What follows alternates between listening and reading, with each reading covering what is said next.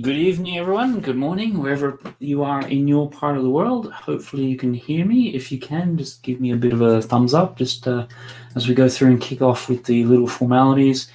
G'day, everyone, and welcome to You Say I Draw, where every Saturday at 8 p.m. London, 3 p.m. New York, and silly o'clock in Sydney, Australia, we spend some time drawing together on Twitch and YouTube and a bit of Facebook as well. You say what to draw in the chat, and I draw. Today's themes is pet portraits, a little bit different from normal. We'll go through, and some people have been sending me some pictures of their pets, and I'm going to do some quick sketches of them. So if you've got any pictures you want me to draw, then pop them into my Instagram DM. Be scrolling across the bottom or link down in the video. I'm at Matt Elder _UK. Great British confirms it can hear. Never too sure whether I'm just talking to myself sometimes. Sean Studios, I'll send a picture of my pet to your Instagram. Great. And Sarah has also confirmed that it can hear. Brilliant. Excellent. So not just talking to myself in a vacuum. That's great. If you've just stumbled across this and never seen me before, I'm on all social media, but you can check out my website, mattelder.com. Subscribe there, be alerted to all the new content. And that's also got a lot of my art as well, which covers a range of things from these types of sketches all the way through to oil paintings and those sorts of things. This show is sponsored by McCatsum.com Holiday Homes, just 75 minutes east of London, UK. Great for a holiday or a weekend getaway from great restaurants and bars in the area, along with a Lego wall. Visit McCatsum.com for more details. And just a heads up, my streams are drama-free zones with family-friendly content, so please be respectful in the chat. No bullying or triggering or profanity. And I think that's getting through most of that there. So, and if you like what you see, as some other people have been doing, don't be afraid to hit that thumbs up button and subscribe to my channel. And we will get started here. So, quickly having a look through the chat. We've got him already, got a good crowd already coming in. First today, Brett's Builds. I think you've now taken that crown off for Teaser's life. Sarah Starbricks, great to see you in. Thanks for sending through your pick as well. We'll get to that. Brickish, hello, got your picture as well, so it'll be great. Sean Studios, great to see you along. I'll have to check. I think you mentioned that you sent a picture just after I've started, so I'll have a look for that as well. And Brick Clicker, got yours. Thanks for stopping by. And I think we're caught up with most people. Now, I think last time been having a bit of the same music all the time, so I have actually changed it slightly this week, so I'll just get that started a little bit. Just helps to drown out any of the little silence while I'm still drawing and everything like that. I got there. Okay, I should turn some of these bits and pieces off so we can get started. Dig's good. I will stop sharing that. Hopefully got that in there. Seeing there. If the music does come through too loud, then just let me know. It's always hard to sort of balance these sorts of things. I think we should be away and going then. Let's come back over here. And I'll just double check. Sean's saying that he sent through his. Yep, the turtle with the minifig. Great, got it, Sean. I think you may have sent that a couple of weeks ago as well. And that's where a lot of this has come out of. We're doing a stream a couple of weeks ago, and it was a bit of a free-for-all, and somebody was sent through one of their pets. So this is one which I did last stream. No, stream before, sorry. And then during the week, I really loved the photo and the pet and everything. So I went through and then did a quick watercolor of it. Just trying to get that to focus. So, and I've done a quick 2-minute video on my YouTube channel, sort of going through the process, time lapse of how that came together. So by all means, feel free to check that out. So I've got quite a number of people sent through stuff already. So I'll start getting through them. Let's see now. Sarah Starbrick, Sean, are you getting Ariel drawn? Is that the name of the turtle? Maybe. People saying hello to each other. Excellent. Named him, by the way. Oh, wow, that's cool. Oh, wow, that's beautiful. Thanks, Sarah. Appreciate that. And Brick Clicker as well. Looks amazing. There's a book today about them. I've seen it. It's expensive, so I left it. That's just too good, Matt. Thanks for that, Brickish. Thanks for guys for the comments. And let's see now. Who is going to be first out of the gate?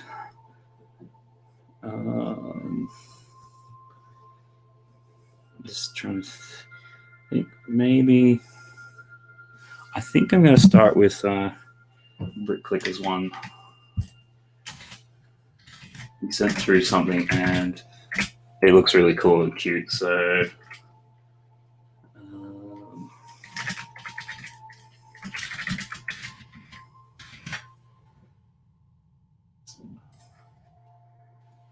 here we go.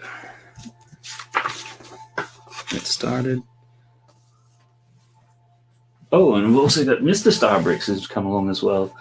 I would say Paris in, but that's already been taken care of. We only have one pet. Okay, cool.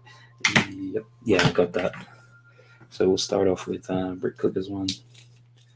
Sarah Starbricks, I just ate a big piece of pie. Okay.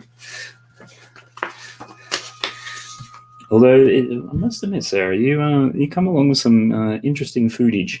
I think I still remember the stream a couple of months back with Cy O'Connor, and you guys were going on about ice cream or something. So just hoping and see was. It's always hard just working around this camera. Sean Studio's nice. Hey there, Mr. Starbricks. My dog's called Lenny. Just a disclaimer, he doesn't always wear sunglasses. That's cool. That's the thing there. And while I'm doing this Brick Clicker, is there anything you can, give us a quick little heads up on Lenny and what's he's like, personality, anything like that? That'd be cool. And Brickish, you are not sharing Sarah Starbricks. Okay, can you guys see that? Yeah, I think that's good there. So we've also just, excuse me, throat's really dry tonight.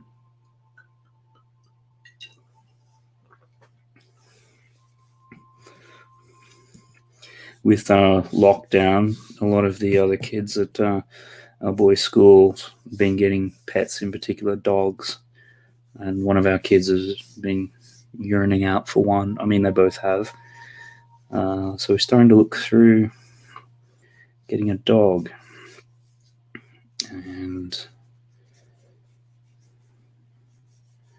I think, obviously, with lockdown, there's certain things which are really hard to get a hold of.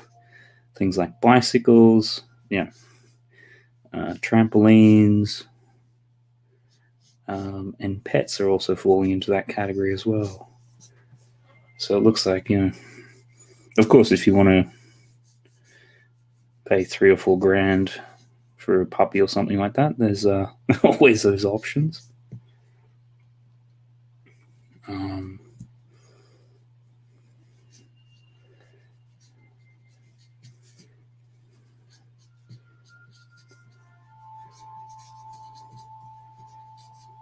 But we've also looked at some rescues and things like that, and even those, like, people put them up on the websites where you can get them in that, and between the application process and they just go within half an hour or so of an advert being put up. It's basically ads either taken down or that said, look, somebody's interested in it.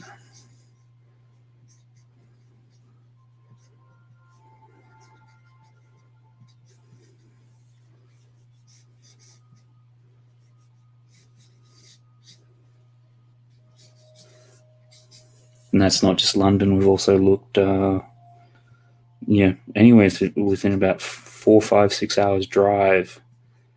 It's Seems to be pets at the moment. Dogs, if you're trying to get them, it's a bit of a struggle, a bit of a challenge.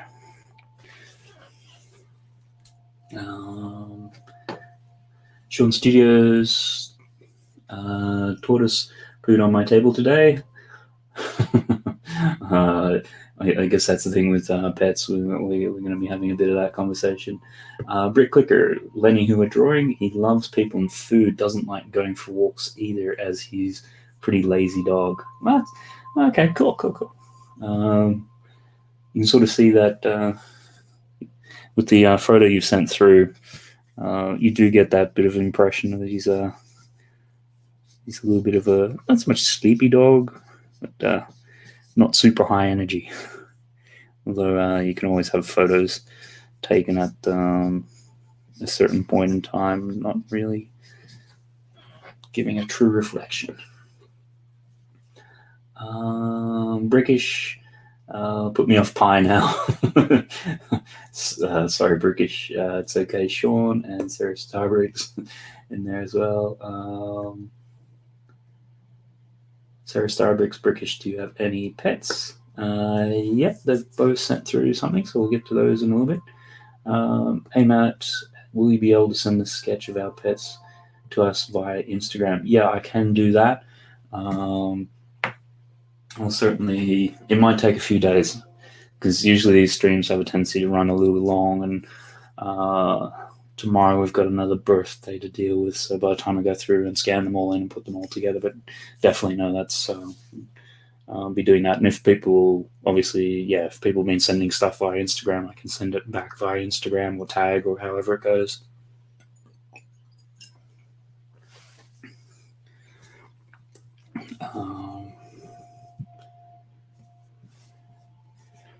Cool. Actually, it probably would have been smarter if I had Instagram on my other screen. I'm doing it off my phone. Sorry, guys, just 1 second. For anybody out there who streams, you know that setting everything up as you're going through and doing it, there's always something you forget. So just might log into the wrong account now. Or can I flick it? No, just log out.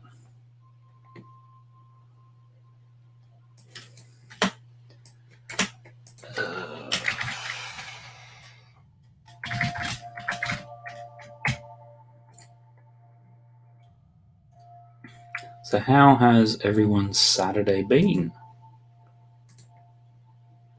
Oh, it's logging me into the wrong account again. It's a little frustrating. I wonder, is there a way to switch that over?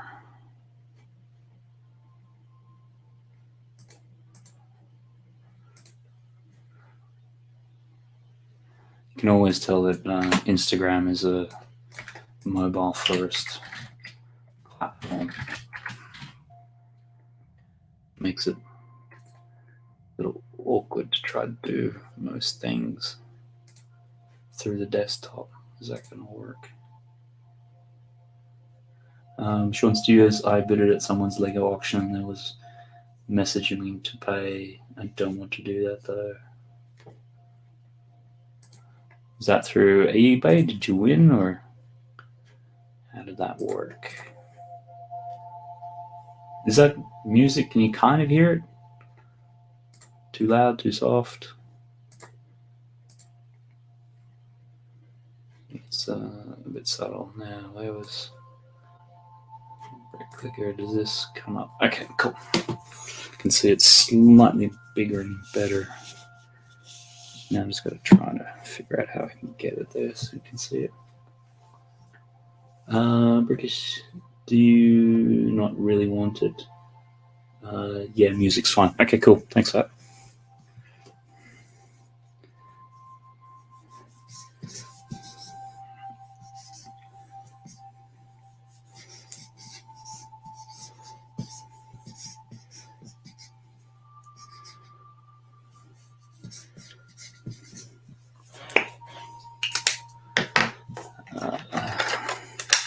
During the week, I also got some new brush pens. I've never used these ones before, so we'll see how it goes.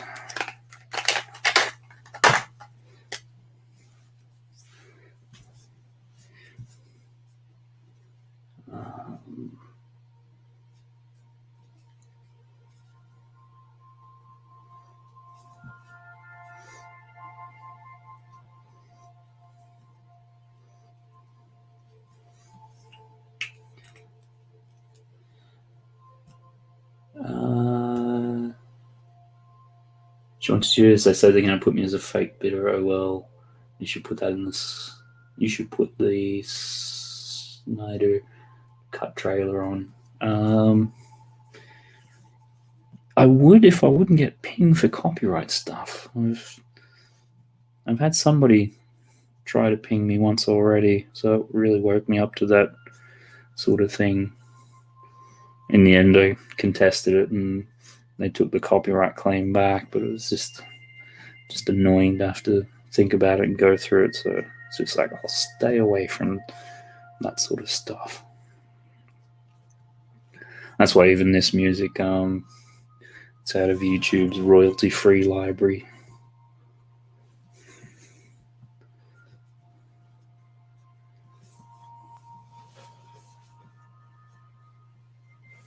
Sean Studios, yeah, I think it's copyrighted. Yeah. Batman, Superman, yeah, I think they might have a few little issues with that.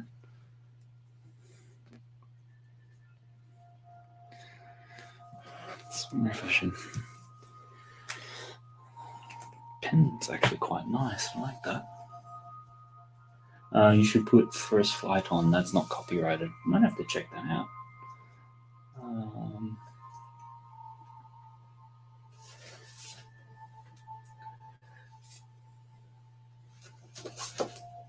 right, the first one, I just need to get some of the gear.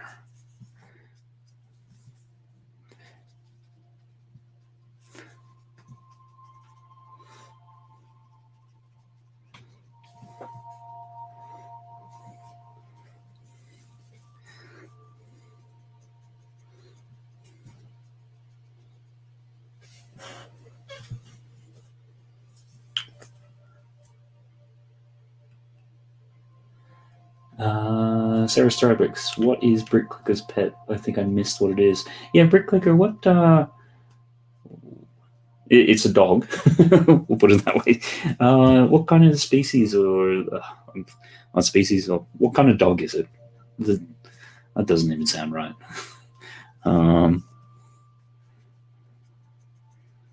Get a bit of a sense of what it is. Looks so cute though.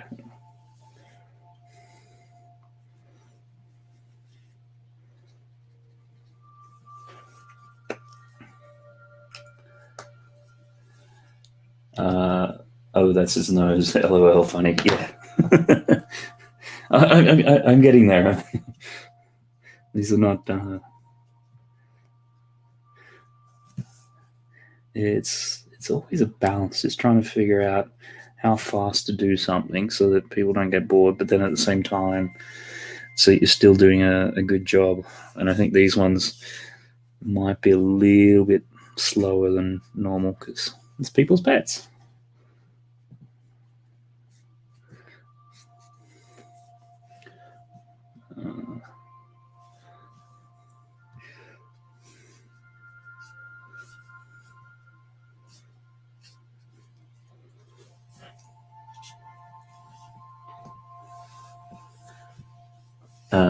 Sarah, what breed? Yeah, that's probably the more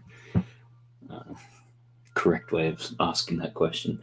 Bricklicker is a Cocker Spaniel, and he's 7.5, I think. Okay, cool, awesome.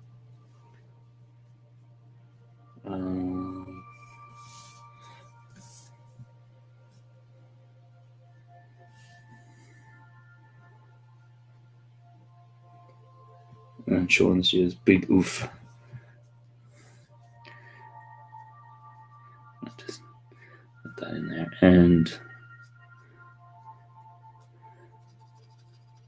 and you're probably not going crazy, Sarah. These are glasses which are on the dog.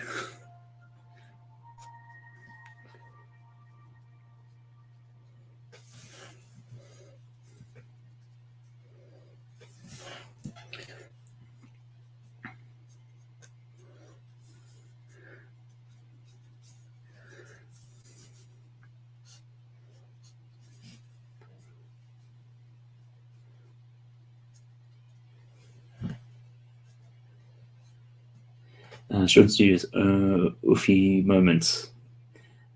Dogs are pretty basic, not gonna lie. I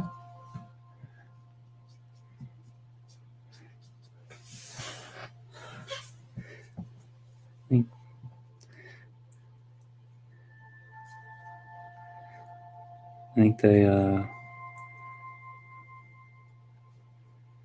think you see it on a lot of what's the right word for it? Not memes, but those sort of inspirational type things with dogs and things like that. It doesn't matter what happens, always happy to see you and things like that. And if we sort of some of our life and things a bit more like that.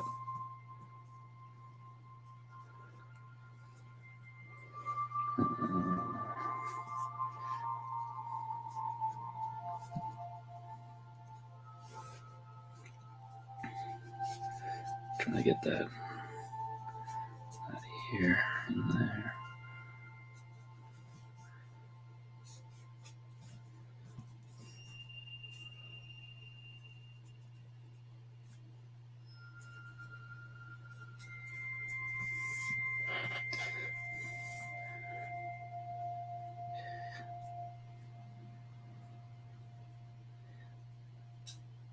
Spoiled dog.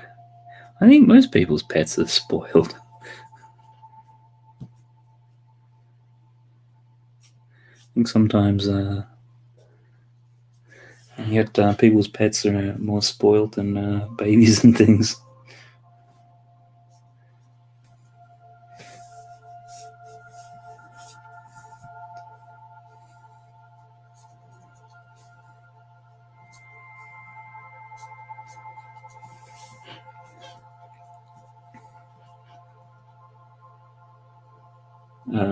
Sean Steers, I have an English bulldog and a tortoise.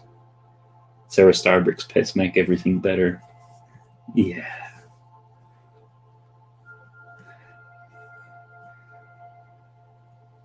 I think there's just that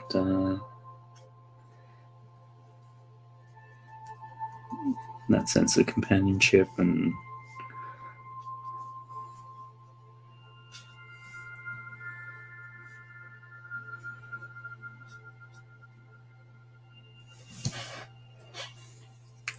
okay. Most of the basics on this one in play.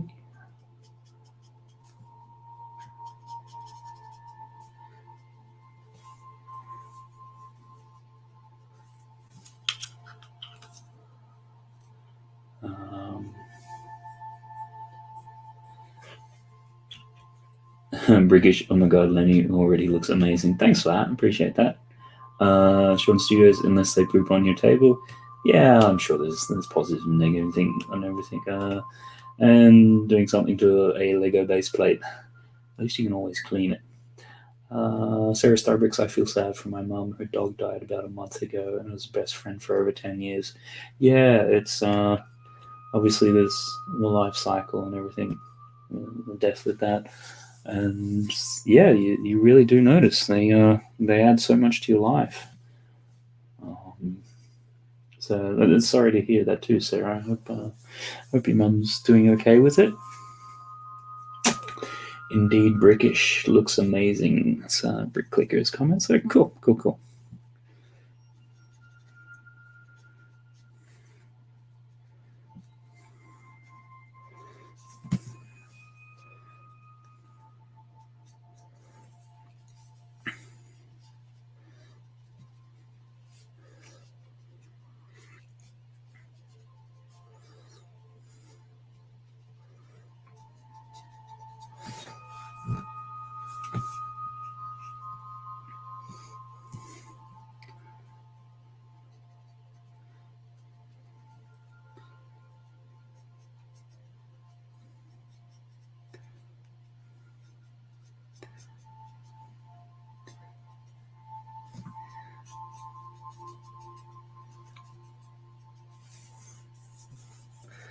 there. Let's get a few more bits and pieces to turn there. Let's rotate that slightly, might be able to see it a little bit better. And they barge into your night buzzard, trying to crawl under the night buzzard, knock over the figures. Yeah, I mean, I think like little kids, certainly as our kids grew up, you could notice there was like a rising tide of stuff getting out of the way where they could reach things. Brickish, yeah, sorry to hear that, Sarah. And Sean's Steers looked at me like it ain't done nothing wrong. Yeah, giving the who, me? Well, that bad. One of the original Simpsons from way back, classic. I didn't do it. See what we can do. Is this brown gonna work? Yeah, give it a shot.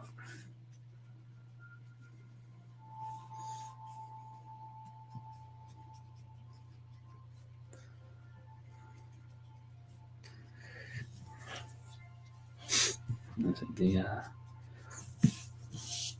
sunglasses rims were. It's hard to see. It seems to be a bit of mahogany style color or something.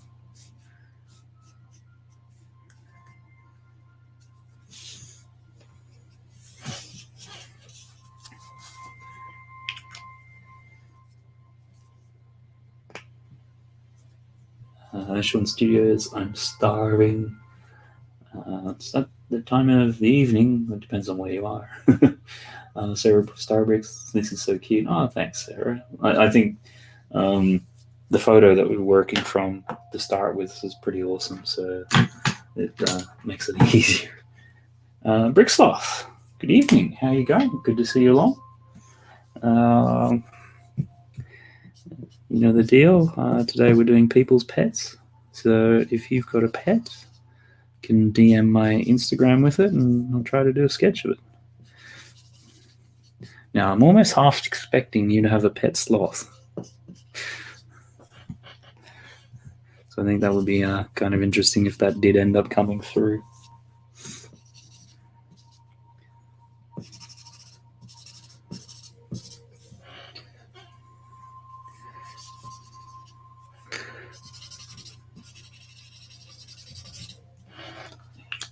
There, just want to knock that down a little bit further. I'm just going to pop off for 15 minutes. Looks amazing so far. I'll be back soon. Cool. See you soon.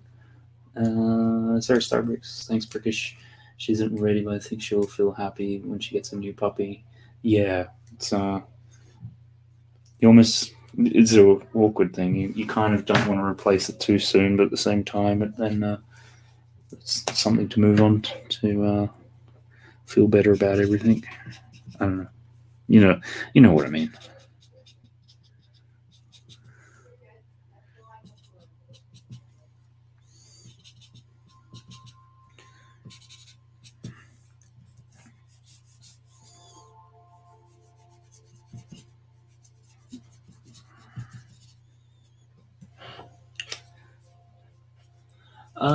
G'day Brick Studios. I'm hoping my live streaming with my phone works tomorrow or Monday, Matt. It's one thing I've missed for 20 months. Hey, Sarah. Yeah, I think you were saying, was it you saying that you just got to 1,000? Now you can go back to streaming or something? Maybe I'm getting confused with somebody else. I thought it was you. And yeah, I'm sure you'll correct me if I'm wrong with that.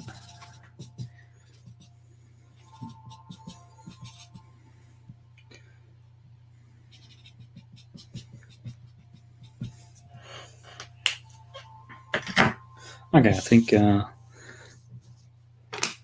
we'll say that's good for Lenny. Lenny, which was Bricklicker's one. Brickish, yeah, I know we lost the family dog a few years ago back. Still miss her. My mum was so attached, but finds it hard to replace her. At Sarah Starbricks. And hello, seen Birds of Prey. Are you talking, Sean, about the Harley Quinn movie was released, I think, beginning of the year. And Brickish, that's a good man. Thanks for that. Appreciate that. I think got off to a good start then. Where did I have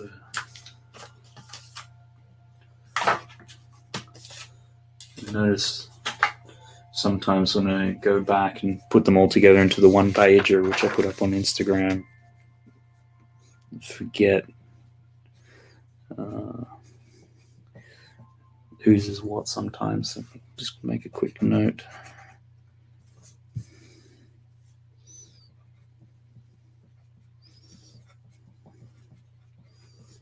So that's the first one down. Now moving on to the second. Who shall we do next?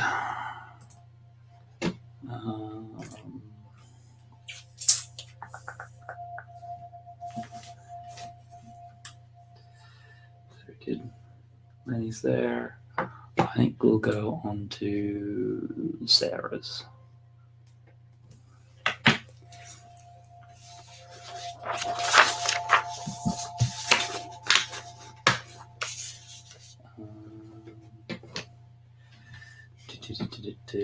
So we'll flip that across to Sarah, and it's Paris.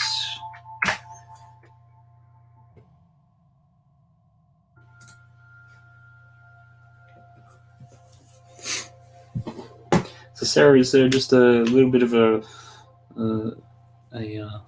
quick blurb you can give us on Paris? How old? What she's like? What breed she is? He could be wrong.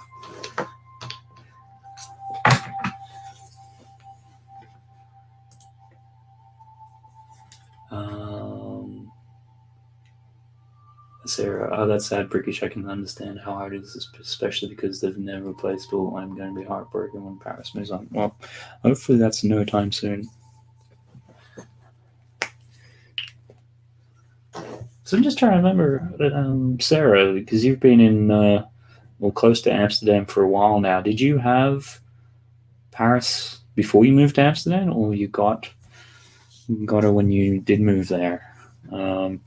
Had some friends who were in the US military, and it's the sort of thing where they get moved around every 2 years, and they actually got moved to the UK for a couple of years, and they brought their pets and dogs with them, and that was a big process to go through.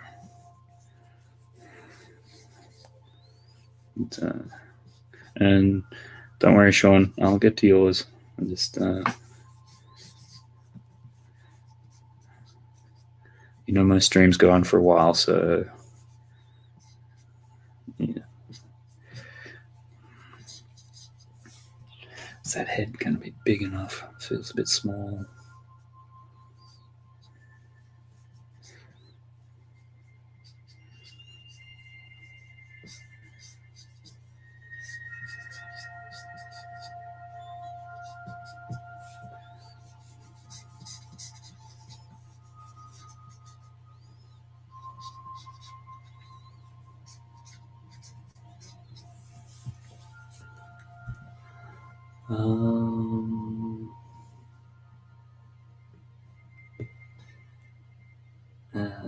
Yay, sir, yay, it's my demon baby. Bricks lost. It's my best friend's dog. He just lost her a couple weeks ago. Her name was Mingli. She was a Pekinese? I probably mispronounced that wrong. John, can you call tortoise ECO? If that's the one you sent through, yeah, I can do that. If that's what the name is. Sarah, yes, I've had her. She was non-negotiable to me moving to the Netherlands. She's almost 16, so she had to be with me. Okay, yeah, so sounds like then you probably had her for if she's 16, had her for a while. So, I mean, from the photo you've sent through, she looks pretty healthy.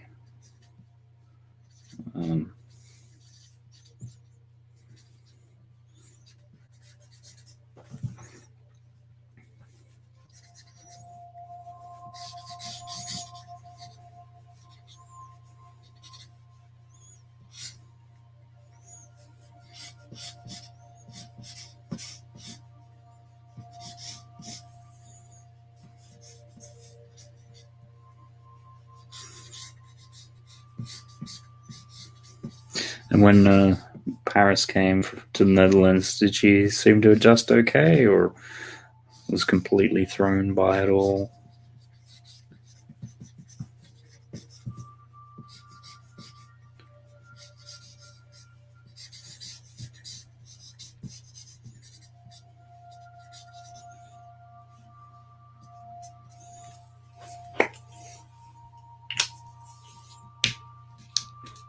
ECO. ECO. ECO. Thanks for that, Sean. Appreciate it. You probably figured out by now my reading of tricky names is not the easiest. Sarah Starbrick, she's a brat. She's very healthy, yes. LOL, playful. No one believes she's as old as she is. LOL. Yeah, I could see that. Usually, not that I'm a huge cat person, but when you see cats and things, when they're starting to get on in age, you see a lot more graying.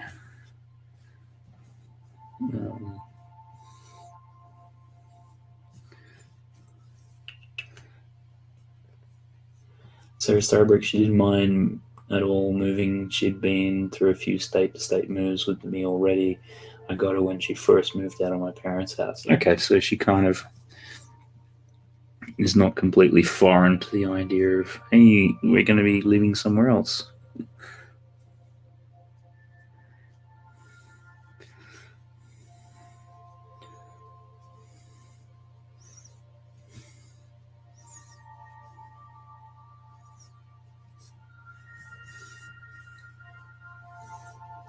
What color are her eyes? Is it a green or is it blue?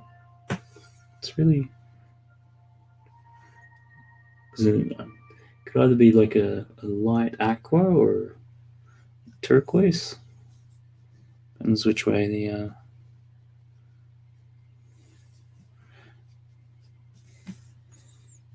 light's coming through.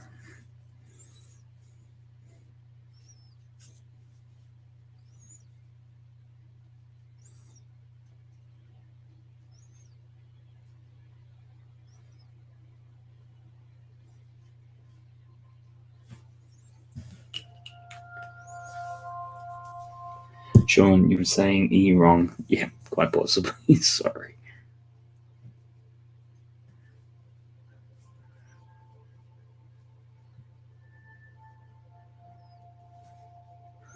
And one of the little ones doing phonics earlier this year. Yeah, you do have to stop and think. Sometimes it's like E at E, which way you're pronouncing the letter.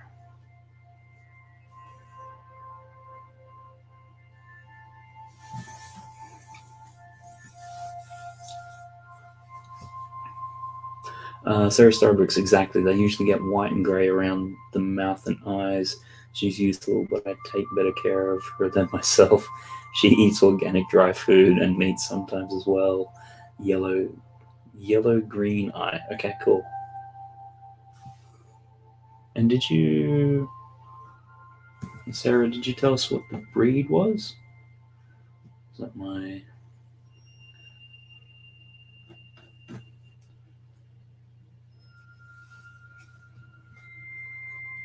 Oh, no pressure now, Sarah. Sean, can you guess what she is from the drawing? If Sean turns around and says an elephant, then I might just give up on the stream and the drawing.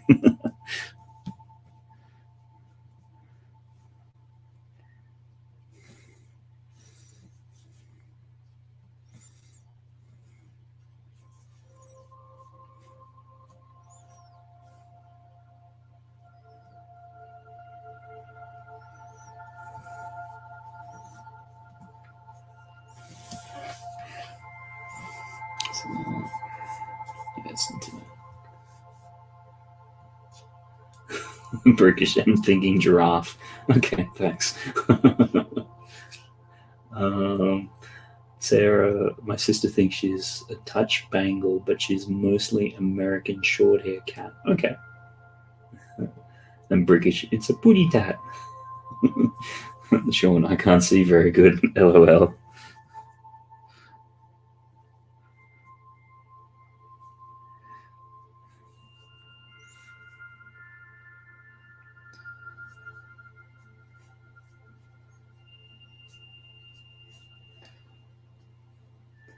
Yeah, the top part of the photo is just cropped a little, so I'm just gonna have to kind of make that up.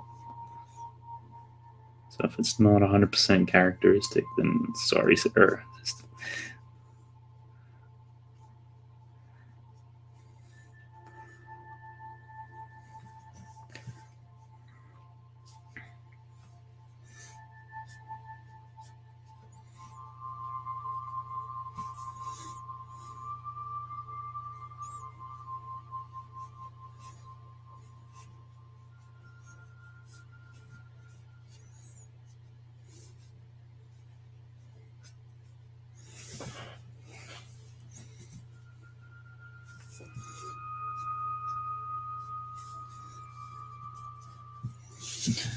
I should have bought some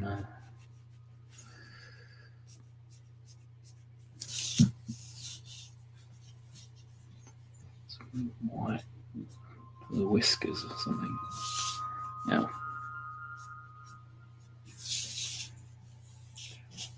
So can you see that okay? Yep.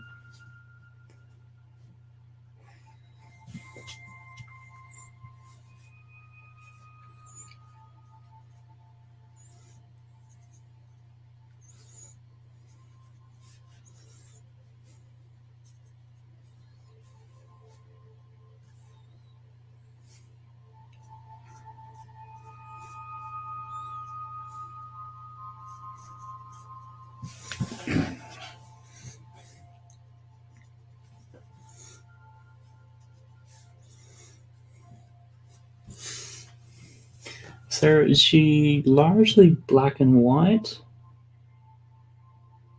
I'm just seeing on the left of the photo a little bit of brown, but I think that's more just reflection of whatever she's standing next to or sitting next to. Sorry.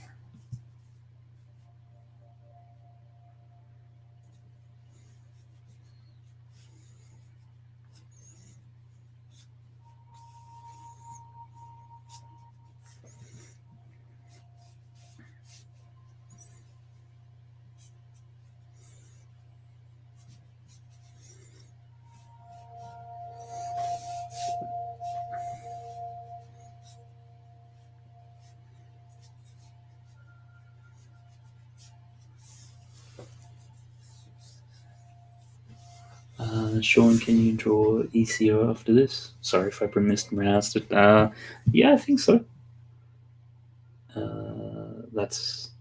It's her collar, LOL. Okay. Yeah, getting that little bit of a pinkish hue in there as well.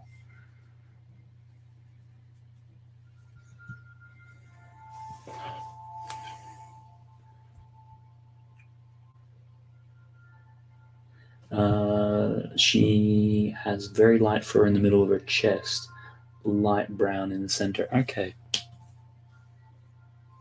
Just trying to think then what's going to be the best way to do this one. Try to get the color right.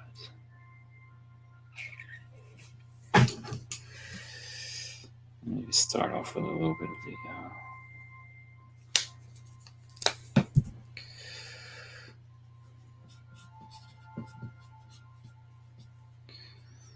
Try to do a little bit of patterning.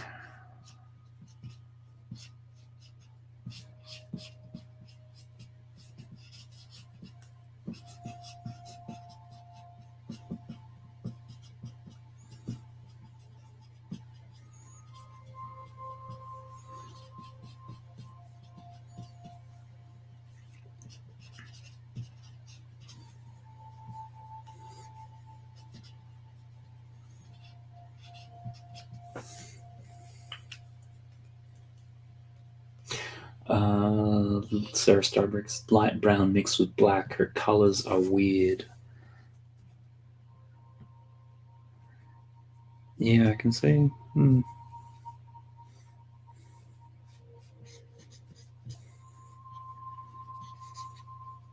See, definitely on the sort of her chest and around this left side of the image that potentially there's some, slightly unusual type of colours compared with whatever normal might be.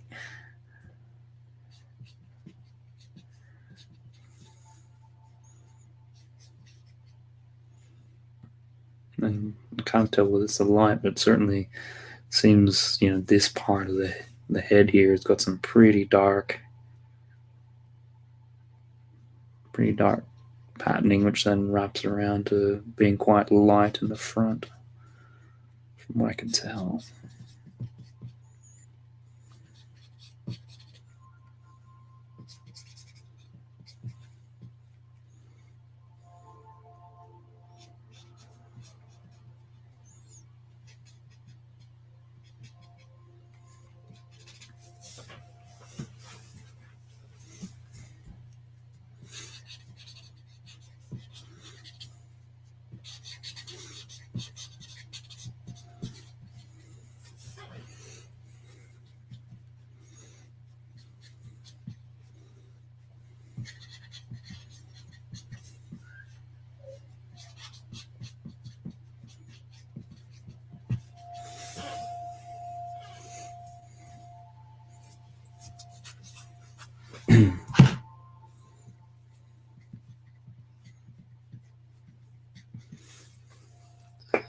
Get in that little.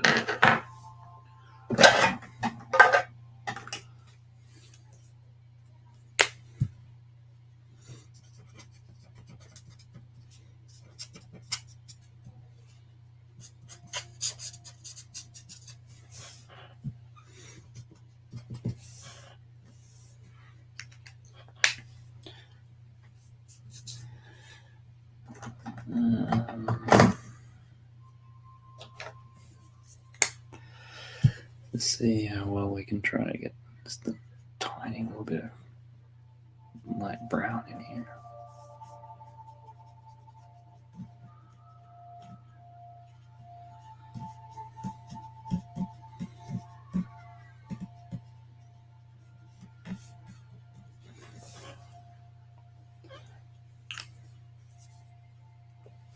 Brickish, I wish I could draw.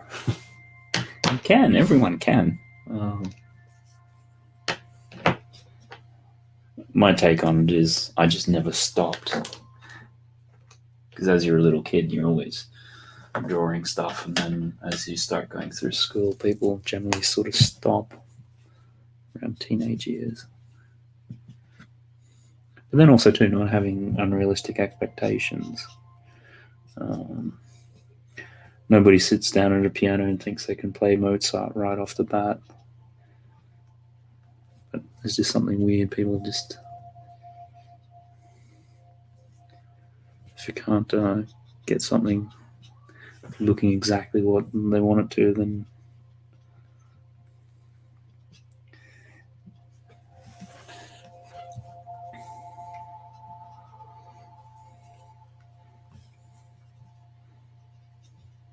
Yeah, it's kind of funny because with the little kids and that, they sort of...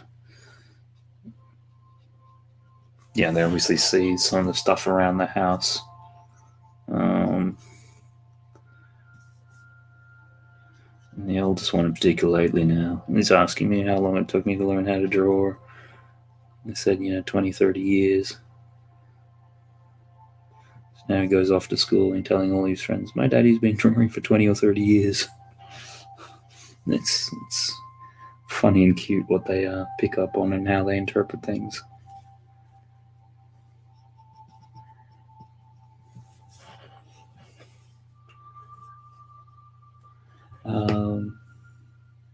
Sarah Strybricks, it's good to try not to grow up. The only thing I draw are kawaii doodles.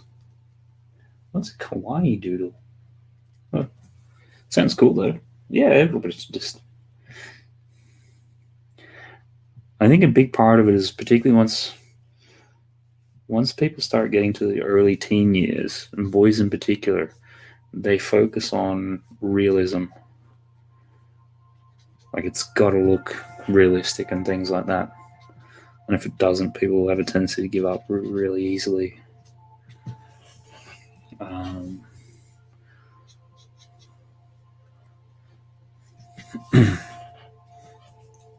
But getting things realistic is actually something really hard.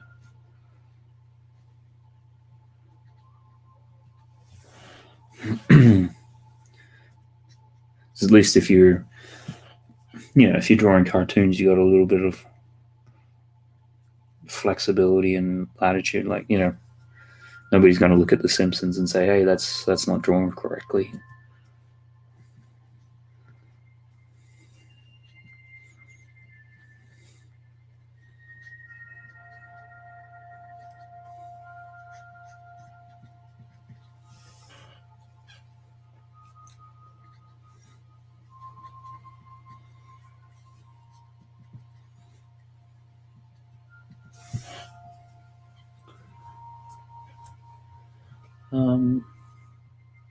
Sarah Starbrick's like dancing cakes with eyes or little cartoon bunnies. Okay, cool.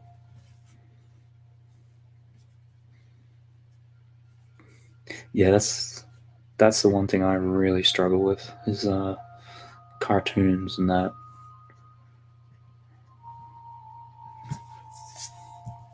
Because you have to go through and really just simplify things down. Whereas give me enough time and I can render anything to almost get it to a photorealistic looking sort of thing.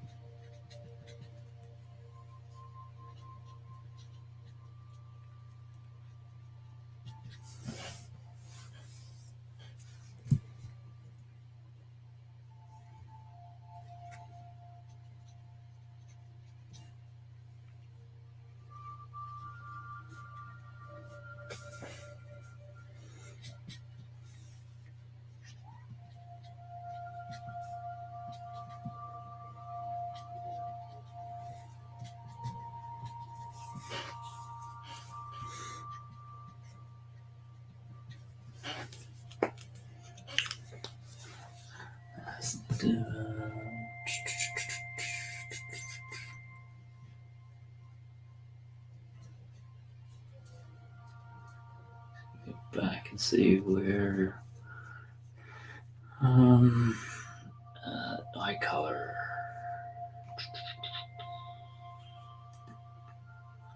I think you said yellow green, greeny yellow.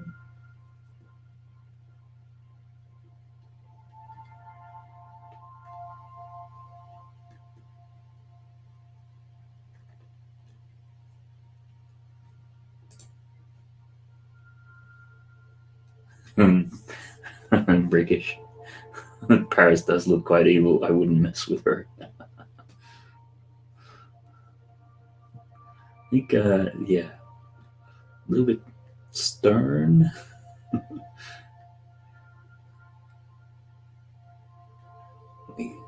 Yeah, still just trying to see where you wrote the exact eye color.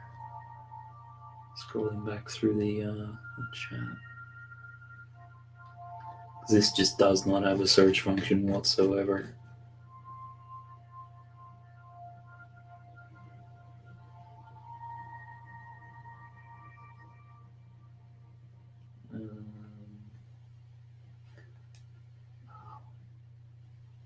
It's the third time through this now. I'm sure it was there. American short hair.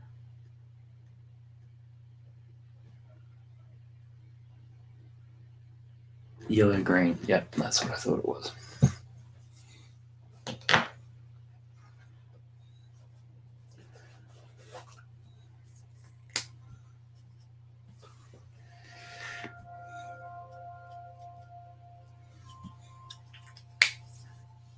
I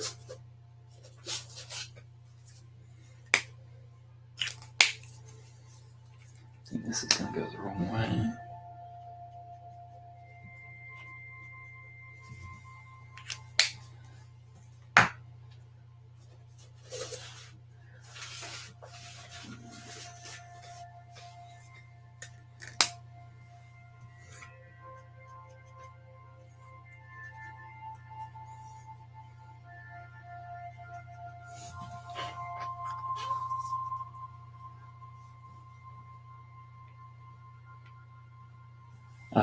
Yellow-green mat. Thanks for that, Brickish. Yeah, Bricksloth. She looks very distinguished.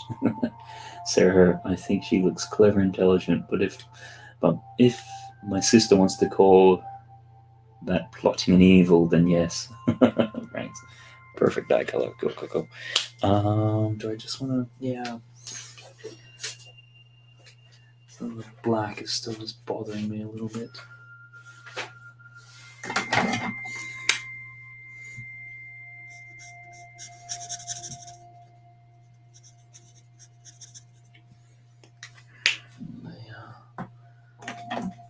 Pink just feels like it's getting a little stronger.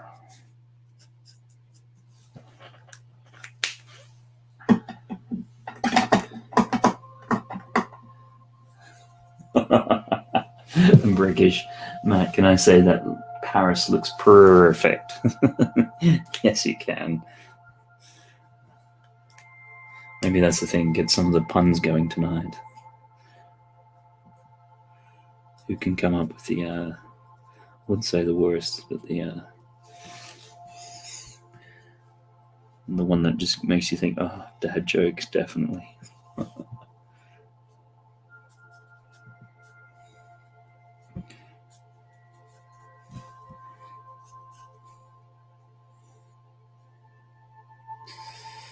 It's like it's a little low.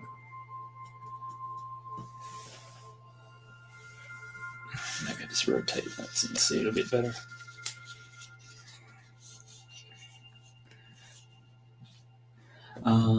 Bricksloth. My cats are nice cats, but they're not aristocratic looking. Linus is a goofball.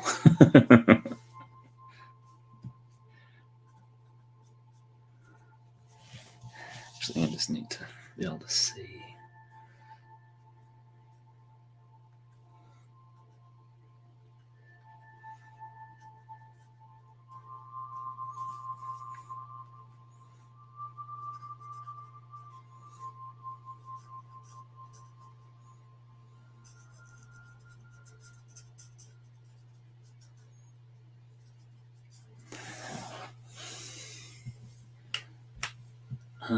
Bricksloth Paris is like me, a little bit of everything. She's a proper lady, but also very playful. She has a pony doll she rolls around with. Oh, that's cute. That's awesome.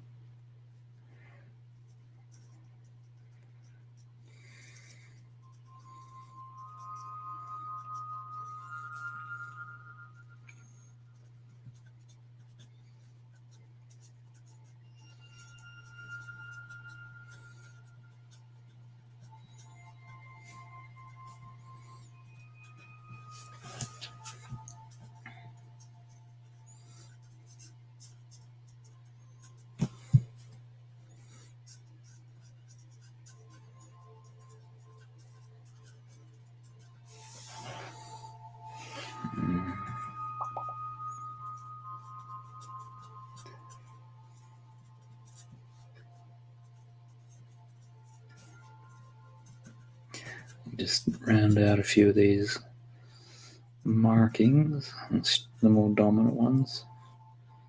I think we'll call it. Okay, close to call it done.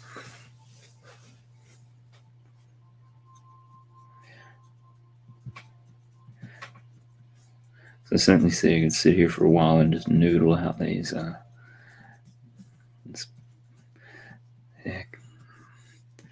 hair pattern.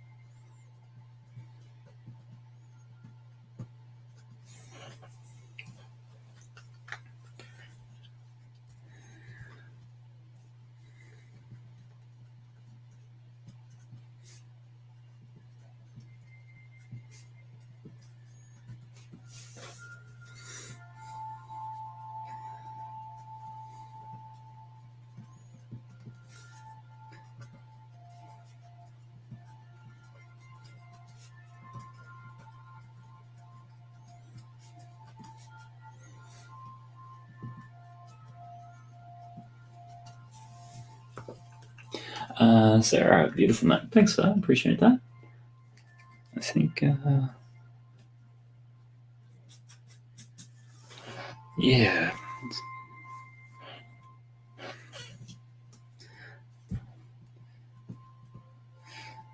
The sort of, don't know how to describe the feckly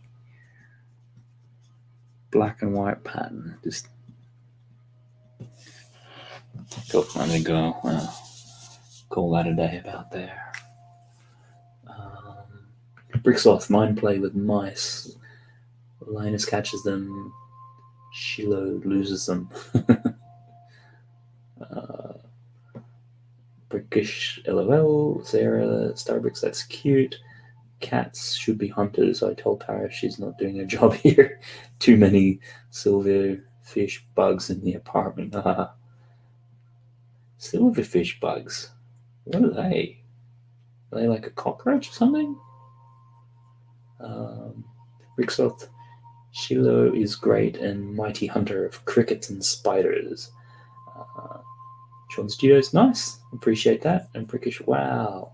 Thanks for that. Appreciate it. Sarah Starbricks, she is spotty and feckly. Looks great. Challenging with all the patterns. Yeah. No, if I'm getting in the ballpark with that, just as a quick sketch, then I'm kind of happy with that. So I'll just put that there. Sarah and Paris. So next, move on to Sean. Just put that there.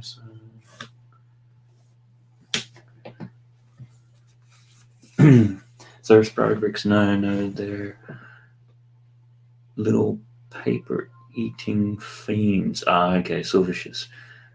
Sort of more like a centipede, I guess. Okay, right. So that's sort of in that category of, yeah, not so much insect. But yeah. What do I have next? Sean's.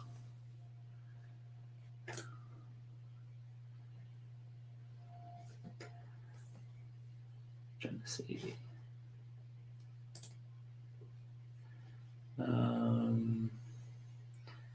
Brickish, they're fast, aren't they? Sarah Starbricks.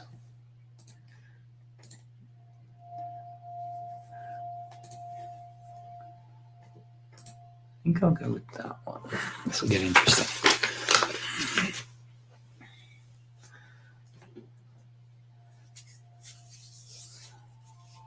Brickslot, silverfish look like fast, flat, roly-poly bugs with whiskers. Okay. That's a cool description.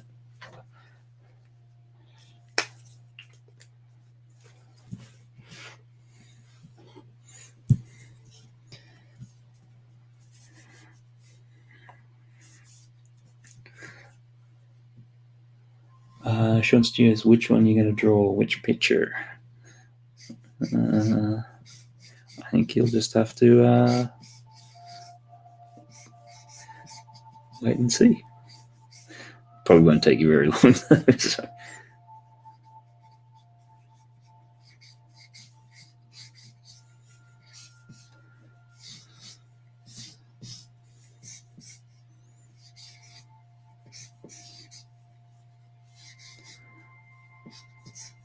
And I think back from a couple of weeks ago, this was a tortoise, right? And not a turtle. Sarah Star Bricksloth, yeah, it's a good description. Oh, the chat just jumped. I think roly polies a lot more though. Yes, they are. Wait and see, isn't it?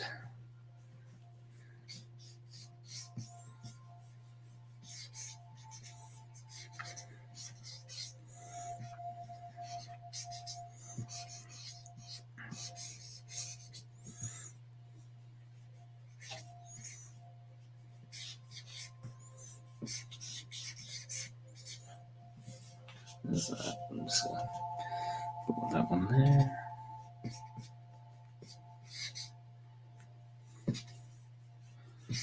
Now I'm trying to get this shell pattern.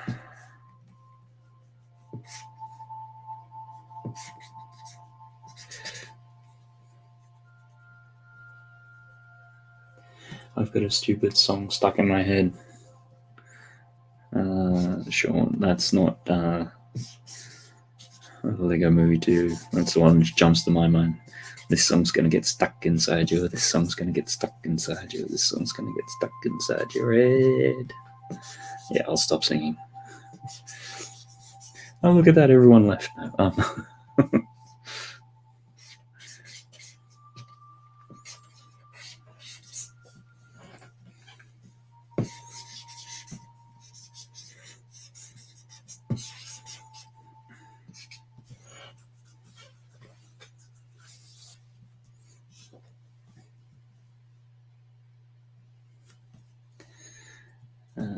Where are we at? I'll figure here.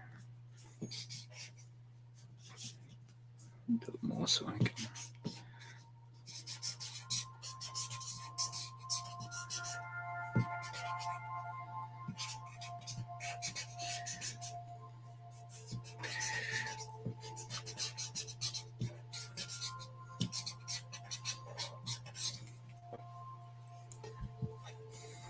Sean, what minifig is this one here that you've got in the picture? What's that?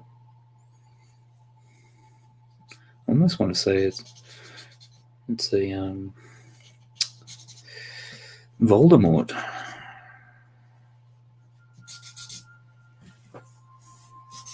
I'm not super big on minifigs and knowing exactly which one's what and all that sort of stuff. So.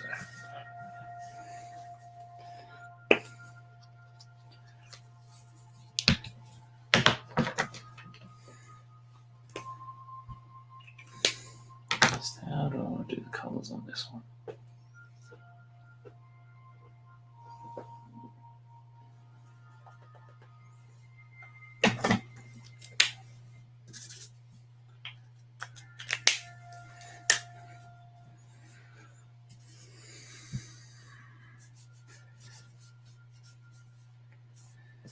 They're all sort of.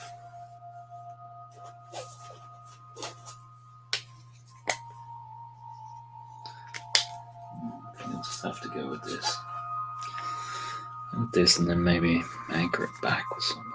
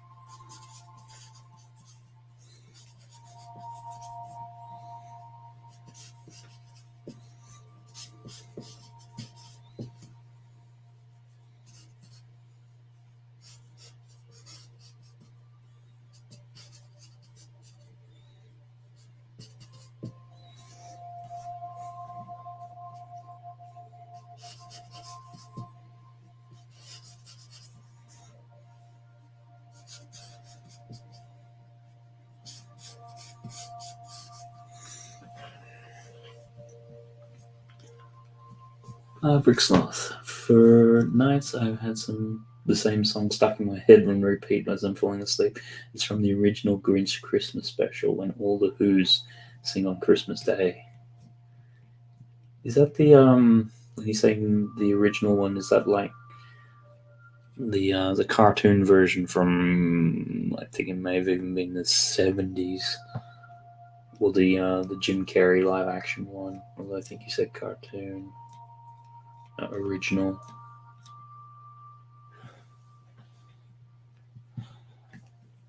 Sean, what can you tell us about ECO? What's his personality like, or how old is he? How'd you come to have him? All that sort of stuff. Just anything, so we can get to know him a bit better. Sarah Star Bricks. That is very specific, Sloth. Yep, the old cartoon. Sarah Starbricks. Oh, I love the original Grinch cartoon special. Yeah, I remember. In my mind, I got the visual of when the Grinch is putting his hand up to his ear and listening out to the villagers down below, thinking they're all going to be upset and disappointed, and I don't know. That's just, I remember that film for some, that special for some reason.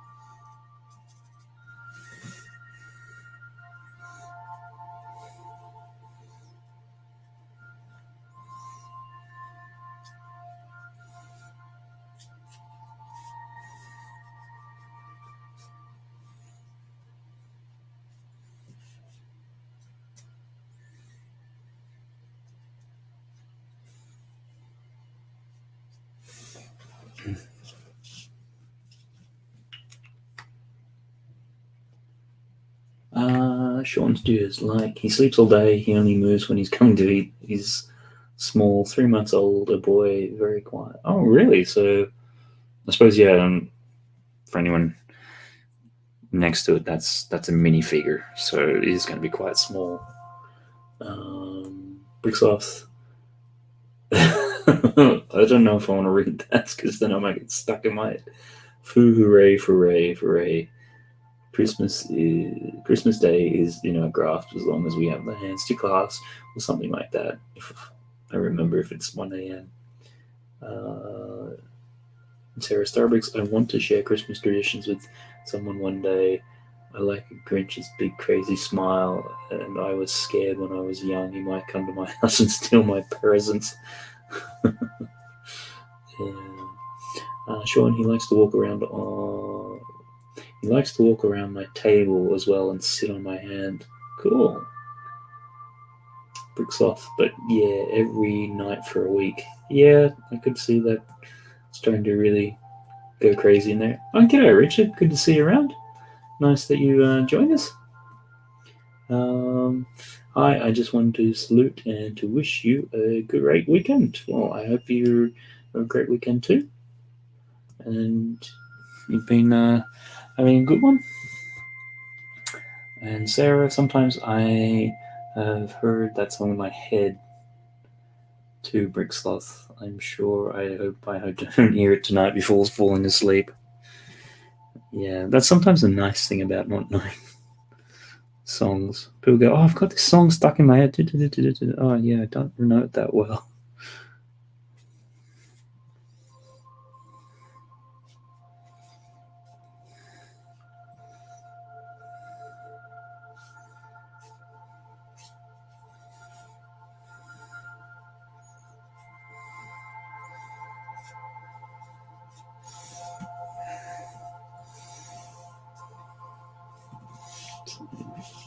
It's always this battle to try to have it at such an angle that you guys can see it, and then you can also see it in the right angle I need to draw it.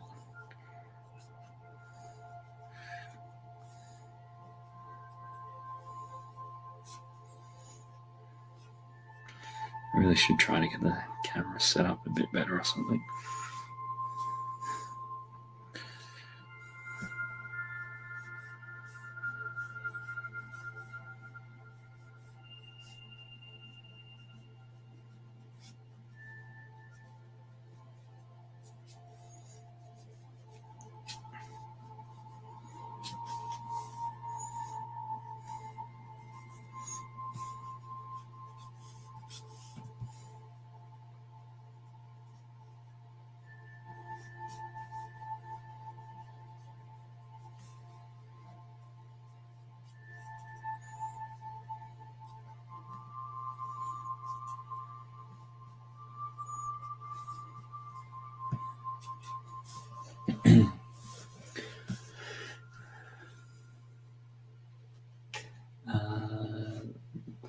Richard saying, hi, everyone. Brickish, hi, Richard. Hi, Brixus. Sean Studios, do you have any plans on what next week's episode will be? Not at this stage. So I'm always open to suggestions. I do have a list of some. I haven't really thought that far. I'm hoping in 2 weeks' time, I'm going to have somebody else on the stream. So just trying to organize that at the moment. So in terms of having another artist and similar sort of thing where take suggestions and we both do a version of it. So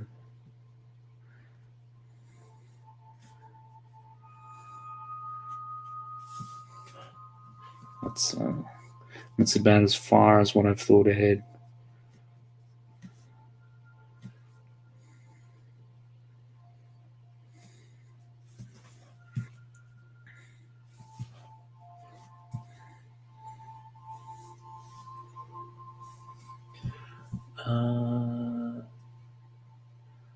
Pawtraits builds. Hi, this is looking awesome. I love the variety so far in pets.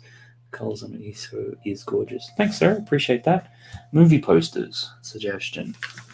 That could be an interesting one. I did note that down. I might have to save that one for a little bit. I did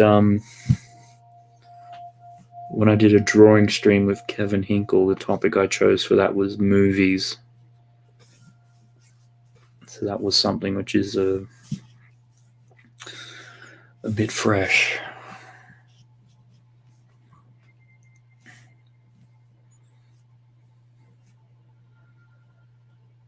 Because I think now in the handful of streams I've done, I think I've drawn the Ghostbusters car about 3 times now. Which, yeah, I don't mind. Don't get me wrong. That's something fun to draw.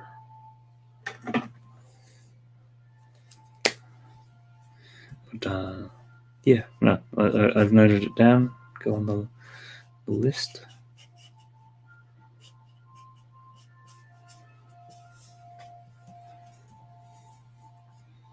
Just trying to think. Was that the? Was it the first? So I know with Sarah, there was the obvious suggestion of Chris Pratt at one stage. And I'm just trying to remember the topic for that one. I'm not surprised, but sometimes when you're doing like portraits and things like that, like it's really hit and miss. Sometimes you just happen to hit the right proportions and get the likeness. And that Chris Pratt one, I remember that. I was just getting that likeness.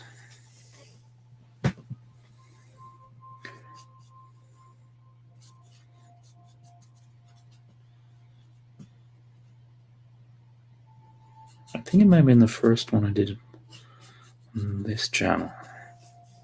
So I'm thinking there was the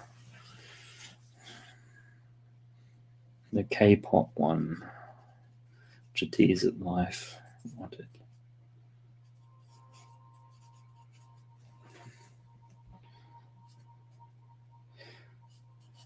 Starts to get funny, the drawings that you can remember and who requests them.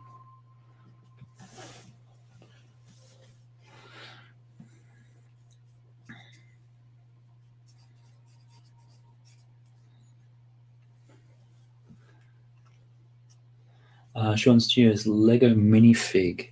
Yeah, that's one I've been thinking of. I don't know. I want to minifig or sigfig. Sigfig was the interesting one.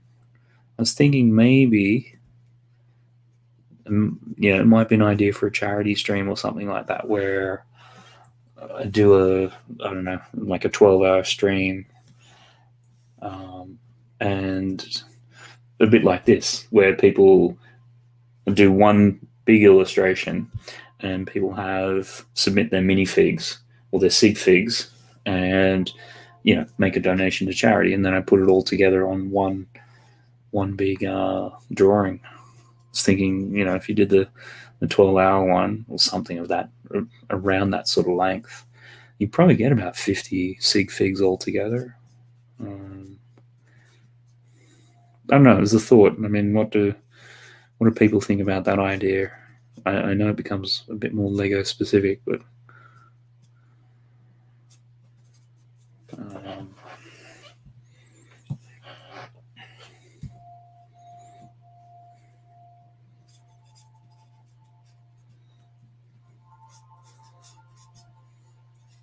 So I think I do want to try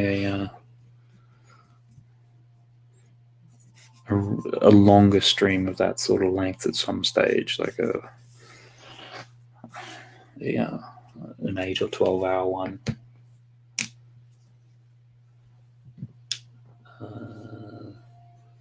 Sarah Sternwick's, yes, I want that Chris Pratt drawing. LOL. Yeah, I've got to think of what I'm doing with all these drawings because I've already got a folder full of them. So certainly try to figure out ways to try to distribute them, or I don't know. I just having folders full of drawings that never see the light of day.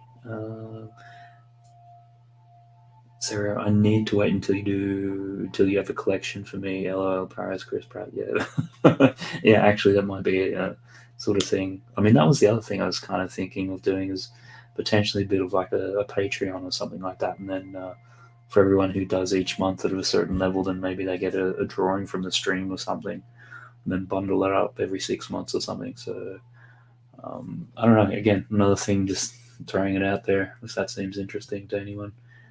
Richard, now that I'm watching you drawing, Matt, let me ask you this. When you are filling in certain areas, do you have the need to do it in a perfect way, or are you just cool with the fluid process?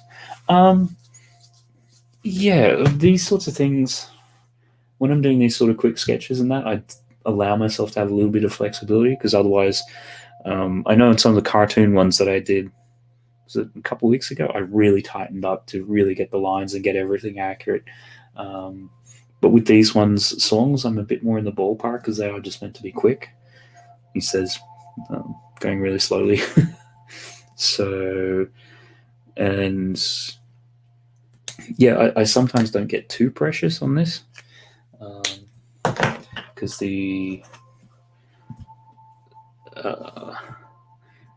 when I like sort of using ink in that, because it just forces you to just do things really quickly, which I used to do a bit of concept art and stuff like that. So, and a lot of that is just getting the idea down and not being too precious about it. So things like this, like I'm just trying to get the lines and the rough sort of areas and things. And it's just practice, because then it's also just good to sort of, the brain's sort of going, okay, I kind of want the line going in this direction or over here. Hopefully that's answering your question.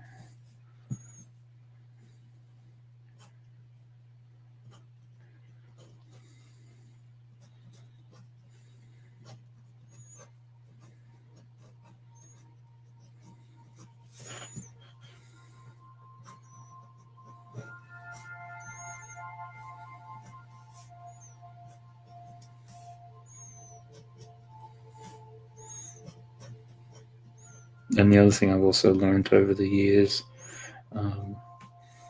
if you get a line in the wrong place and you go and you try to correct it or try to make it better, if you're using ink, all you're going to do is make that look worse and call more attention to the fact there's something not right. Like the quickest way is for you to sort of, let's say I got a whole bunch of lines like that, and then this one was in the wrong place and you try to correct it and everything else, all of a sudden your eye goes straight to that because it's so thick compared to the other ones.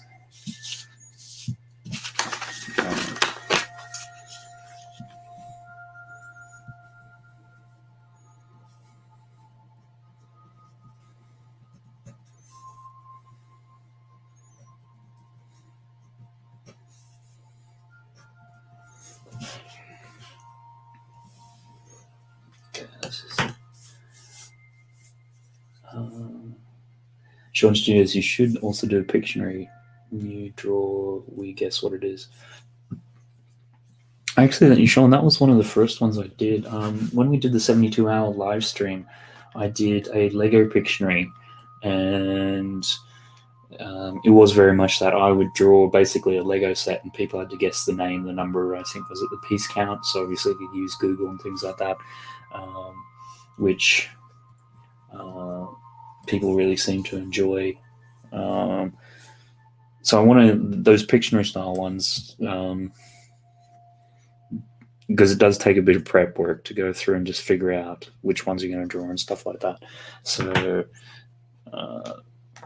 yeah, definitely we'll be doing more of those, but I think saving it to, I mean, there's another 72-hour stream coming up, which I'm going to be doing a session there. I'm trying to figure out with that one whether, again, I want to do that Lego Pictionary. That will kind of be the default.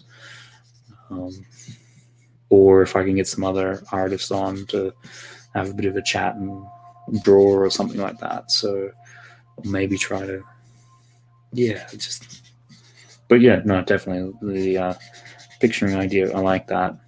I've even been trying to think of a way that you could do a Teams version of that, like online sort of thing. Trying to figure out how to get the mechanics of how that might work. So I think that could be also a bit of fun. Because yeah, certainly played Pictionary a lot, quite a bit when we were younger, and always loved those sorts of evenings and nights.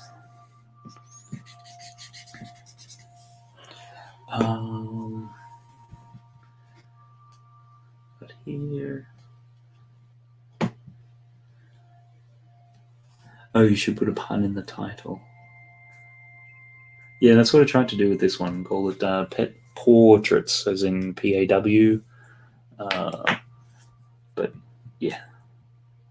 Marlene, great to have you in. What have you drawn so far? I'm just joining now. This is, I'm up to the third one. So once I get through this one, I'll just do a quick recap and go back through them. Richard, I totally get it. Thank you for answering the question. Okay, great. Excellent. Looks a pretty nice submission, Sean. Great. Saying hello. Sarah, good job. Appreciate that. Brickus, looks good. Thank you. Richard, it's a cute little turtle. I agree. Tortoise. Yep. Whoa. Starting to get a few more people coming in. The chat's just going off now. Awesome. Brett's builds means sloth are in the 72-hour. Yeah, Brett, I think for one of the, because I got two 2-hour slots for that. One's my usual Friday morning sort of thing, and then the other is about this time. I think it's a little bit later because some of it's before. But one of those, I think you trail into me or I trail into you, so that'll be cool. Sarah there, Marlene, we have done a dog in glasses, a cat, and now a tortoise. My cat is evil cat. Hello, Butt Chop. Great to have you around. See that you're here. Doing people's pets. So if you want me to do one of yours, just DM me on Instagram. That goes for anybody. The details are scrolling across the bottom there. Still got a few people saying hi to each other. And Butt Chop, you need me to read the chat to you. Yeah, do you want to jump on and sort of co-host or whatever? Don't have to. That's cool. Sort of just chugging away here, but more than welcome to. Butt Chop, you already did a guinea pig. Yep, I know. I've got that. But if there was another one or another angle or whatever, it's cool. Yeah.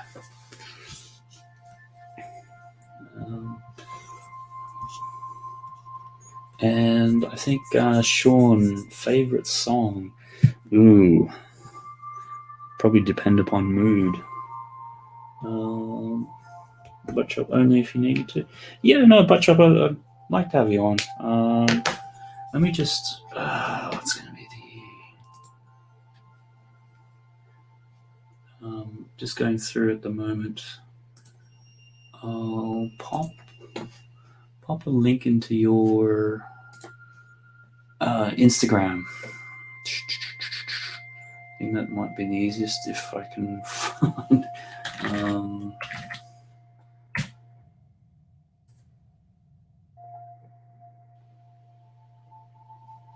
Yeah. Okay. Cool. Yeah. Instagram is fine. I've just got to find you in Instagram. Okay. Cool. No, I've got you here. I've just sent that across to you. Just grab my headphones as well and just plug in.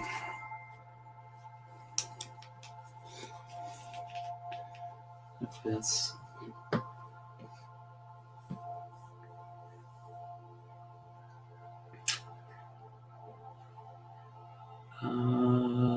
Bricksloth. I'm hoping to have something new going for the 72-hour. Oh, I'm hoping to have something new going on in for the Sloth 72-hour stream. Finish Star Adventure Mountain or something. Oh, cool. Bricksish encouraging Butt Chop to get on. Great. Sean Steers looks great. Butt Chop, are you out of pets to do? Not necessarily. I've got another, I think, half dozen. So, but no, it's cool. If you wanted to have another one, I'm happy to do that. And Brett's builds, Bricksloth, we got to hype it up, brother. Moved all the trains today. Yeah, I keep seeing your Instagram stuff there. And here we go, adding in Mr. Buttchop. Thanks very much for joining us. Hi, Matt. How you doing? Yeah, good. Let me just turn this other music off. So now they've got somebody else in to talk. Yeah, you can put your screen bigger. They don't need to see me. They want to see the fantastic art. There you go. There we go. Cool. Yeah, how are you going? Really good. I'm having a really good day. Thank you for asking. Looks like you have a lot of really great people in your chat. Bricksloth, Brett's Builds, Bricksish, the Daily Brick just showed up. Hi, Lex. Oh, hi, Lex. How's it going? Marlena Sim is here. Yep. Star. Hi, everybody who's here. Ricardo. So, yeah, it's nice to come on and help you out so you can draw. Are you out of pets yet? Or do you still have some? No, I've still got about a half dozen on the list, sort of thing. Oh, but, that's good. Yeah, it's people have sent things through, so that's great in that regard.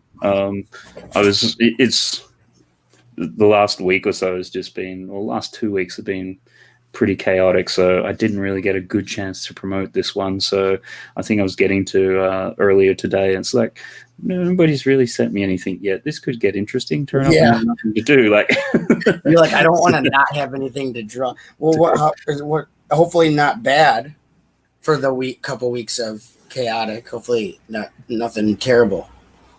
Oh, it's sort of between school going back and everything. Yeah. It's been so. Oh yeah, we got that here. The virtual schooling for Indigo, she is not assimilating, not liking it. Her anxiety is high. So, but she's also just starting middle school, so it's like going to she doesn't know her classmates. It's not all her elementary school mates, so. It's completely. Did you say starting medical school? Middle. Sorry. Oh, middle school. Let me enunciate. I'm sorry. It's okay. I'm just as bad with that sort of stuff. So. Right. No. Hi, Sarah. Thanks. That it's great to hear me again. I wasn't classed as a great person. Oh, and Sean Studios is here. Sorry that I didn't recognize you in the chat, buddy. You weren't skipped on purpose, so who's next to the tortoise here? I haven't. I've just sort of been making a bit of a list of the ones which I've got, so it'll just be whichever one I want to do next, or if somebody really particularly wants theirs done, then do it that way. Do you shout out or say whose pet you're doing when you're doing it? Yeah, like if you on the bottom left of the screen there, it's sort of like this one is for Sean, and it's Oh, ECO. Yeah, it's kind of funny because afterwards I'll go back through and scan them and then try to put them all together. So then there's like a one pager, and it just helps sometimes because if I'm naming any of the files or trying to figure out who's what, actually just having that in there, I can just quickly scrub back through the video when I'm doing it. So right. And yeah, to make the collage, and then you know what's what. yeah, exactly. So, because they all initially get scanned in like individually, because obviously they're all on their own little bit of paper. Yeah. No, it's awesome that you hand draw it. It's that's really special. That makes it extremely special. Oh, thanks for that. Yeah, Yeah. I find like I've done the digital stuff. I can do it, but it's almost like one of those things because you can do anything, it becomes really scary, and particularly big stuff. I just like the pens and that because it's like okay, you're forced to make a decision, get on with it because you don't have time to mess around. Right. Well, and it's a personal preference too. Like some people are just more comfortable producing the art in a certain format than others. You know. Yeah, and then certainly I haven't. I think I've only just because I haven't had time. I've only sent one off to somebody so far, and that was Solo because he's always helped out on the streams a lot. So Right. He's a good guy. Darren's a great guy. it was great. So there was one that he particularly made a request for. It was he wanted the Thunderbird 2 with I'm trying to think of the vehicle now. It was the Futurama spaceship. Oh yeah. So both I of don't those. know the name of it if that's what you're asking. Yeah, no, I can't. Yeah, I'm just trying to remember what it was because it was. I want to say it's like Galaxy Explorer, but that's almost like no, that's the Lego one. So Yeah, I think that's a classic space set actually. yeah, that's what it's so like. I know that's not the right name, but it's something very similar to that. Right. Yeah, it's like their delivery vehicle that they use because they have a delivery service on that show. Yeah, Seller delivery. I don't know. I forgot the name of the yeah. vehicle. So But I would assume. Okay, let's see. Did y'all see Brick Hive stop motion? I didn't. He did a premiere yesterday, Sean. I haven't gotten to it yet. And Sean, did Sean say he was leaving? Oh, hold on. We're a bit behind from getting acquainted. Oh no, my washer. I'm gonna turn the washing machine off quick. Sorry. yeah, no worries. Yeah.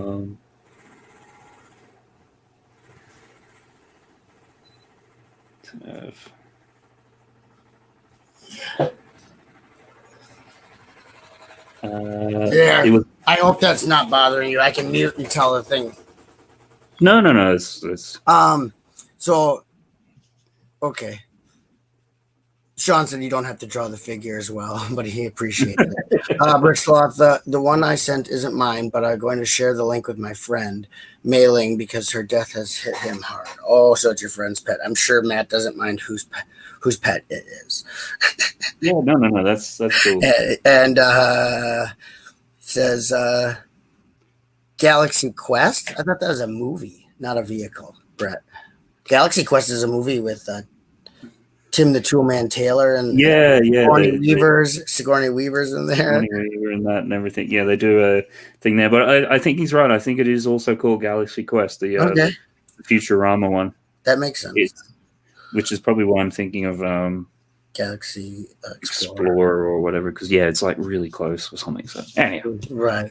Yeah, Mei Ling and my dog Tip were identical cousins, both beige peaks, same size, almost the same age. Oh, that's still special to you then, because that dog was friends with your dog. So, and Bricks, Mr. Star Bricks, how are you doing? Asked if Bricksloth is a Metal Gear fan, the video game. Sean asked what's my favorite DC movie. I I can't answer that right now. And then Brett's Build shows a train.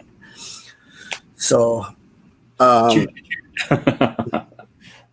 favorite DC movie, I guess, 1989 Batman, or some of the Lego DC Justice League animated films that were straight to DVD. I really like those. They're really high quality. I own all of them.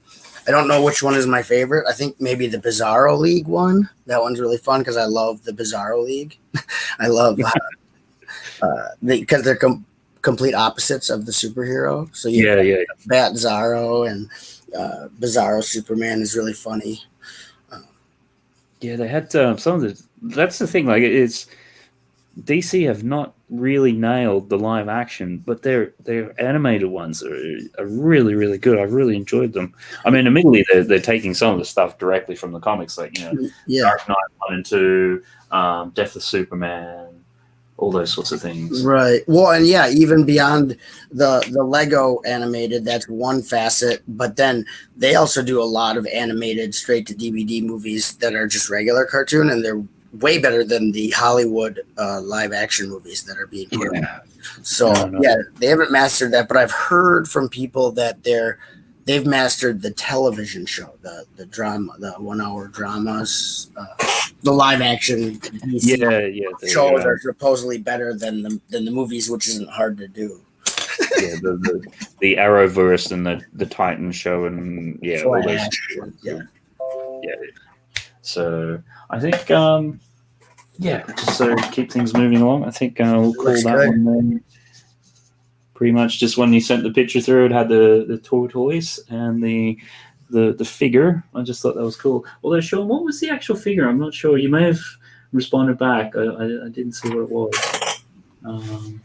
Is it really small in the picture, the minifig? Well, it's about that size because this is actually a very small tortoise from what Sean was saying before. It's only about 3 months old. But I just wasn't too sure the actual figure, whether I'm thinking it's like a Voldemort or something. That's what your drawing looks like. It has a wand, right? It looks like a Voldemort. Yeah. So I'm not. So that's a tiny tortoise. He said the figure was Voldemort. Yeah. Voldemort. Okay, cool. Excellent. Yeah. And then let's see. Brett's asking Mr. Starbricks a follow-up video game question. Do you like the Fallout series? And Mr. Starbricks says he's not the biggest Fallout fan. We play more Japanese RPGs and Western. I like Japanese games more than Western games as well, Mr. and Sarah Star. Let's see. Anything else for Matt here? No. I think we just want to go back and have a quick look through what we've done so far. They're chatting with each other. Yeah, that's cool. Excellent. Sean says, can I post it on my Instagram to you, Matt? Wondering. I mean, that's yep, you can do that. That's cool. As I sort of said for some of the other guys too, in the next couple of days, I'll go through and I'll make the scans and everything. So if people do want like high res versions and things like that, then be able to get them as that. So we had that one. Then we had Sarah's Paris cat that we did earlier. Very, very cute. I'm really surprised at the age of the cat.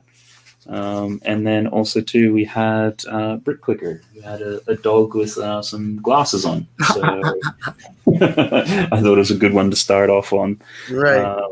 So there's the Daily Brick says he's leaving. So see you later, Lex. See you, Lex. Thanks for stopping by. Appreciate that. Because I think he was on streaming a little bit beforehand, and I think he's doing his Harry Potter castle, which maybe he finished Hogwarts. I was in there chatting with them for a while in Lex's stream. So, and is Sean saying that he's going now? Okay, cool. See you, Sean. No worries. Very cool tortoise, man. Yeah, that's cool there. So who can we do next? I think Brickish had one that he sent through earlier. He's been around for quite a while. Yeah, he's in the chat. So no, he's Brickish. Brickish is a cool guy. No, I think Brickish, I've known you for quite a while, since for a couple of years now. So Yeah. Brickish, if you just want to send us through, you probably did mention the name of it. Brickish is a girl. Of course, I would make that mistake. Okay. That I'm confusing Brickish with someone else. Sorry, Brickish. Did you change your YouTube name, Brickish, from something else?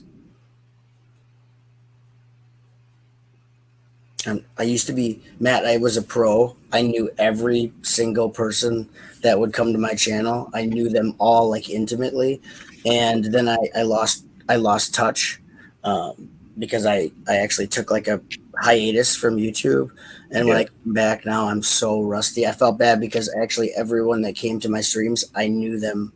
Like if they said anything about themselves in the chat, I would remember it, and I would be like, they were always surprised how well I knew them just from being in the chat on my channel and stuff. And I think they always appreciated that because they're the most important people. So Yeah, it's certainly even now. I mean, I haven't been doing this particular stream for very long, but there's certainly a core group of regulars and everything. And some of these streams do go on for quite a while. So yeah, you get to know them.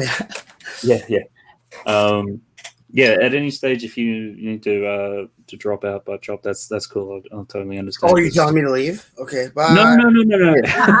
I'm just kidding. I'm joking, man. I knew as soon as I started down this track, it's like, what? You're telling me to go already? No. I'm not afraid to say, hey, I gotta do something. You know what I mean? Something. I know that some people are like, oh, they're nervous to say they have to, but most people understand that people might have things. And obviously I didn't talk to you about this prior, so it's not like I made any, I didn't like change my schedule for this or anything. So yeah, no. It's, but yeah, it's all casual, right? Yeah, completely. I mean, that's the sort of thing. Like half the time with these ones, I don't even know how long I'll go for. The first couple I did, I had like, I organized co-hosts and things like that, and I'd get to like the 3.5 hour mark or the 3 hour mark, and it's like, I'm just getting warmed up. No one keep going, but other people. Can I go? Hello, Darren. Solo Brick Builder has joined us. Oh, Solo, he's coming. We were just talking about you before. Bricks-ish. Sorry, did change your screen name. You were okay. Don't tell me. Bricks-ish was. Don't tell me. Your old screen name. Or just give me a minute. We'll go back to some other people in the chat.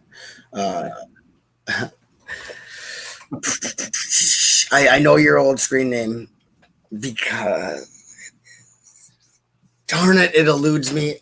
Because I met her when I would do Saturday morning streams with Brick Pasta. We did the Saturday morning dad Lego streams in place of Saturday morning cartoons. And a lot of people from England, Europe joined us because of the time that we did it. Yeah. So that's where I know you from, and I can't remember her old screen name. I'm sorry about calling. I was always really, really on top of making sure that if it was a female, that I knew that, and I would correct people. Like Galagade, for probably 2 years, was called a boy, was referred to as him in the streams, and she was at every stream. And basically one day I got sick of it, so every stream that she was on, I got onto the stream in the chat. The second they referred to a Galagade as a boy, I said, she's a lady. because she didn't say anything. She's so polite and sweet, didn't say anything, and I'm like, I'm gonna say something because it's a lady, because I was the first person to know her in person. Like, she corresponded with me through email and sent me her picture and stuff. So like, I actually knew her on a personal level, whereas she was just otherwise always a chat person at every stream. So come on, you can do this, butt shop. It'll come to me when I'm not trying to think of it. And Solo saying hi to everybody. I hope it was all good when you were talking. Yeah, it was. It was just about the ship from Futurama, Darren. The picture that Matt did of the ship from Futurama for you, or that you liked, or whatever. And was it a car too? The other Thunderbird 2 spaceship, I think. Yeah. Oh, from Thunderbirds Are Go. Yeah, because I think Solo likes both of those, so actually getting them both together on a single image was the request that he had for one of the streams. Oh wow, that's a very specific request. So, yeah. Sarah Star asks, where has Gallagate been? Actually, I miss her. I talk to her probably 2 or 3 times a week. She's transitioning. Obviously, her son is going back to school, and her husband's kind of in the same boat I'm in right now with the whole. I don't know if I should say anything, but I'm sure she won't mind. Just with the whole COVID and the unemployment situations and stuff. So she's been taking care of family, which is more important than being at every single stream. And that's okay. And I talked to her instant messenger. We talk 2 or 3 times a week just to make sure. Just want to make sure she's okay. She's been very supportive of me, and she's a really, really genuinely great lady. So I try to make sure I'm there for her. Cool. Yeah, because I noticed she hasn't been around. Obviously, stuff happens. But she did pop. I did see her pop up in a stream a week or 2 ago, I think. Mm-hmm. And she also watches some on replay when everyone's asleep, when she gets time. So she might watch the replay. Yeah. She's there. She's fine. Nothing serious, and that's all that matters, right? Yeah, exactly. That's all you can hope for, is that it's nothing major. Because it's sad when people disappear and then you find out later it's something horrific. It's something else, yeah. But no, she's fine, everyone. She's doing fine. Sweet. And so now, we are doing Bricksish. And we are doing her dog. Yes, Millie. The Bricks Sloth, I think, is saying to hold off doing melee, maybe for later on. That's okay. Yeah, no, there's others I can sort of. Oh yeah, go mow the lawn, Brick Sloth. That sounds fun. Let's try and remember with this one there. Brickish, did Brickish ever come back with the name for the Millie? Is it Millie? Is it? I think so. She said, here, I'll read it to you. Millie was a family dog which sadly passed away a few years ago. I'm assuming this is the dog, unless she is giving you her new dog picture. Is it Millie? Okay. Let's put that out. Two of my favorite IPs. Oh, Thunderbirds and Futurama. I love Futurama very much. Love Futurama. I love sci-fi. I love cartoons. I love comedy. That's all of them right there. Yeah. Darren asks how we are doing. I'm doing good, Matt. Yeah, doing well. It's I enjoy these Saturday night streams. It's sort of like all throughout the week. Like I might miss out on the Friday morning stream, which I try not to do, but this one is just, as much as possible. I really don't want to miss out on these ones. I would assume this is therapeutic for your wind down from a hectic week. So it's therapeutic and a stress reliever to kind of do some creative, interactive fun. Yeah, it's good like that, and just doing something different in terms of, okay, as much as what it might set a topic, you never know what's coming. So, right.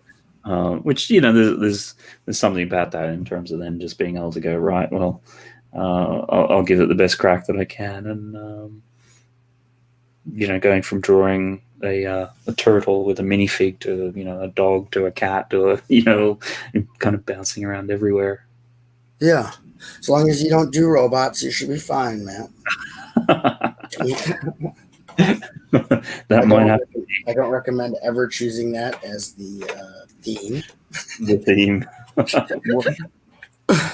Yeah, I know the first time Kevin did it, and Worst theme ever. He regretted that. He still regrets that. the chat erupted there. Oh my! And it was partly me. I definitely went in on the.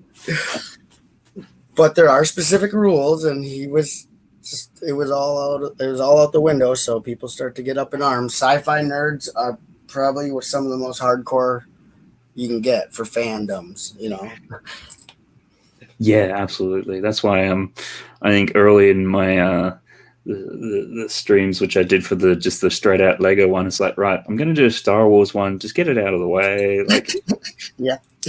You want to talk Star Wars? This is the one to do it in. Right. Let's get this done. And if anybody in the chat is out there complaining about it, well, you obviously didn't read the stream title. Right. Well, that's what they should, they need to respect that you've set your guidelines, and I mean, that's good. I mean, there's nothing wrong with that. Otherwise, it's utter chaos and no one has a good time. Yeah, no, exactly. So, what have you been up to? Oh, sorry. Oh, Brett's Build says, I've been to every draw stream. That's awesome. Brett is a very loyal, very great friend to have in the community. He truly is unselfish and very,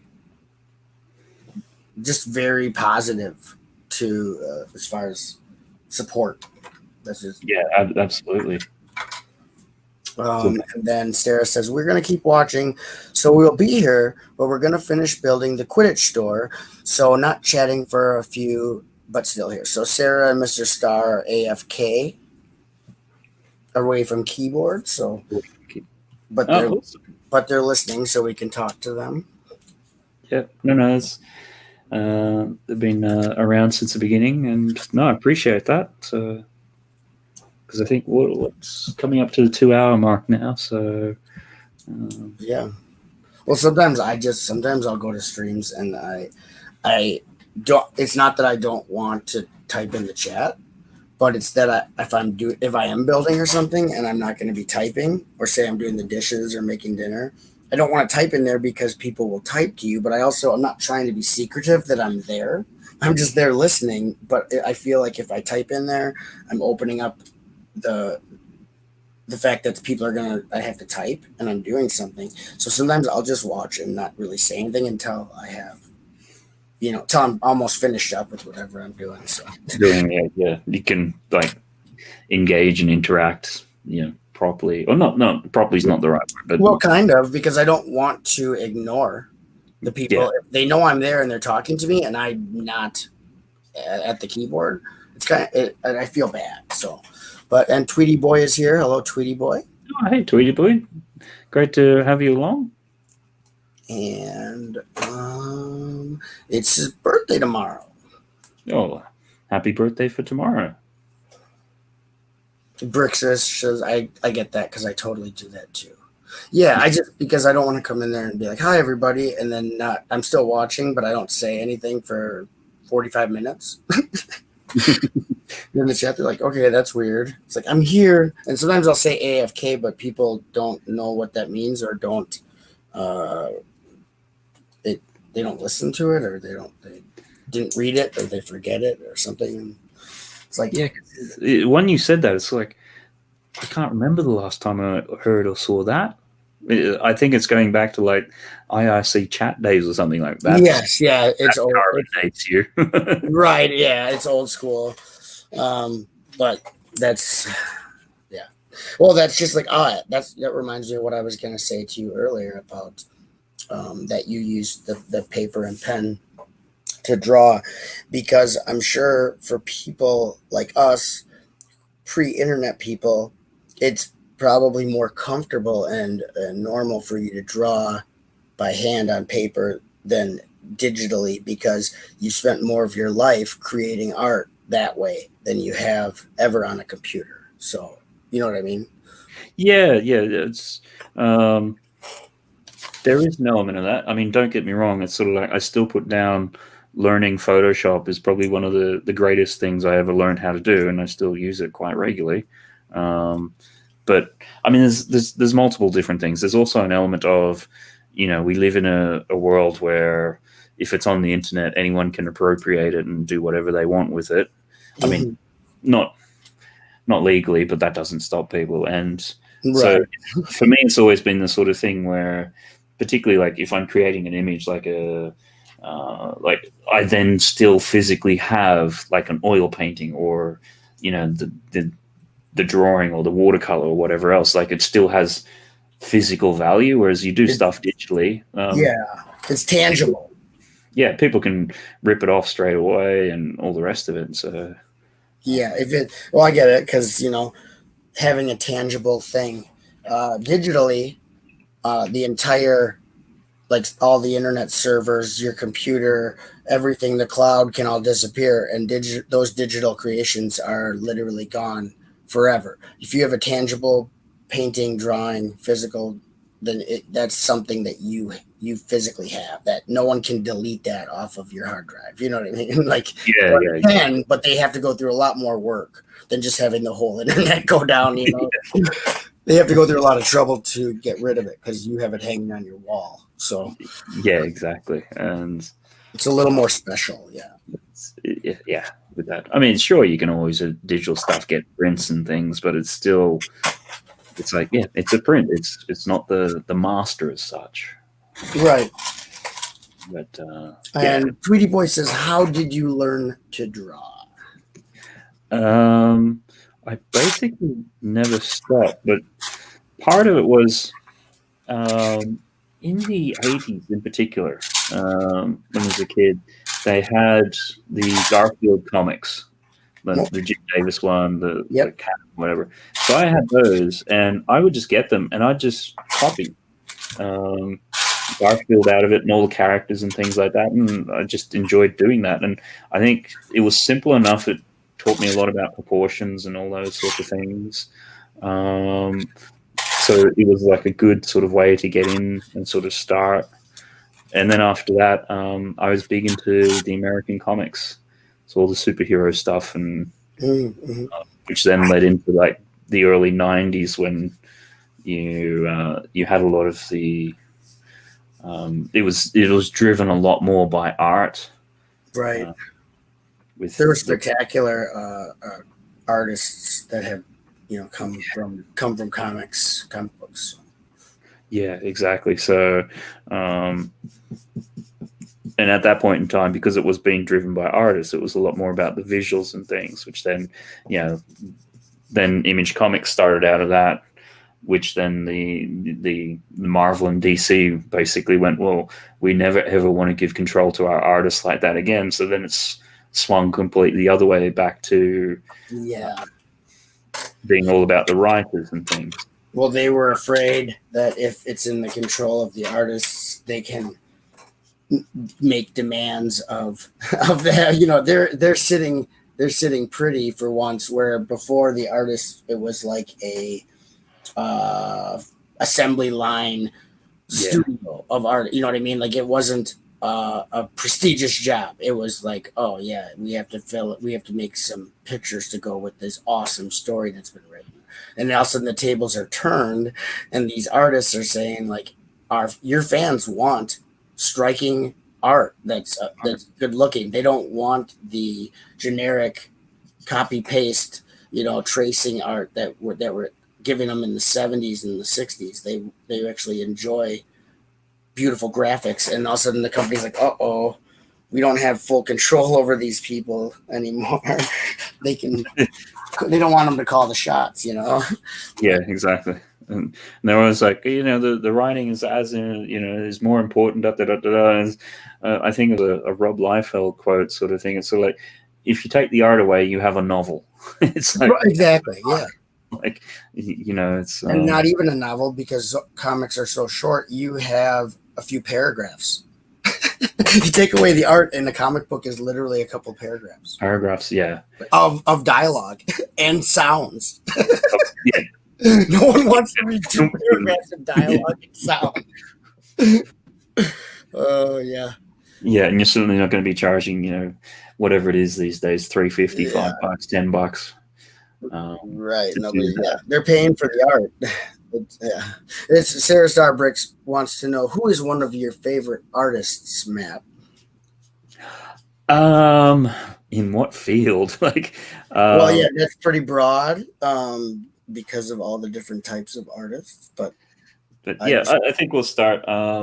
Comic books. Certainly, like, used to like Jim Lee.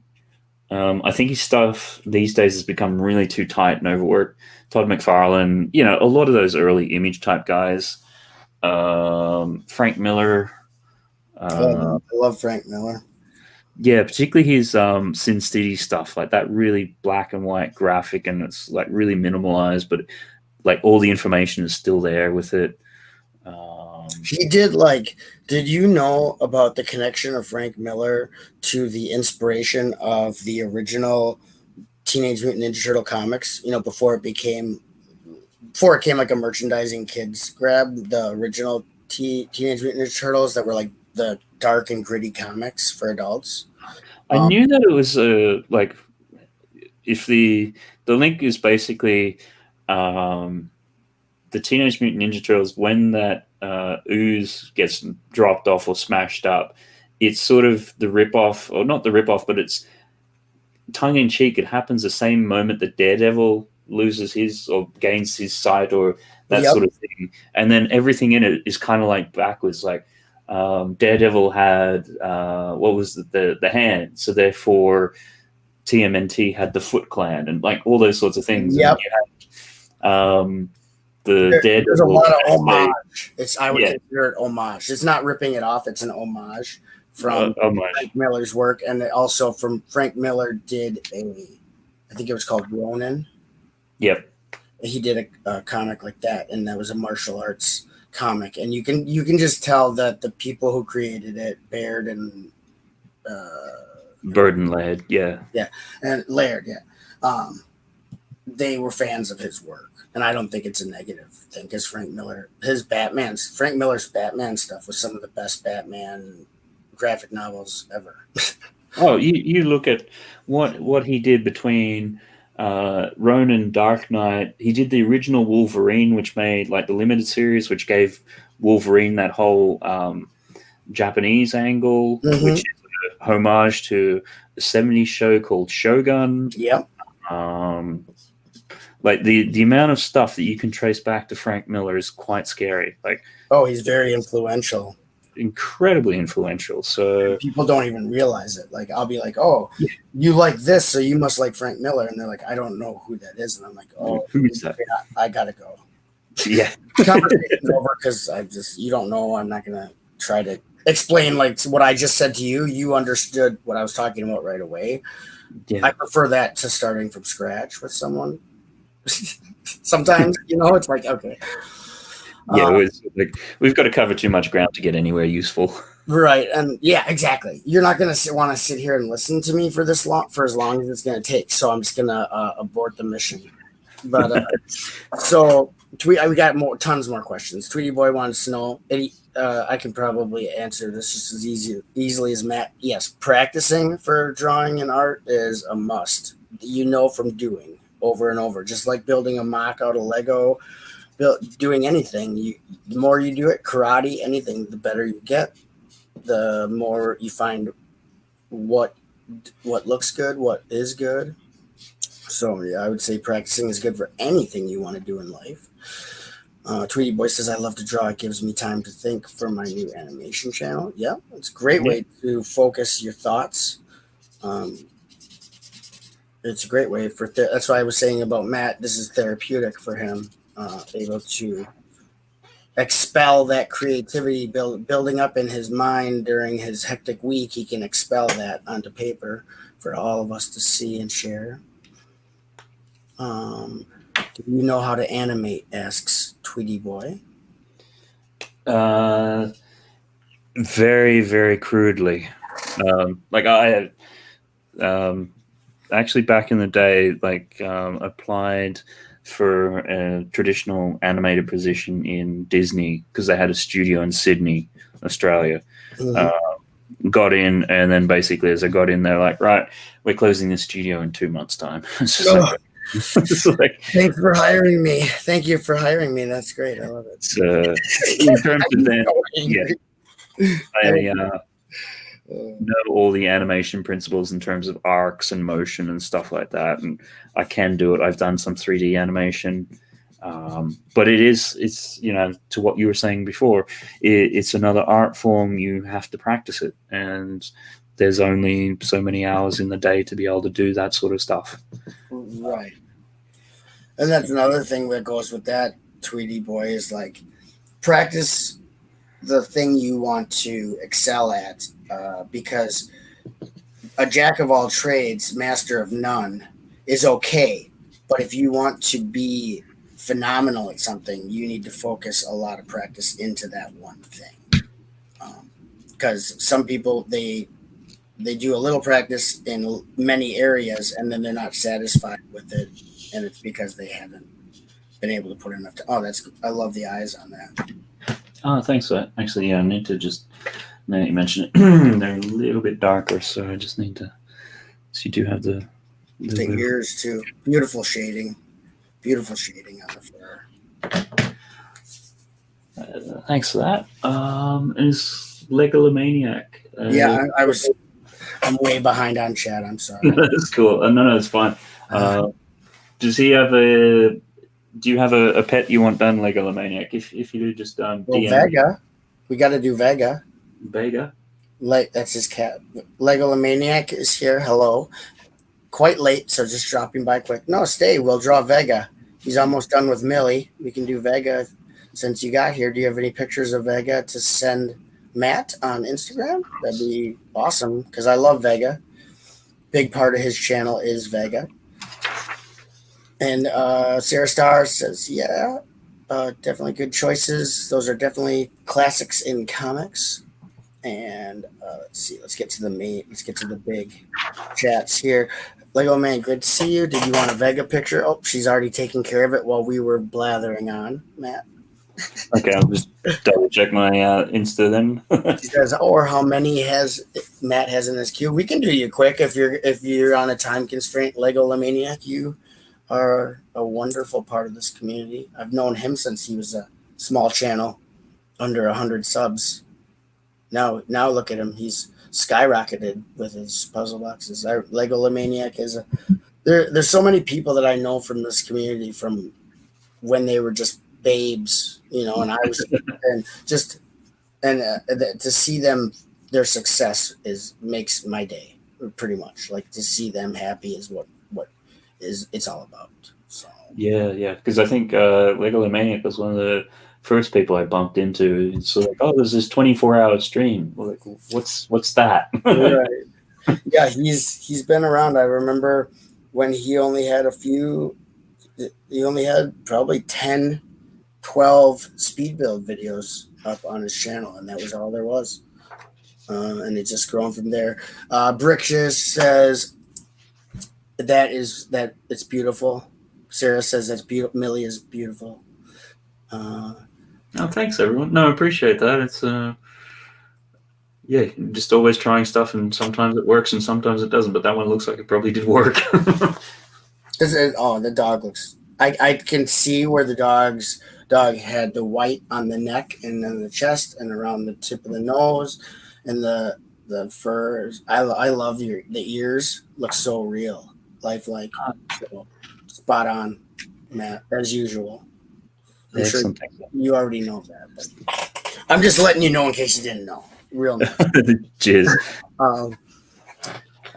And Legalomaniac says, I guess I have to now. The butt demands. Yeah, might as well. You stop by. You have a pet. He's drawing pets. So, I mean, it'd be kind of stupid to lose the opportunity. It all works out then. Daddy Butt Shop has nourished us well. That's what Legalomaniac says, and Brett Build says he just yeah, Marlene, you're right. The dog does look like, you can see the personality in the dog's face. What sort of Vega pick do we want? I mean, your choice, man. Your choice. I would recommend not a picture from the back. Maybe we could see her face. So like we'll get one of those and everyone will go, was that Bud Chop playing a joke? Why are you drawing a cat's butt? So he has more talent than that. Don't make him draw Vega's butt. Yeah. No, I definitely like one of the greatest rewards of having a community isn't money or fame for me on my end, but definitely to see people start off with doing what they love on their channels and continue to do it, and other people catching on.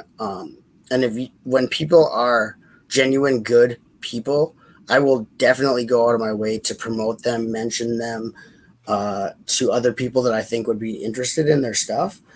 Basically, I like to connect the people that I think have that would enjoy each other's content. So yeah. that's the real reward for me, because I don't want a lot of people. If I have a live stream, I want the chat to be like it is right now, not racing with people spamming stupid things, and you lose the connection with the people. That's not the community then. That's people watching you like a television show, which there's no connection anymore. So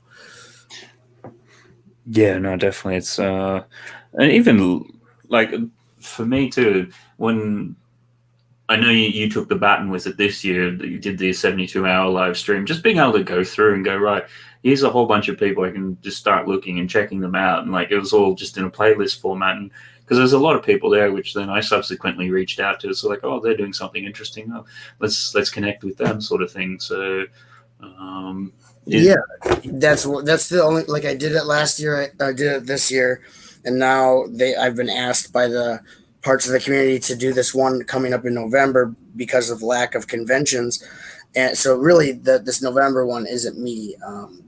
I was approached just to organize it. It's not really my thing or my personal baby or anything, but the treat is connecting people with channels they may not have known about, and people with similar interests finding each other, and just a community spending the time with each other. You get to know them more intimately, and I have friendships that started in the first ever set when it went from 48 to 72, the first 72-hour stream. I have friends that I still talk to weekly that I made in those chats. So if you do it right, it can be a wonderful, wonderful thing.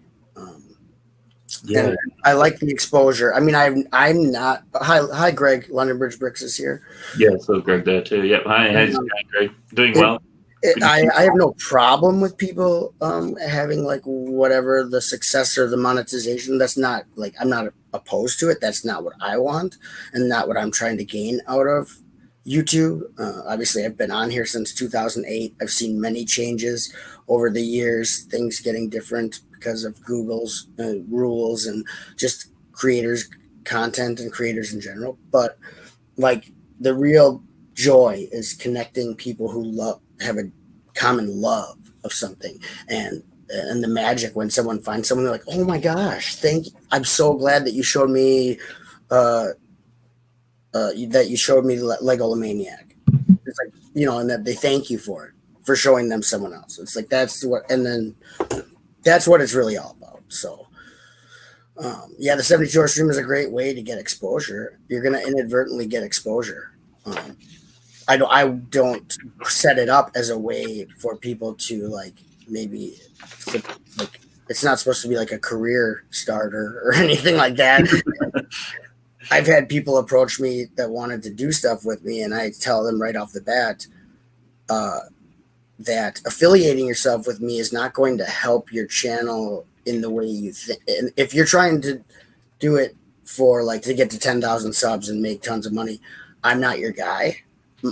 Being affiliated with me will not necessarily do that for you, because I'm not active in that type of YouTubing.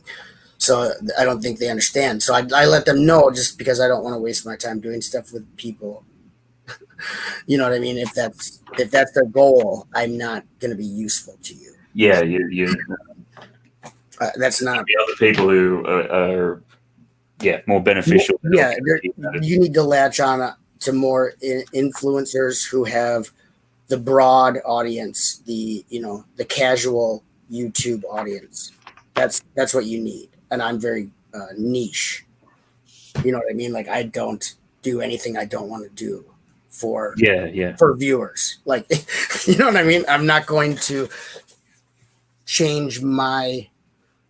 I'm not going to change how I feel. Like, how can you say it?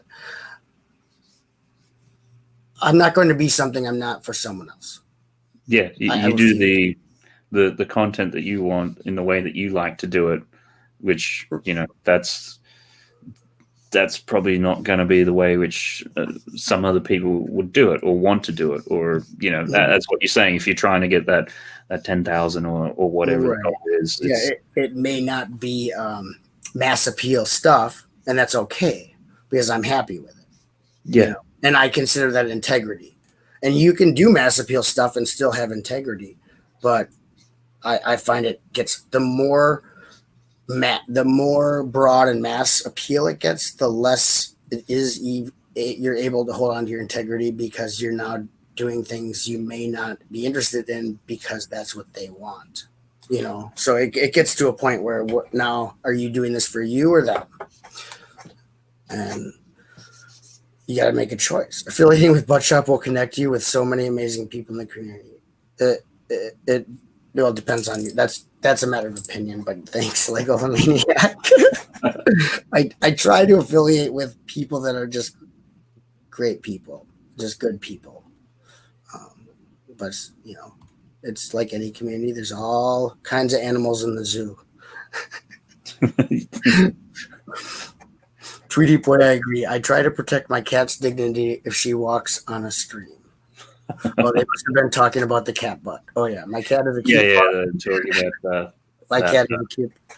A cat needs privacy though, says Tweety Boy. So they're talking about the cat butt. Sorry that I'm so behind on the chat. I shouldn't be on here blathering on about stuff. No, look, normally it's just me umming every 3 seconds, going, what can I kind of think of to say? Well, I can. If you need someone to fill dead air, that's kind of why people like to have me on their streams sometimes. Like, people who don't have much to say, they're like, I'm so glad you were there. That's why me and Brick Pasta had our show, is because he wanted to live stream, but he was afraid that he wouldn't have anything to say for the majority of it if it was just him. So he basically asked me on as, like, he's like, you can live stream, and that way he played off of me, and he felt it just made him feel comfortable. Whereas if I wasn't there, he would just sit there staring and not knowing what to do. He would freeze up. He's such a sweetheart. We're polar opposites, and that's why we worked. He's completely organized and like very orthodox, and he's amazing. It amazes me, his organization and his way he can think, and I'm the opposite. So it's like a controlled fire and then a wildfire, and then when they get together, they just have a nice campfire. It works. It's that sort of yin and yang sort of thing. Very complementary, right? Yeah, and we had personality traits that each other envied. You know what I mean? Because we just and it's like I envied that about him. He envied about me, and it's just it works together. You work off each other. Greg says my first stream was on the 72-hour with Greg of GJ Bricks in 2019. Yep, I got linked up to him, and the rest is, as they say, history. Right at that time, I was talking to GJ quite a bit.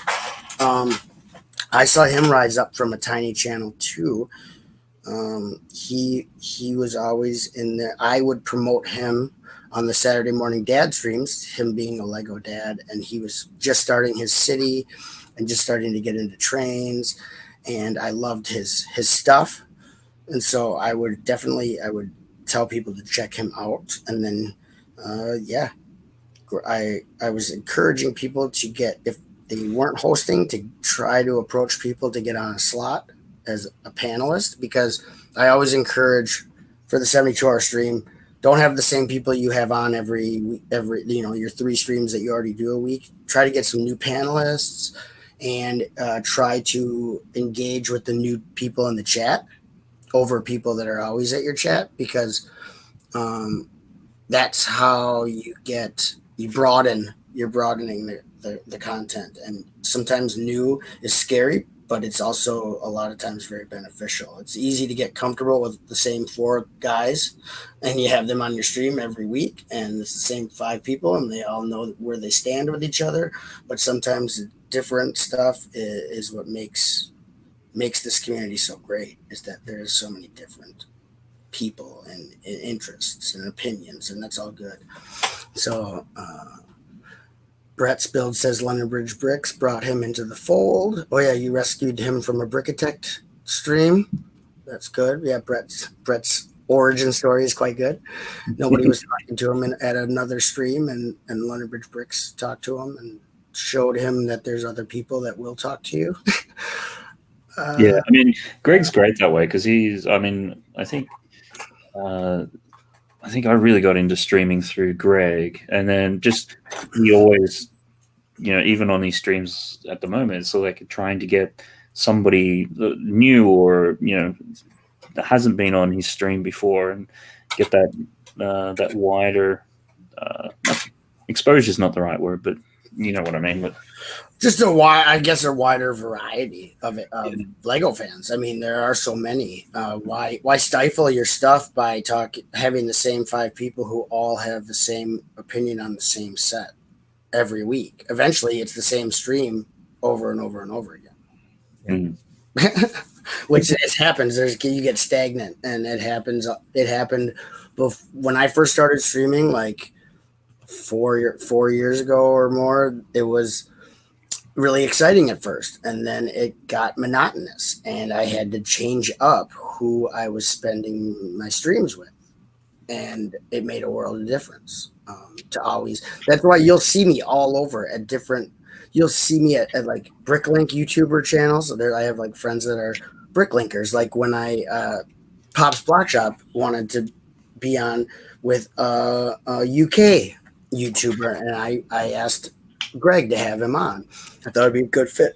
There's in all the different facets of the Lego hobby, I try to like keep it a revolving door. Like I could try to keep going to different parts of it to see all the different parts, and there's good people in all the different parts. And you miss that if you stick to like one little sub theme, some sub genre. Like if you only talk to people who collect Lego Friends sets, you're not going to see what else is out there, Yeah, no, and that's certainly once I saw some of the stuff that Adora Build was doing in particular, because she does a lot of stuff with her friends, and it has a very particular aesthetic, which is completely different from a lot of the other stuff you usually see in that sort of vein. Yeah, different color scheme, but she does beautiful mocks with the Friends color scheme, and does some interesting things. Yeah, that's a palette that a lot of mock builders don't touch. Don't touch it and things like that. And then you got somebody like some of the stuff that Moto does. You're just like, how do you even get there? Like, right? He's taking hundreds of like Technic lift arms and creating a structure and then building over it. It's kind of like building something like out of wire mesh and then paper macheing over it. It's kind of style. That's what he does. That's what it reminds me of. I've never said that, but that's what it reminds me of, is building a wire frame and then covering it with the aesthetic portion. So it's not only sturdy, but you can recognize it. It's a wolf head, but it's paper mache over wire, Yeah. And then, it turns around and all of a sudden his thing is floating around on the Lego Instagram channel. It's like, okay. Yeah. Right. Well, he is. He does work hard at getting exposure. He definitely has a goal, an end game that he is trying to complete, and there's nothing wrong with that. Except the only time I have a problem with that is when you're affiliating or doing certain things for only that reason, and you don't actually care about the community that you are trying to bounce off of. Like you're trying to Yeah, use as a you're purely yeah. using it as a Don't no use it as a ladder for your own stuff, and because I think that's not it's deceptive. I think you know what I mean. If I only talk to you because I was going to get something out of it, I will. I've seen it a lot with people, and it feels sleazy to me to watch, and I can't do it. I personally can't do it. Wouldn't. You can see it too sometimes. Like there's been a few of those I've seen lately, and it's sort of like Yeah, I don't want anything to do with that. You know what I mean? And I would never promote, I would never endorse something that I don't believe in, because I don't feel good about it. It makes you feel bad inside. You know what I mean? It's almost like if you had to do a commercial for a product that you thought was terrible and dangerous and you did it for the money. I couldn't do that. I don't care about the money because I'm not going to tell people to eat this food that has poison in it for cash. Or Brixish thought Vega was going to look like a Furby. Have you not seen Vega before, Brixish? Currently looks like a gremlin. No, it does. No, it didn't. He just, because he did the eyes and the ears, the ears are kind of, yeah. I think that comment was a little while ago, yeah, back when I had 3 lines on it. So no, it's good. No, yeah, at first, just your outline, I think. Authenticity and sincerity are key to thine own self. Be true and don't sell out. Well, yeah, and it's easy to say that too, Sarah. Some people, when they do get success, they change, and I've seen that too. But yeah, I mean, if you're not true to yourself, it'll eventually show through. And unless like your viewers are all like in the 6 to 10 years old range, then you can fool them all the time, almost till they grow up. And then Bricksloth only got half an acre done. Oh snap! Oh, you need more gas. You said you didn't have a lot of gas. Butchup, this is the most relaxed I've seen you in ages, mate. It's really nice listening to you this evening, chat. Oh, thanks, Greg. Yeah, I've been really stressed out and anxious for the almost too long, over a year now. Not able to relax. There's something Matt makes me feel. I feel comfortable with Matt. I know his personality is laid back and very. It's very relaxing to me, and I don't feel the agitation that I sometimes feel online. Sometimes I get very agitated easily, and I notice my mood changes exponentially, and I don't like that. Hello, Blueberry. Hey, Blueberry. Good to see you. But yeah. Great to have you stopping by. Yeah, I can be super high strung and very spastic, and this is the first time in a long time I've been on a stream where I didn't feel that way. So it's nice. Oh. Yeah, no, it's great to have you on and just chatting away. Right. Yeah. Thank you. Yeah, I just thought I'd come on and help. I wasn't. You weren't struggling. I just thought maybe I haven't been on since you stopped having people to read the chat. Maybe I haven't been able to tune in since then, because I thought you were doing that regularly, having someone on to help you. Or was that for surely the 72-hour you had someone for every? No, for 72-hour I had 4 people: Greg Solo, I think Sis Studius, and I'm going to shoot myself for not remembering the 4. You had Greg. Yeah. Brick Hive, Greg. Brick Hive, that was the 4th one. Yeah. Okay. Oh, you said Greg. Okay. Yeah. Bricksloth broke the lawnmower by hitting a molehill. Yeah. No, I did start off with having sort of co-hosts and things, but then as the streams were going, like I was getting to about 3 hours, and I was just feeling like I was just warming up, and it's like having people then, on beyond that, like obviously people have got other things to be doing, particularly Right. if we're pushing up at 11, 12 o'clock at night. Starting to feel like a hostage situation.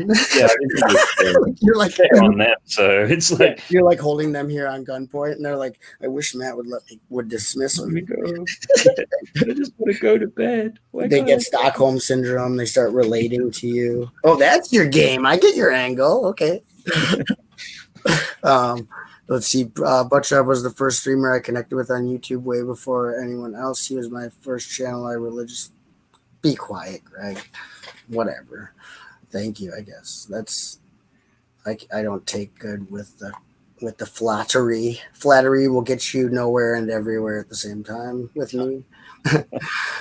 Pop's Black Shop is a top chat shop. Thank you, bro. Oh, he is just literally like there is a misconception with Lego fans like us and the Bricklink community that they are just secondary market scalpers who care nothing about Lego except for profit. And there are some really, really stand up. Well, I mean, not everyone has that misconception, but I know a lot of people in the YouTube community feel that way. Like they're just business people trying to take advantage of a community that will pay for bricks that they need for mocks and stuff. Inflated prices. Pops is not like that. He's such a genuine, real person. It's insane. I've met him twice. There's a video on his channel with me and him, and a video on my channel with the first time I met him in person is on my channel, which that was an amazing meet. It was so nice to meet him after talking to him so long online. But yeah, Greg, I remember London Bridge Bricks. I remember you from your origin days. You were just brand new, just out of the womb. Why did he say that? A sloth has very robust mountainous molehills. Jeez, maybe you need a bulldozer before you do the lawn. I'll bulldoze the soil out first, and then we can cut the grass. Like, what? You can flatten it before you start mowing. Brett's builds same sloth. I love my Lego fam, but I only want to share my crazy. Yeah.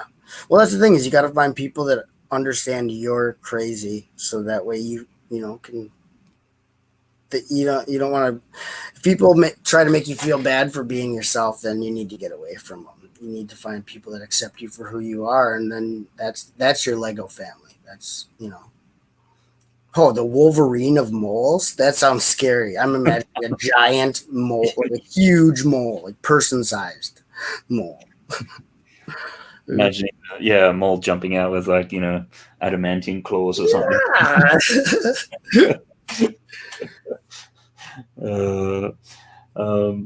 Let's press cut there. The castle stream was 5 hours. Was it 5 or 5.5? Yeah, it was something crazy like that. So, and that's because by the time you're getting on to 5 hours for me, it's like 2 a.m. It's like I'm really enjoying the drawing, but I can barely stay awake. Yeah. So, but no, that's interesting with the Bricklink community, because I look at it like I mean I don't have a store, but certainly gone through, and you probably do it as well. Sorting out pieces and parting and stuff like that. And I couldn't imagine getting like 20 sets and doing that and sorting something out and then trying to catalog it and put it up and sell it and everything like that. It's like I'm glad those people exist, because price and quantity, that's the only way you're doing it. And how some of them can actually make money, it's sort of like I don't know, because if you get an order for like $20 or £20 or whatever it is, by the time you've gone through and put all the work into it and then postage and this, that, and communicated and updated your store and put the pricing and it's like, that's a massive amount of work. It is. I think it gets easier after you have the infrastructure set up. I'm sure starting it off would be overwhelming. And yeah, I don't have interest in parting out 30 of the same set, which is why I buy on Bricklink, but would have no desire to have a store. I think the misconception is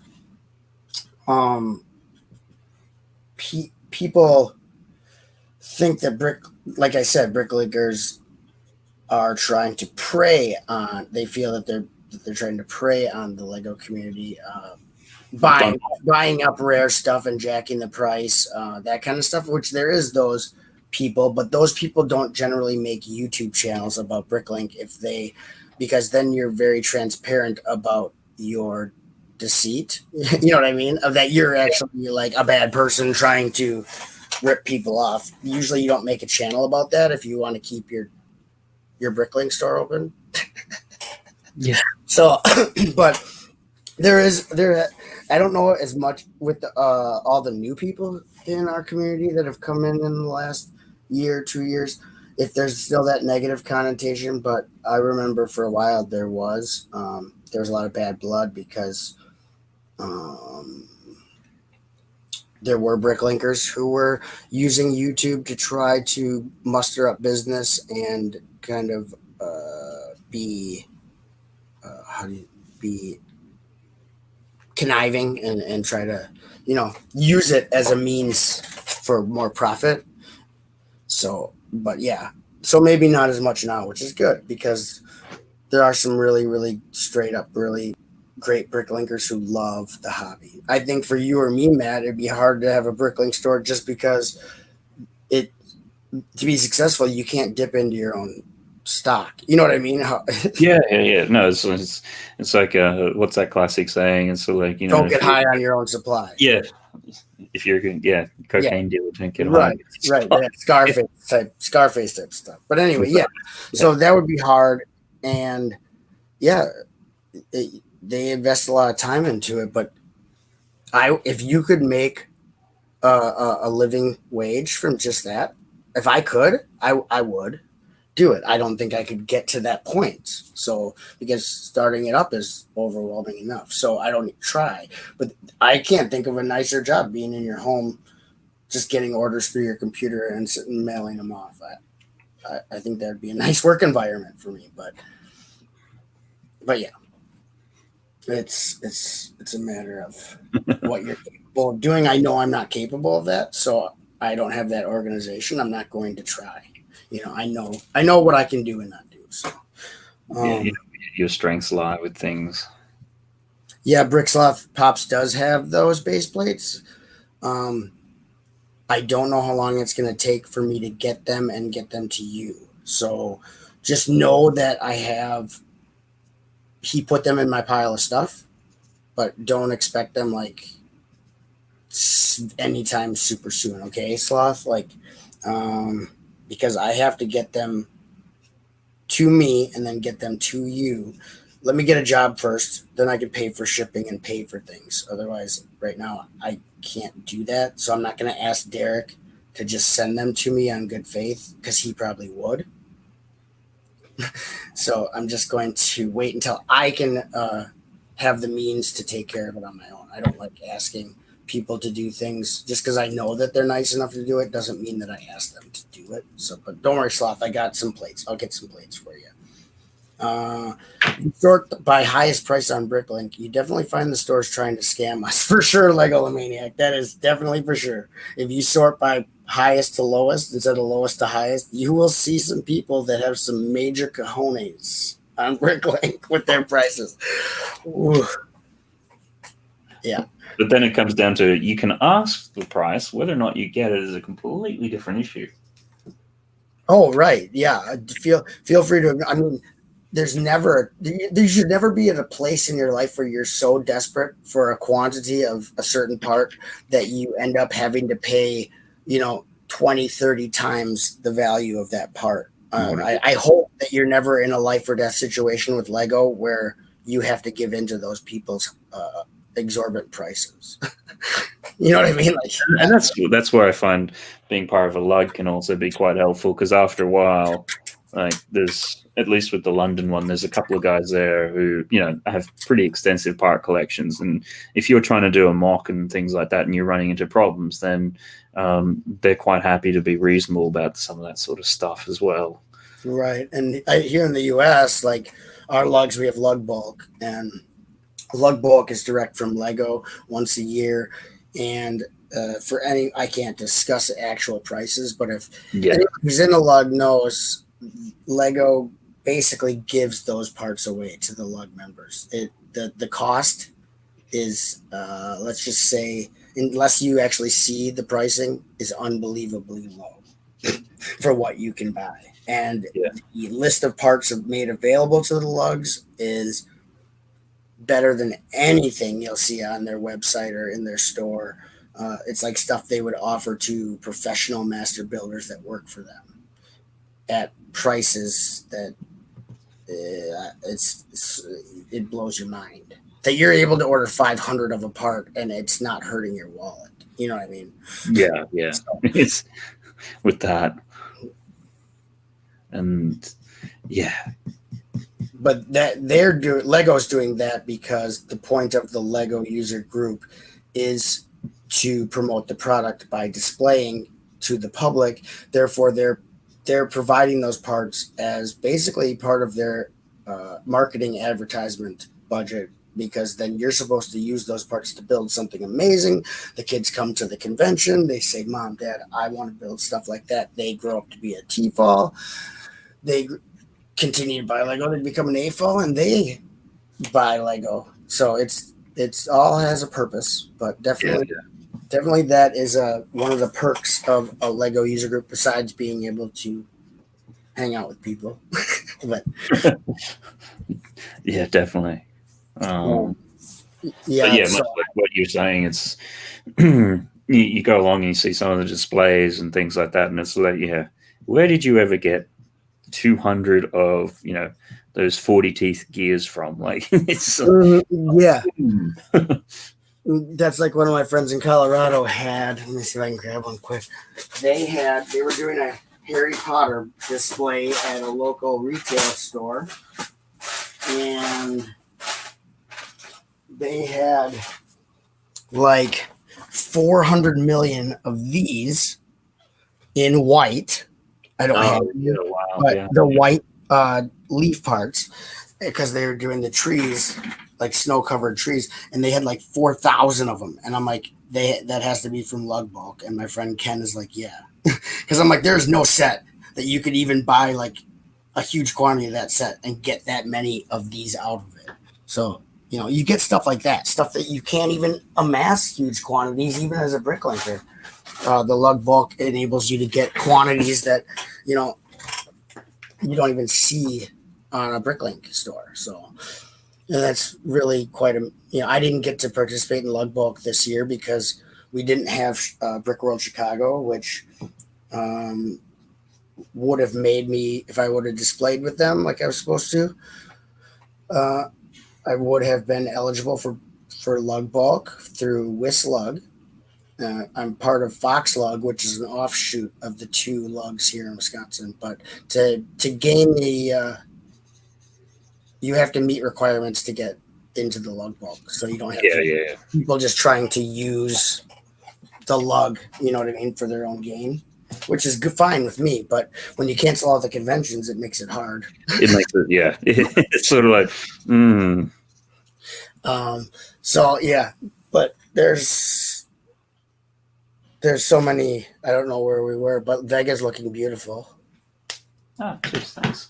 Yeah, really getting there. It's like, yeah, the color's not quite, because I only have a couple of dozen sort of markers, and it's like, well, whatever I've got is what I can use. all right. It's still up to the artist's interpretation. I mean, look at abstract art and cubism, and look at Salvador Dali. I mean, he didn't care what the original thing looked like. No, that's everything melted. He melted everything. Everything melted. Everything melted. So Sarah Bricks finished the Quidditch supply store. Messed up a sticker and it's driving me crazy. You'll have to use Robin Hood Bricks hot tea method. Can always fix the stickers. What do we all miss? London Bridge Bricks is leaving, or who's leaving? Oh no. Oh, see you, Greg. Sorry for not saying bye, buddy. So yeah. Oh my gosh, I'm ruining the stream. No, not at all. Great. A 2x4 red brick for $9. Like Maniac says, that sounds great. I'll take one. I can only afford one though. Or maybe that's what he's buying. It's like I might have a supply of those later, Maniac. Let's talk. Yeah, if you're in the market, I'll take apart all my Mills plates and get all the 2x4 red bricks out of there. I have a bunch. Lug bulk would certainly be nice. I recently ordered about 14,000 parts from Bricklink. Ouch. Oh yeah, you love lug bulk. And what did you order 14,000 parts for? Well, obviously a mock or something, but all of his sets that he buys, like actual sets, he does not disassemble them and use that as his brick for building mocks and stuff. So when he disassembles a set that he buys, he puts it in a bag with the instructions and files it away in the closet in boxes or bins or whatever. So everything that he builds, puzzle boxes, whatever it may be, that's all Bricklink parts.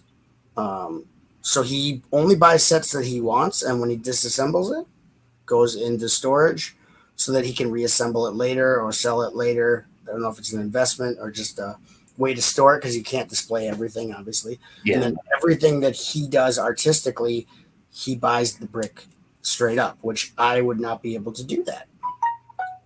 90% of my brick that I build my mocks with is from sets. Everything that all these bins, that's all Lego from sets for the most part, or used bulk. But I don't think I would be able to create anything if I did what he does, because the cost would be astronomical.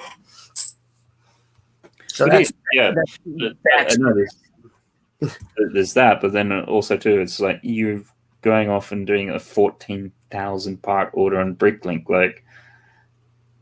It just seems right mental, like that. You gotta do what you gotta do, I guess. Yeah.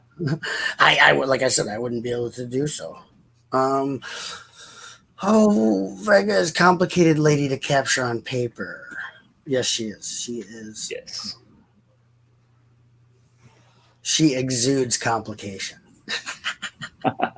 Lego Maniac Mike is trying to make me feel better reading your comment and agreeing, but I'm not convinced. Sarah Star Bricks misplaced stickers gives it that old charm. Oh yeah, it gives it that vintage look, like a little kid built it, Sarah. Not in a bad way. No, I mess up stickers too, which is why I don't usually put them on unless I really think the sticker is quintessential to that set. Or if I know I'm not going to take the set apart, which I can never say for sure, I have to really like a set to not take it apart. But if I'm going to modify it or make it bigger, then I will keep the sticker on. Because as last night on Greg's stream, I was just building one of these latest 4x4 Technic buggy type things, and it's just sticker mad. And I think it got to one step, and it literally had you put on 8 stickers for like one step. And you just, I don't think I've seen anything come close to that, like not even a speed champion or something. Like, yeah, a step that's 8 stickers. That's very I've never heard of anything like that. So and you just like, and there was like 3 of those steps, and then there's because it's that one of those it's the 4x4, and literally they've tried to do the top part of it as like a sponsorship type thing. So, like a rally truck. Yeah. So, but then I was like, you got to ask yourself, is it worth it, or how invested are you into this truck? You know what I mean? Like, because if you don't keep it together, now you have all these stickered parts, and so you either take them off. I have a huge bag of sticker sheets, and it's like I can always put them on later. Like, say if someone wanted the set and they wanted it complete, I can send the sticker sheet with the parts. But if I put it on and I need the part for something else and I rip the sticker off, that's it. You know what I mean? That set's no longer complete because unless I get another sticker sheet, which I'm not going to do. So I guess I'd rather save the stickers for later, and I can always change my mind. Whereas most of the time I'll pull stickers off of parts if I need that part for something else. So. Yeah. Although, I mean, it's in that particular, case, because it's a larger Technic, I have a tendency not to take those apart. Oh, okay. How big is this set we're talking about? It's only got 1,000 pieces in it, or just like 900 or something like that. But it is a It's still pretty big one by the time it's. No, that's still a good size. So let's see. Let's catch up here before I get too. Vega's complicated lady. Vega's eyes are amazing, says Brixish. Brickslot says, I personally am better at what I would call representative art rather than realistic. I too feel like that. But that's the kind of art I do like. Like, I like fantasy art. I like art. How could I say it? Okay, like you remember like Dungeons and Dragons, the novels, the artwork on the cover of, even for the role-playing game when I was a kid from the 70s role-playing game, that art always fascinated me, or the covers of albums that was drawn in that art. There's a famous artist who did like covers of books, and it was always like the barbarian on like a mound of like goblins with his sword up. Frank Frazetta. Yes, his stuff always enamored me more than any picture of like an actual like realistic thing that I can look at. Like if I'm not going to draw a picture of my neighbor's house perfectly spot on because I can go look at it and I don't really get it. Yeah, I like that. So, and the other one that you're probably talking about in the 70s, the artist who did a lot of, I think it was those sorts of ones. It was Drew Strausen, who then did all the posters for Back to the Future, Star Wars, Harry Potter. Oh, right. Yes. I love his stuff. Yeah. Yeah, nice. Particularly when we were back in the day of video store, you go into a video store, VHS, you'd have a look and you'd see that cover art, and it was just so compelling. You just look at it and it's like, wow, this is really great. Right. It was the same for records. Like some records like had this amazing cover art. The album might suck, but I would sit there and look at the records. Like if the guy, whoever did the art for like Jim Steinman and Meatloaf, like the Bad Out of Hell, one, and Jim Steinman solo record with the guy with the wings and stuff. Like there's an amazing art to me. Yeah, and it's such a lost art these days because, and it's funny because it was almost Drew Strausen who basically caused it to come unwind, because I think it was with Indiana Jones and the Temple of Doom. You basically had the client and they wanted this aspect on it and they wanted that aspect and they wanted this. So all of a sudden you're ending up with like all the different scenes, all the different characters. And then once they started doing that, then everybody else wanted that. So like you see movie posters today and sometimes it is very much that massive collage with all sorts of different things happening all at once. It doesn't convey the movie anymore. It's just a barrage on your eyes. It's just that typical by committee type design. It's like we need to have X, Y, and Z, and it needs to have A, B, and C, and it needs to do. It's like, but what's the feeling of the movie? Oh, that doesn't matter. No, we're just trying to hit the demographics so that the focus group says it's good. Like we have to have this demographic, this demographic, this demographic. That's how we sell the movie, not on quality movie. But yeah, you have to have X, Y, and Z, just like you said. So yeah. Like Lamanic, I felt similar that Paris is also hard to draw. I feel like cats are difficult from all their colors and patterns. I think Vega's eyes look spot on, which is a big part of a cat's personality, are their eyes. That they have like how humans have very individualized eyes. So yeah, I think she looks good. Butch Up, we were listening to you while building, and you bring some great insights on YouTube channel progression and bricklinkers. Don't tell me that. I'll keep talking. Thank you. I'm glad that you appreciate it. Yeah, great. So Brixish loves listening to Butch Up. Thank you. No, I don't Butch Up. Not at all. The instructions are placed in a separate box, of course. Other than that, yes, you are right. Okay. Sorry, Lego Lamanic. He's always going to be so difficult. Yes. Anyway, what I said is true. So who cares if the instructions need to be pristine mint. So they're probably filed in those comic book sleeves, the no acid comic book sleeves, and sealed Bagged and boarded, yeah. Museum grade glass. About a half of what I build comes from sets. The rest comes from lots of used bricks. Yeah, that's mine's. The ratio is different, but mine's the same brick sloth. I have a shop selling Lego puzzles. Needed some parts for that. Well, I guess you can say since you're selling the parts with a build instruction thing, I guess you can justify it buying that many parts. So, and you ordered some for yourself, of course. I don't put most of my stickers on. I suck at it. Yeah, I'm not very good either. I can, but usually I don't have the patience. Ooh, look at the whiskers on her. She's a wily cat. Wily little one. I think, I might have to call that a bit of a day on that one there. Right. Yeah. No, just one little, not quite. You just see things and it's like, nah, it's still just bugging me a little bit. Well, you can make Vega and do you should have done like a hybrid Vega and the cats that Legomaniac did that charity stream for. The I want to say a mountain lion, but it wasn't. It was a no.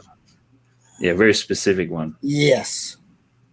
He'll say it in the chat eventually if I ever get down that far. But yeah, dude did like Vega as one of those cats. That would have been cool. Sarah loves the D&D books. Yeah, I love all the old hand-drawn like fantasy type stuff.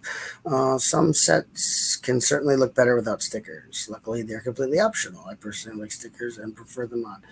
Yeah, I don't do that just in case, but Boris Falaggio and Frank Frazetta did fantasy covers. Oh, Bricksloth, big fan of this art. We're talking about Bricksish. What are your favorite Lego sets you have, and do you like to collect the most? Okay.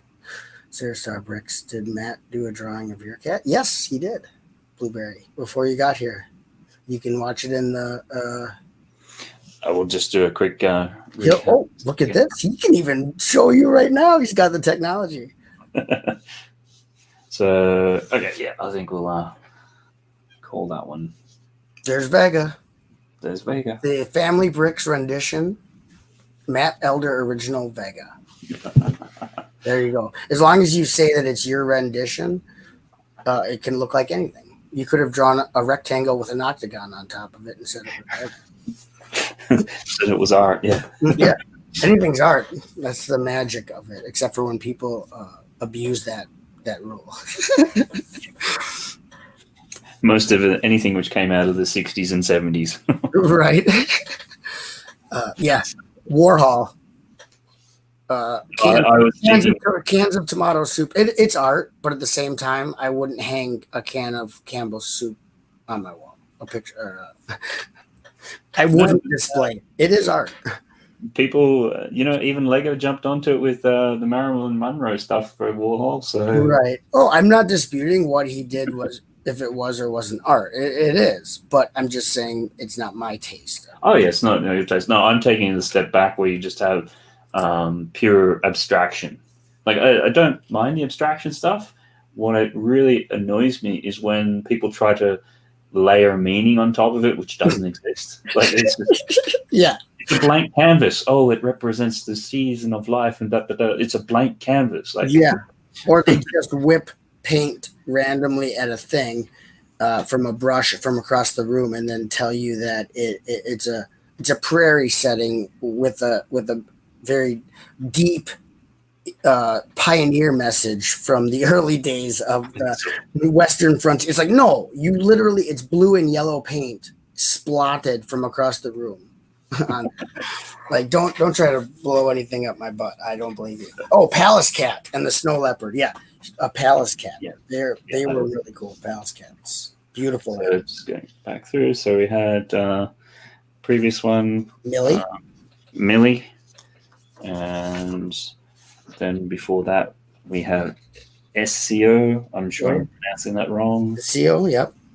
Minifig, and then we had Paris, which was Sarah Star Bricks, and then the first one was Lenny, which was Brick Clicker. Oh, yep. So there we go. Got caught up with that. On to the next one. So that's cool there. Who we got? I've got my list here, but if anybody's really screaming out, I can jump to yours first. Same sort of question which Sarah asked to you, Buttshop. What's some artists that you really like? Sorry, I was muted. Indigo had a question. Was asking me a question. Yeah. No, I was just asking. You decide which one my favorite. Warhol would hang on my wall regardless of content, just for its historical impact. Oh, if it's an original Warhol, you can buy. Sarah asked me a question. Sarah Starbricks. Bricks from Mealing. Sorry. Yep. We'll look at that one next.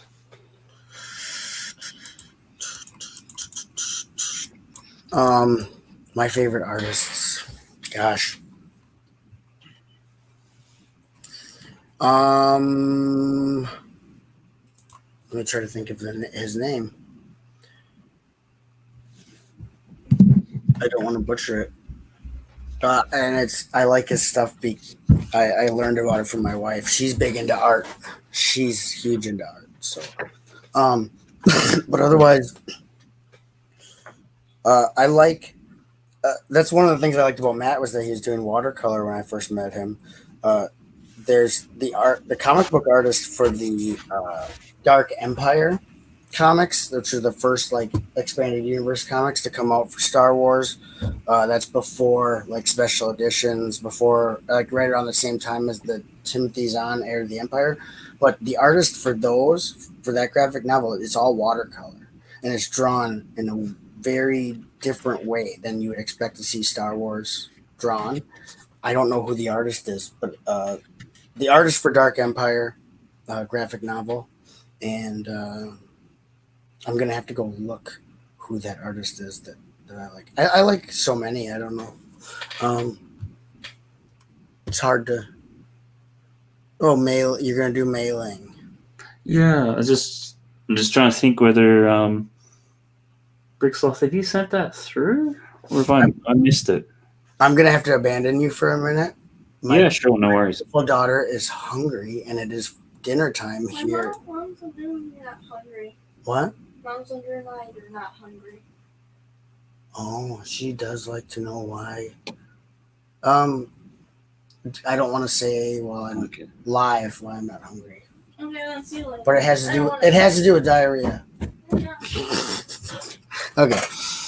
So Instagram messages. Okay, I'm gonna leave you to your own devices. I can come in a minute. I'm gonna go make sure everything is good, and actually, I'll find out that artist that. Because I'm sure you know the artist, but it's not.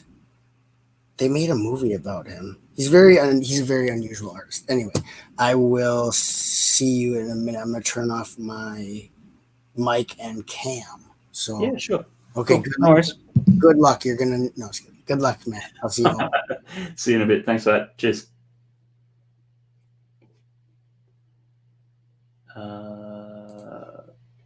Okay. Yeah, Bricksloth, if you can resend it, because I'm just having a look through Instagram and I haven't, unless I'm missing it.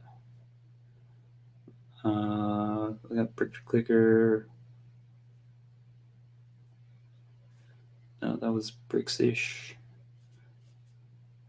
Or did you send it to Family Bricks? Unless that's the other one.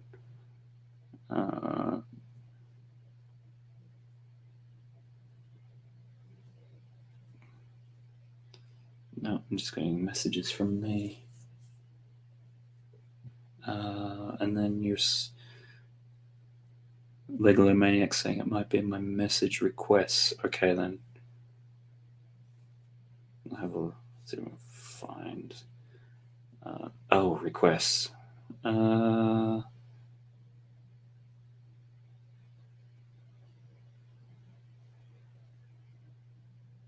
Yeah, I'm just having a look in the actual requests and I'm not seeing anything in there.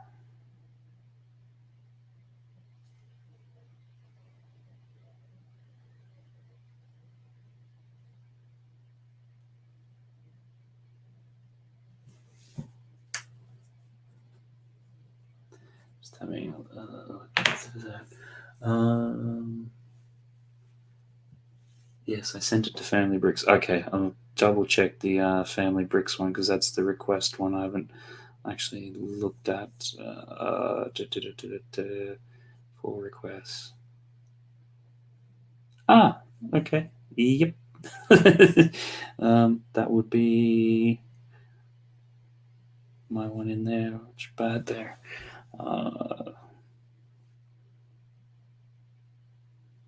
Just trying to see. Okay, got it in there. All right, let me just flick some music on. Feels weird not having just a bit of something.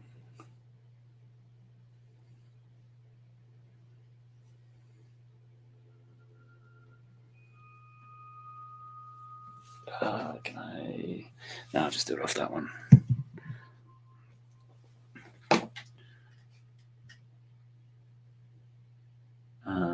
Just send it to that one as well. Okay, cool. Yeah, that would be. Yep, I got it off that one. Okay, thanks for that, Sloth. Yep.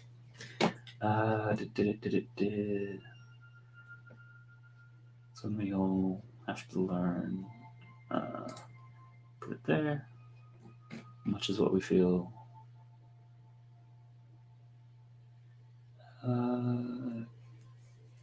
See it there.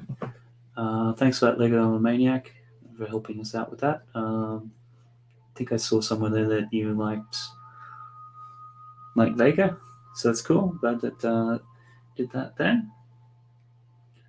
And then just having a look here, it looks like Sarah and Brickish are just having a bit of a chat. So cool.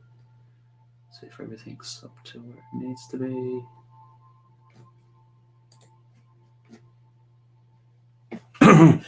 Excuse me.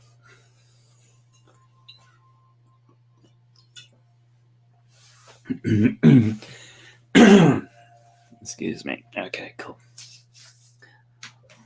So I guess very similar question, Sarah, for you then. Is there any particular artist that you like? What sort of do you like looking at? Who do you find?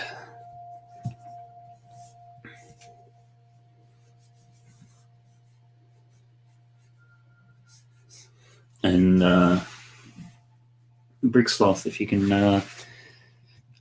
just tell us a little bit about Mei Ling. Looks to be, I'm guessing the breed is Pomeranian or something of that ilk. I could be wrong. Apologies in advance if I am. Sort of anything about how old, personality, those sorts of things. Just anything. So we get a bit better sense of who it is that we're drawing and sort of seeing.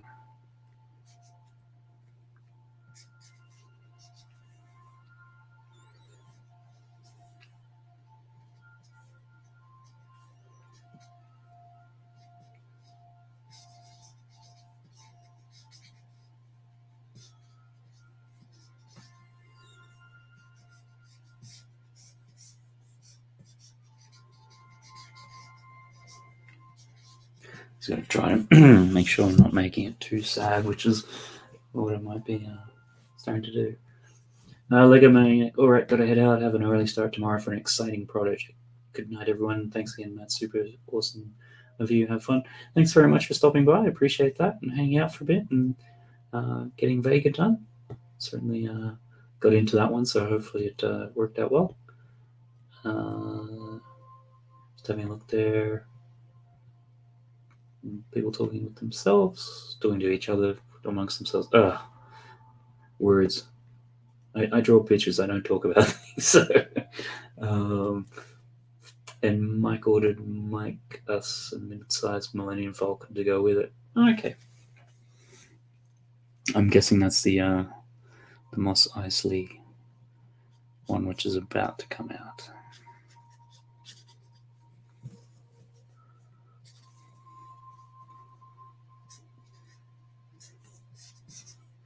Yeah, it's just hard with the angle looking down at this one, the way the eyes go. Just try not having it looking sad.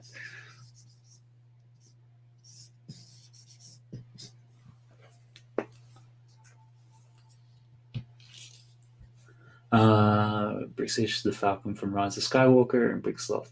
She loved her toys, and my friend treated her like royalty. Since Pygmy's dogs belong to the Chinese imperial family, that was quite appropriate. Okay, cool.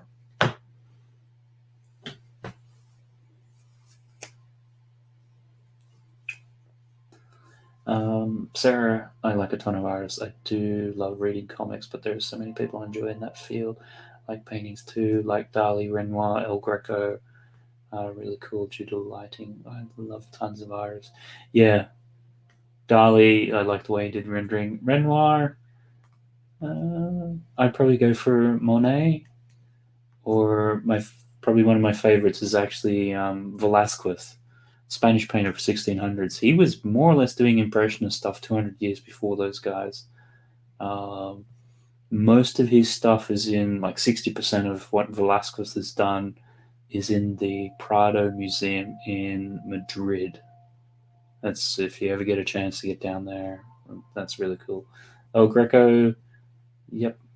I also liked Da Vinci, the way that he does faces and things, of course. Some Rubens stuff, maybe not so much when you get the people who are too plump and everything like that. But yeah, that's the thing when you ask the question. It's like, well, from what sort of art and things like that. I think in terms of a general period, Impressionists. I just love the way they broke down color and everything, and it's just such a. You go and see like any of their paintings in a museum or anything like that, and it's just because of the way that the color is broken down, it activates your eye. It actually makes your eye do a bit of work, and that's why I think generally people respond well to it, as opposed to previous time periods when everything was just rendered within an inch of its life. So there's nothing for your eye to really do.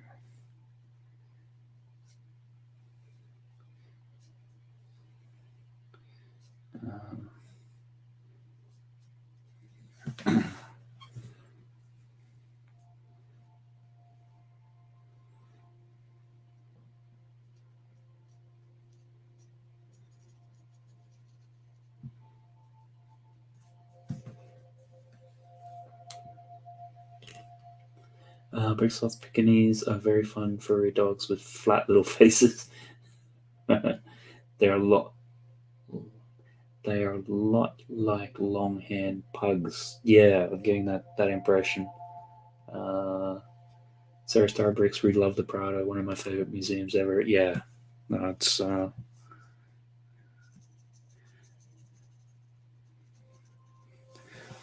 certainly great in that regard, because Velázquez was kind of a court painter as such. So most of his, because the Prado Museum used to be the, if I'm thinking right, it used to be a palace, and then obviously various revolutions and everything, it was converted eventually and handed over to the state. And that's why most of those works are there, because he was the court painter. He didn't really have to sell anything.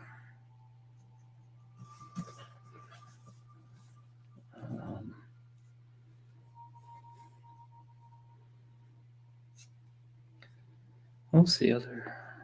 Obviously, if you're over in that part of the world, the Van Gogh Museum was another good one. It's obviously got a lot of his works.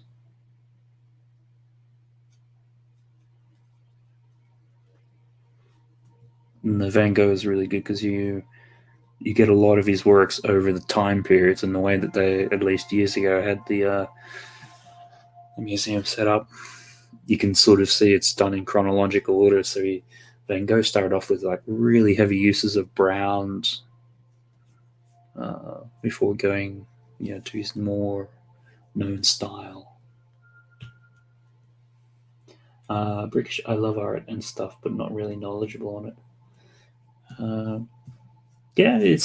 I think the problem with like art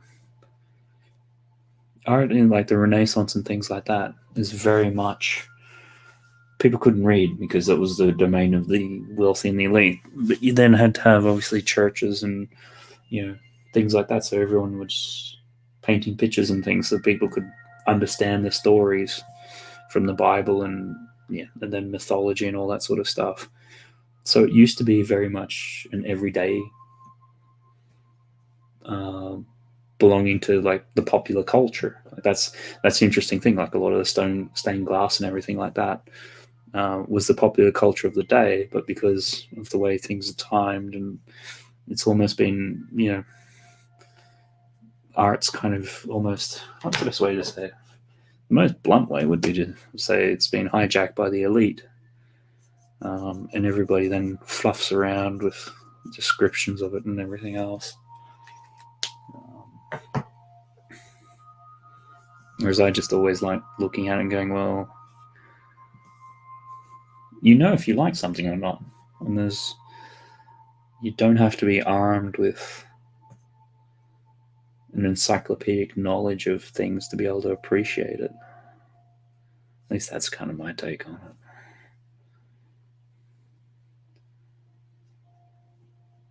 So I did study a lot of art history and things like that, and I found there's a lot of people who just try to... They're playing on the fact that you don't understand anything about it to try to make you feel silly or dumb or anything like that. Whereas if you do know a little something about it, you can actually pick them apart pretty easily. I'm just being pretentious. Anyhow, that's going off on a rant in a different direction. Might stay away from that. Sarah Starbricks, one of our joys has been visiting the art museums of the world. It's so inspiring. Yeah, no, I totally relate to that. Australia, you generally don't have many modern, or you don't have very many masterpieces of any description. What you've got is like, third and fourth rate Picassos and those sorts of things. So then getting to come to Europe and the States and going around to all the different museums is it's fantastic. I guess it's just one of those things you grow up without it. So then when you do get the chance to actually then finally get out and see it, you really appreciate it.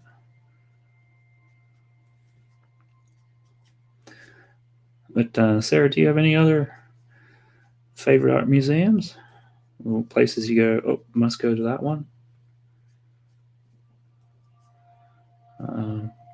Because for me, there was one in Rome. It's called the Borghese. It's in the Borghese Gardens. And most people, even the locals, generally don't know about it. Because Borghese was a cardinal back in the 1600s, I want to say. So again, the same sort of thing. He had a little palace and everything like that. But in there's some amazing stuff. There's like there's Caravaggio, which I quite like. Bernini. There's Bernini's sculptures. And Bernini was a Baroque sculpture guy, completely over the top. But he, one of those ones that when you look at his sculpture, he makes the marble look like flesh, which is really, in many ways he's the successor to Michelangelo, just taking what Michelangelo was doing, Sistine Chapel and all those sorts of things, and just dialing it up.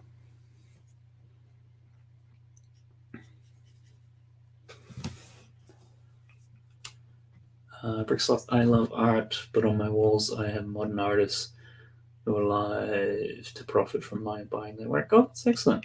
That's cool. That's always great to see, supporting the modern stuff. That's the thing I've always found with art. And I can't remember, it was an art teacher one day said, look, the problem with artists today is that you're competing with every artist that ever lived. So, it's like you can buy something from you, or you can go and buy a print of, Leonardo or something. Sarah, but some museums are huge and have way too many things, too many Dutch paintings of boats and portraits. Yeah, the Dutch in particular, they love their skies and things, because you see a lot of Dutch paintings where the bottom third is the ground and then the top two thirds is the sky. Uh, but yeah, the Louvre is kind of ridiculous in that regard. I think it was if there's a thing there. If you spent, what was it, 3 seconds on every piece in the Louvre that you could see, it'd be like 14 years to see everything. So Brixloff Picasso was very prolific. Not everything he did was worth staring at. Yeah, no, I think Picasso did do something like 10,000 paintings, which when you work it out, that's fair, and that's before you get to all of his prints and all sorts of other things. Blueberry, my mother and sister have a lot of tattoos. They look like dumbasses. Yeah, I need tattoos. It's each to their own. Rick's like, I like Correggio, producing Greek god-themed soft porn for the middle classes. I have books of his prints. Yeah, I know of Correggio. It's like Correggio and El Greco. They're the same, but they're not. Sarah Starbricks, when we were in Rome, but did not go to the Borghese. Maybe next time. The Chicago Art Institute is one of my favorites. It has many famous, beautiful paintings plus houses. My favorite painting ever. Ooh, with a teaser like that, what's your favorite painting ever?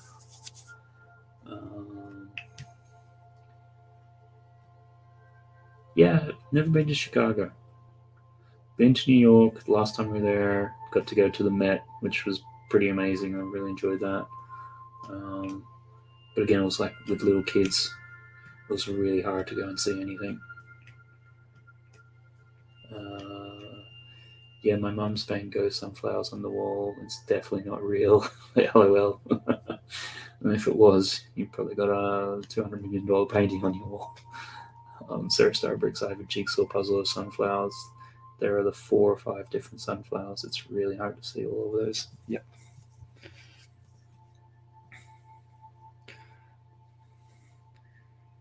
Back.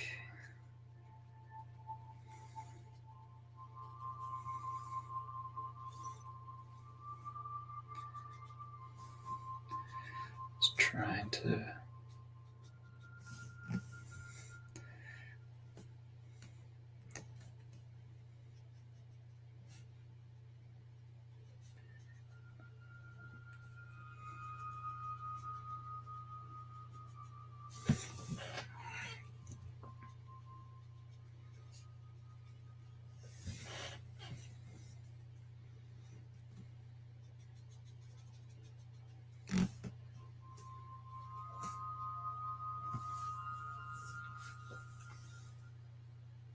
Brixlons, I don't really like reproductions. Another reason I buy modern art is I can afford stuff actually signed by the artist.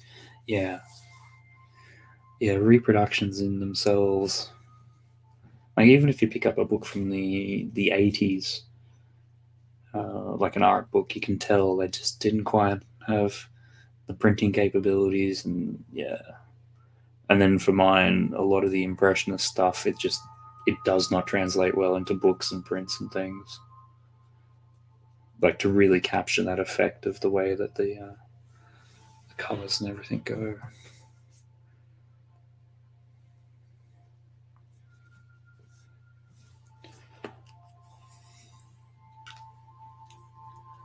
Sarah Starbricks, highly recommend the Chicago Art Institute. Thysian. The Thysian. Yeah, those like the 3 big museums in Madrid. It was like the Prado, the Thysian, and can't remember the other one. Yeah, because I think with Thysian that had Picasso's Guernica, that really massive one from, I think it was 1933, about the which war was it? That was a commentary on that. I can't remember what it was. Even trekked out to Dali House in St. Petersburg, Florida, and also figurines to see all the Dali. Yeah, I remember when I was there, the Dali House was it the Dali House? Anyhow, somewhere which had a lot of Dali was actually closed. I was really disappointed because that's one thing I really did want to see. Oh, next time.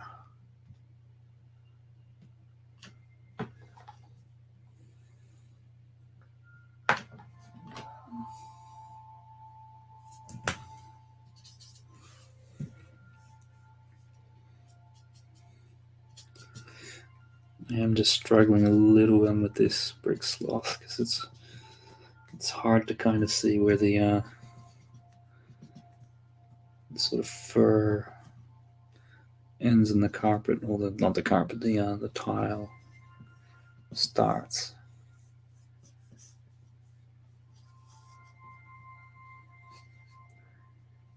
So I'll take a best stab at it I can.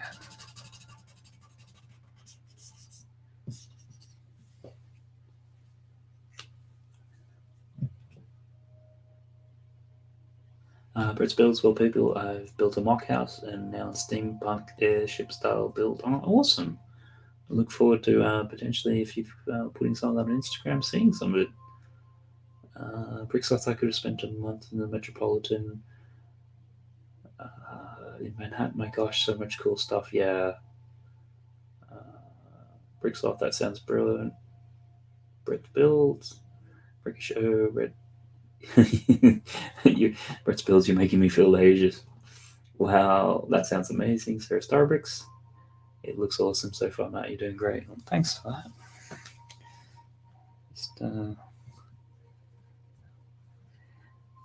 it's one of those things sometimes when you're just using these sorts of markers and that, and it's like, if it just had a little bit of watercolor or something that can just run it over there and get the gradient blending and things. But let's go with what we're here. Tweety Boy back. Welcome back. Welcome back. I bet you guys miss me. Of course we do. We always miss.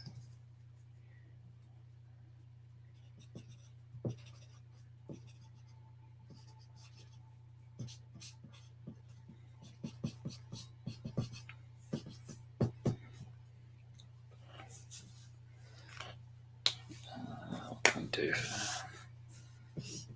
Just want to suggest the rest of the body. It's one of those things you've wrapped up detailing some of that fur.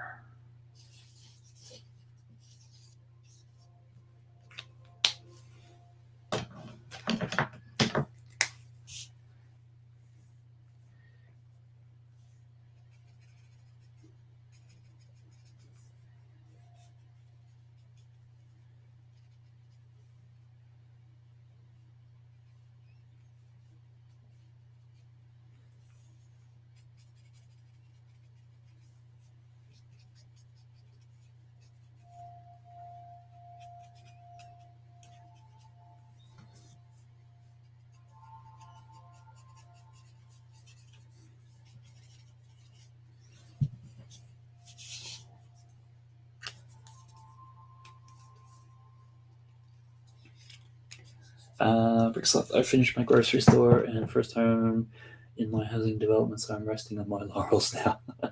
Sarah Starbricks, I don't draw, but I do like the color and love nice pencils you really can blend with. Yeah, there's some interesting watercolor style pencils and things that you can get. Never played around with them too much. But I think with that one there, I think for me, we might call that one done so we can just move on. Hi, hello. Guys, subscribe to Family Bricks. Desserts, thanks for that. Yeah, certainly reminds me. if you guys want to just hit that thumbs up button if you like it, and consider subscribing. It never goes astray. Bricksloth, besides breaking the blade off the lawnmower, a dubious accomplishment. It all sounds like you were going over those, was it molehills doing? Sarah Starbucks, these are some of my favorite streams. I'm sad I took a break from watching everyone. It's so relaxing watching this. Oh, thanks for that, Sarah. Yeah, we certainly missed having you sort of doing your streams. Much the same. It's always great to go along and on yours. Just sort of soothing and relaxing, and you've always got such a positive energy, which is always great. Tweety Boy, he does such hard work. Yeah, thanks for that. Blueberry, yep, you subbed, just remember that. Thanks very much. And these streams are very therapeutic. Ah, great. Appreciate that. So I think we'll call that one there. So it was Bricksloth and mailing.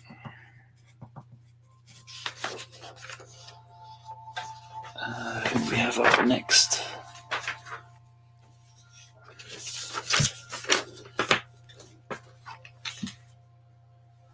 Blueberry, Sarah Starbricks, and Mrs. Starbricks. I missed you guys. Yeah, I think a lot of people did.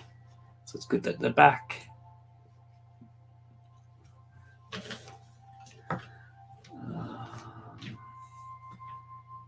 That one. I think. So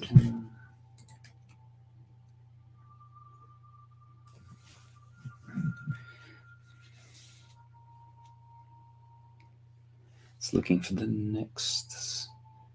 I thought I saw one of my requests.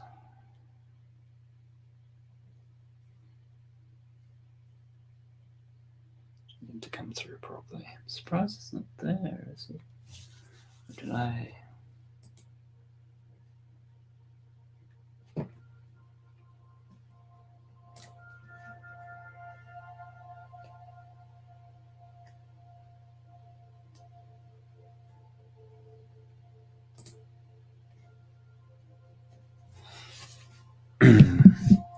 Okay, got the next one in.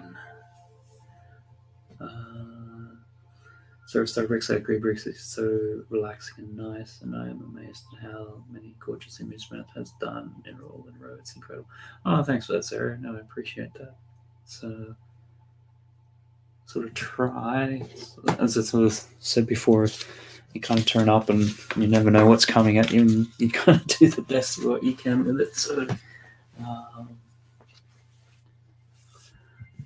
Bricksloth, I took screenshots of you drawing, mailing that, and sent them to my friend who's at work. Oh, cool. Thanks for that. Once, obviously, the stream finishes, there'll be the replay there, and you can always just go into the section of yours, that one there, and send them the time code.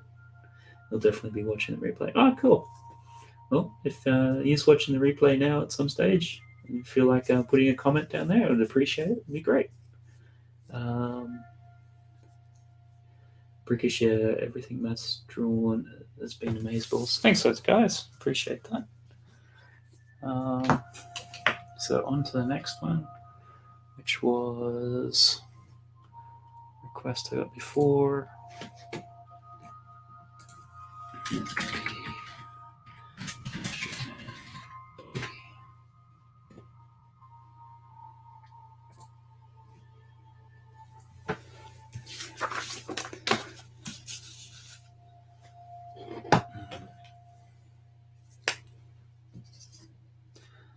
Okay, Brickish, we'll see you when you're back. See you soon.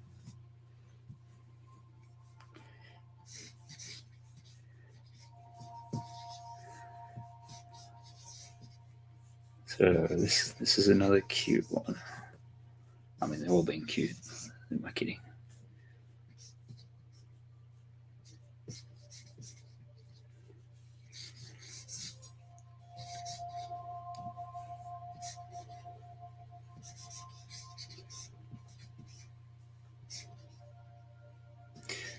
Anybody else out there in the chat? favorite artist can be any sort of field.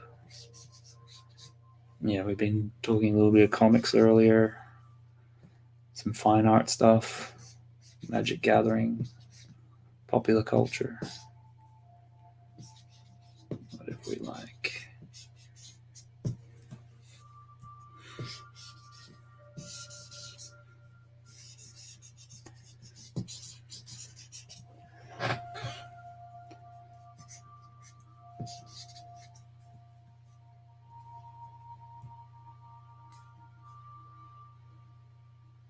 Bricksloth, then you did me proud.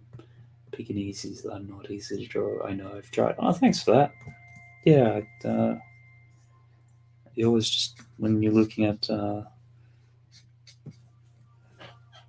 any sort of animal, trying to pick out some of the big main characteristics. They're always different and vary. Try to slide that in so people can see it a bit better.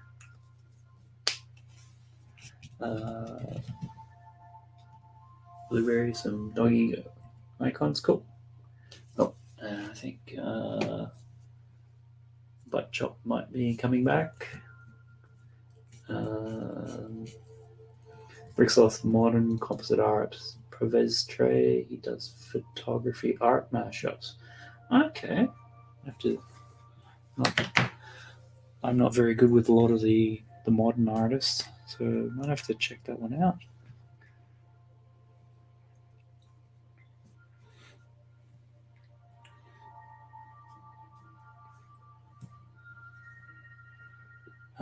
I like a lot of Banksy too at Bread Spills. Yeah. I'm sure you saw. Just trying to think, it might have been about a year ago now. When they sold the Banksy, and then as soon as it sold, it went through its own version of like a paper shredder.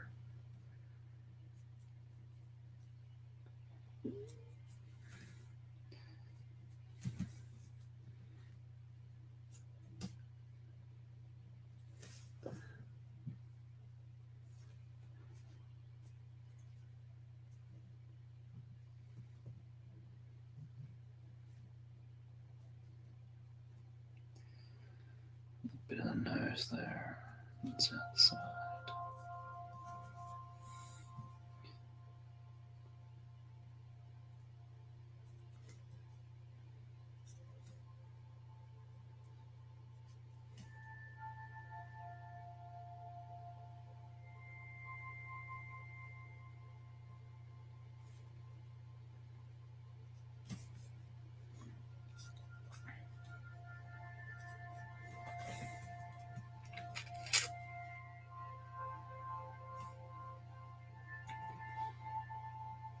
Which one's under there?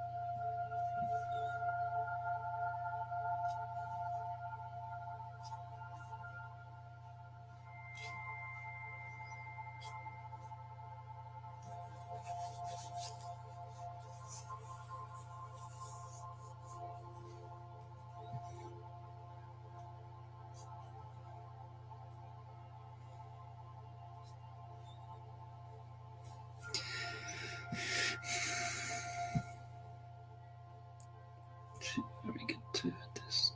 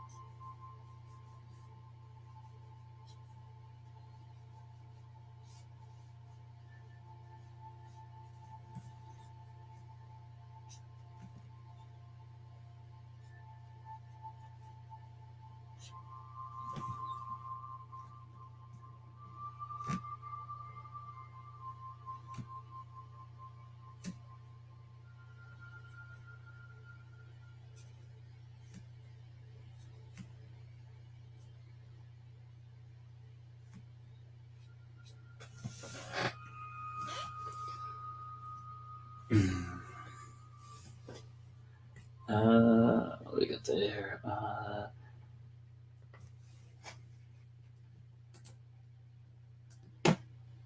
Okay, cool. Brett's Bill, my cousin, was a real Banks. He lived in London. It came up for auction. Oh, cool. Bricksloth. I think that would be great. Wheatbix. Wetspix. Great to see you. Thanks for stopping on by. Hope you're doing well.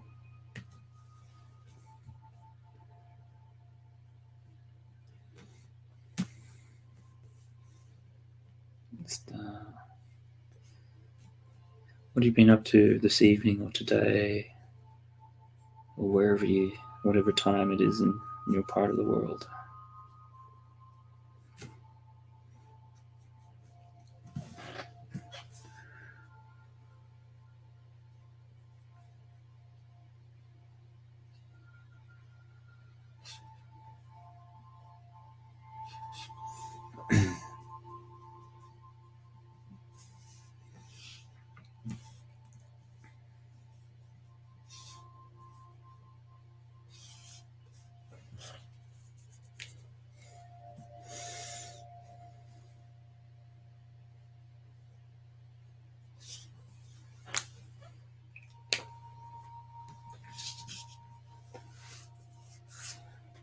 So that's just.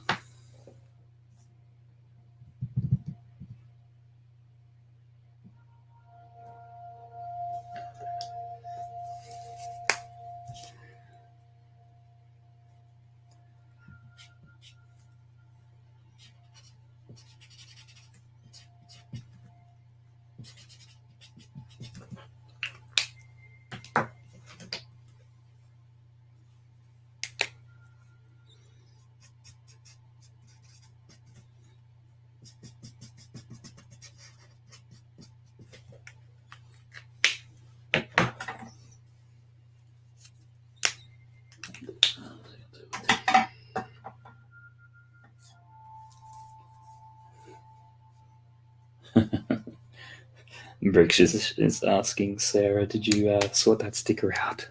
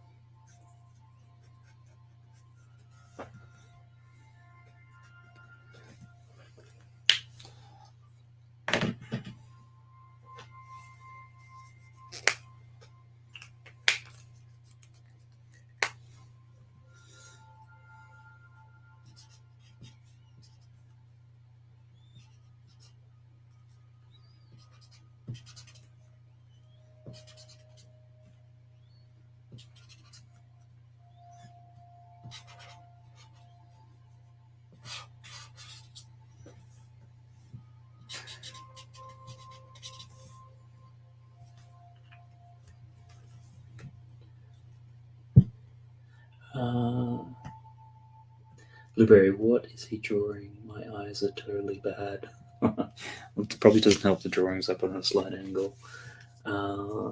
See if we can get it there. Has anybody seen Brevin Spritz talking about Lego road plates being discontinued for awful new modular pieces? I saw a rumor that the road plates were going to be discontinued, but I didn't realize the rest of that. So, and Sarah Strawberry's Bricks, nope. I need to heat up some water or tea. It's too late to mess with it. Tomorrow's another day. Bricksoft's like every time they redesign the road plates, they get worse. Bricks, you see, I wait until you're fresh. How many stickers are there? Because I'm dreading the stickers. LOL.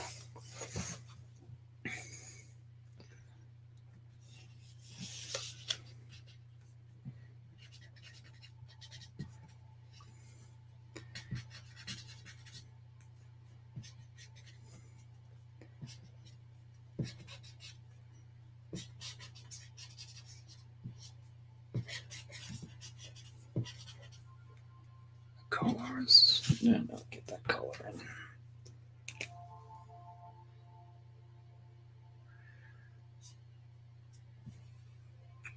There, it comes there.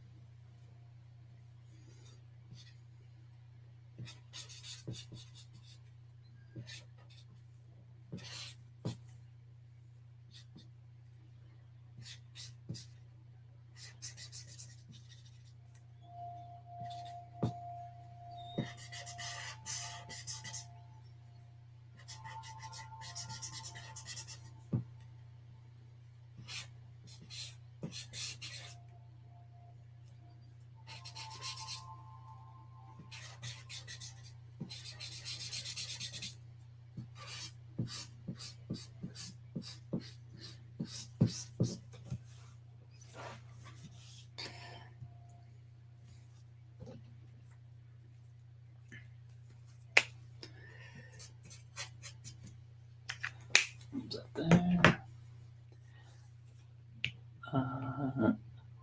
Blueberry. What's drawing? It's Bricks off. It's a pug dog, a sleeping pug dog. Yep. Cool. Excellent. At least it's able to pick somewhat what it looked like.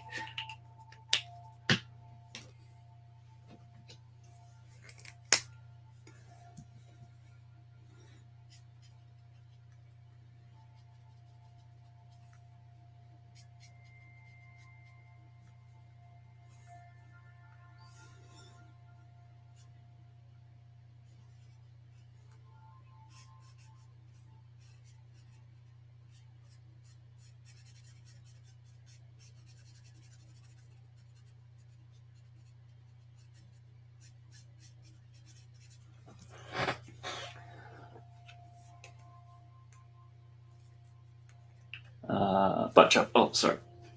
Bring it back in. Hey, Oh, hi. you're back. Sorry, I kept on seeing the empty chair, and then I got a bit focused on this, and I was like, "Oh, he's there." Oh, it was like 10 seconds. Yeah. It wasn't. Oh, yeah. We just It was us. ate some leftovers. So what I miss? How many pets? You got 10 pets done while I was gone? Yeah, I think maybe 1, 2, maybe if that. And yeah, Blicksoft, it's got its tongue hanging out while it's asleep. Yeah, Natasha sent through a really cool photo. So, Oh, that. cute. That's like a pug. Yeah, just trying to get it there. So, if there's anybody, I've still got a couple more here, but I don't think people are in the Tech chat. Productions is here, Hey, Tech, how you going? and they're all saying hi to me and Tech and all that good stuff. Yeah. And I would say my wonderful co-host here, Butt Chop, who's jumped in at the last minute, go and subscribe to his channel, but he'd probably hate that. No, I have 250 more subs than I need. I mean, you can if you want to. But I mean, by no means do I need it. If you want to, if you like the few things I do, go ahead. I would like to do more content on some of the stuff I build, but Is it just a time thing?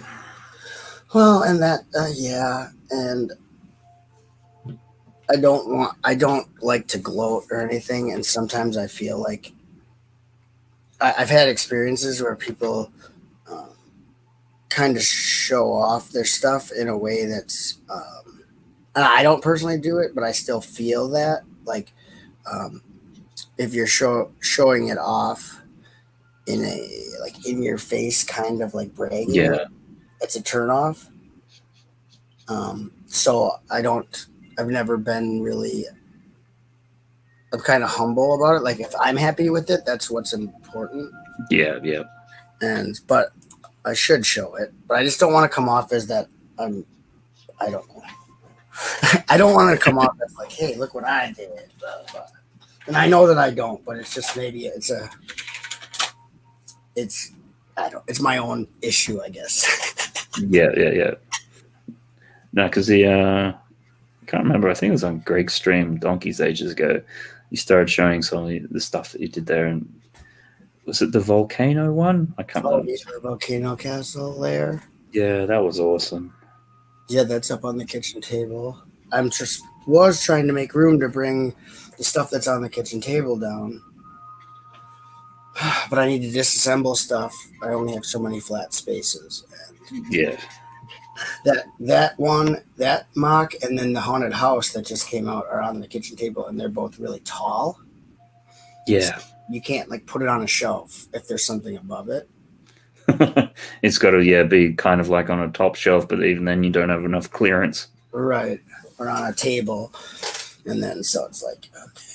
So you either have to take stuff apart or get more flat surfaces or something. Stop building stuff. I don't know. Sleeping bulldog with a puddle of tongue. Yeah, it's I think we'll call this one pretty much done. But yeah, it's sleeping. Oh, it is a bulldog. That's not a pug, right? I think it's a bulldog. I'm just looking at like a English bulldog. No, the person who said it through just said it's a dog. So it's a bulldog. Well, it's a dog. Come on, Natasha. I'm gonna get real specific. It's a dog. It's a dog, yeah. And it's sleeping. Well, then that leaves it up to our interpretation. So that's good. Yeah, exactly. Oh, that's why. So, Bricksloth, I just saw on Instagram the Ninjago poly bag that you got. I really like that poly bag. That's from the Hunted season with the hunters and the dragons, and that is a great poly bag. I love the little white dragon build in that poly bag. Tech Productions, I agree. There's a fine line between braggy and being proud of your displaying your and two, like, I guess I'd rather show my builds in like a recorded video and upload it, because in live streams and stuff, you get instant feedback, and sometimes it's a lot. It's like, oh, it's so great, blah blah blah blah, and I can't take that's not why I'm showing it. Usually, I'm asked to show it. And so I guess I can handle feedback in the comments better than I can handle live feedback. Even though it's positive, it's just, then I feel like I don't want them to feel like they have to comment on it if we're live. You know what I mean? I don't feel like if I show something and then Matt's I'm obligated to say how good it's good. I don't want anyone to feel that way. Yeah, and sometimes I like the comments on videos and things because you can sort of take it in and then have a bit of a think, and then if you need to, you can respond. Right. Oh, and I love constructive criticism or constructive feedback or idea feedback. Like some people don't like that. They can't handle it, but I am always open to ideas from other sources on something I can do with my build or parts, using different parts or different whatever to achieve a certain look. I love that. And I feel like sometimes I've asked on live streams for input and no one says anything. And then I feel weird because it's like, do they feel like it's not their place? Is there not any other ideas besides what I've done? Like, why aren't they saying anything? So I stopped doing that, asking for input live. Maybe people think I'm not sincere about wanting the input, but there's always different ways to look at things, and I'm always learning. And I think once you stop acting like there's nothing to learn, that's when you're basically like you're done. What's the point? Because there's always something to learn, and if you're not constantly striving for knowledge and new things, you're defeating the point of life in general. Yeah, it's that whole growth mindset versus a fixed mindset. Like your growth, you're constantly always just seeking out more of that, as what you're saying, whether you're getting feedback or whatever, or just always looking to expand your horizons. Right. You've got the fixed mindset. You're just like, yep, I know everything. You can't tell me. That's like America. I don't know. I can't say any other part of the world. But that's where my charger is. Oh, no. What does it look like? Hold on. Yeah, no worries. So, this back over here. I think we got the next one lined up.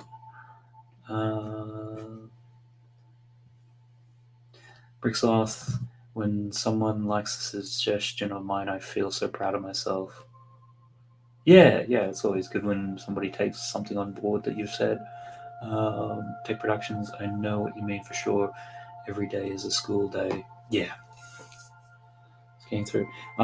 If there's anybody in the chat that's still there and I haven't done your pet, sorry, just let me know because I'm starting to get onto the ones that other people sort of submitted that aren't quite here. So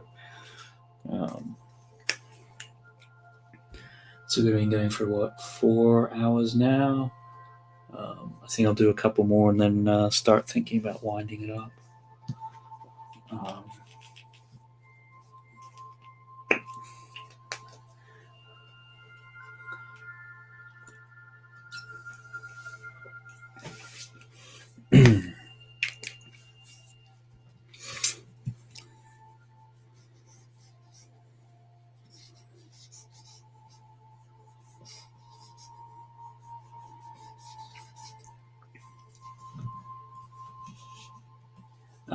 Sarah Starbricks, it's 1 a.m. here, but this was so much fun. We're going to go. I hope to see the next one.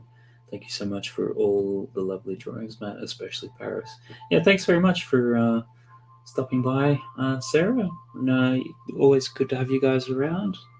You've been here since the beginning, actually. So that's great. And yeah, I'll usually on Instagram. Once this is all done in a couple of days, I'll put everything on together onto a single image. So you can have a look there. Glad you liked yours. And yeah, thanks to Butt Chop also for coming in and to hang out. Sorry. Yeah, that's cool. Sarah, they needed their laptop charger. Oh. Always going to need something like that. It was right where they put it. Funny how that works out. So Sarah's just left, and she said thank you to you directly as well. Oh, she's leaving? Yeah, it's 1 a.m. where they are, so yeah, they're yeah. further ahead. Okay, good night, Mr. and Sarah Star. Mr. and Sarah. Mm-hmm. And Tweety Boy's birthday now that's gone over midnight, so happy birthday. I hope you happy birthday to you. What a great way to spend your birthday watching the lovely Matt Elder. Thanks for that. Yeah. It was interesting. I was going because I obviously watch Kevin Hinkle's stuff because he does very similar sort of thing. Actually, I probably ripped a lot of this off from him and the gear and everything. Not really, because he's not the first to do this. Okay. That was the first one that I saw, but yeah, it is sort of like this is not an original idea. Put it that way. He inspired you. Is how you put it. He didn't steal it because he's the only person in the Lego community you saw doing it. There are art channels that live stream and do this all the time on YouTube. There are channels that just do art, and this is very common practice. That's where he got the idea. So okay then. So you were inspired by an idea that he snagged from the online art community. So don't feel bad. But yeah, oh no, it's. I always think of the Picasso quote. He said, good artists borrow, great artists steal. So it's like, Plus, imitation is flattery. You've also got that one as well, yeah. But I might have to chat with you about that a bit later on because I've been looking for other people who do like similar sorts of things, and I haven't really been able to find any. Like I found the closest I've come is a bunch of Disney guys, but they're like doing full on, high-end production sort of thing of this.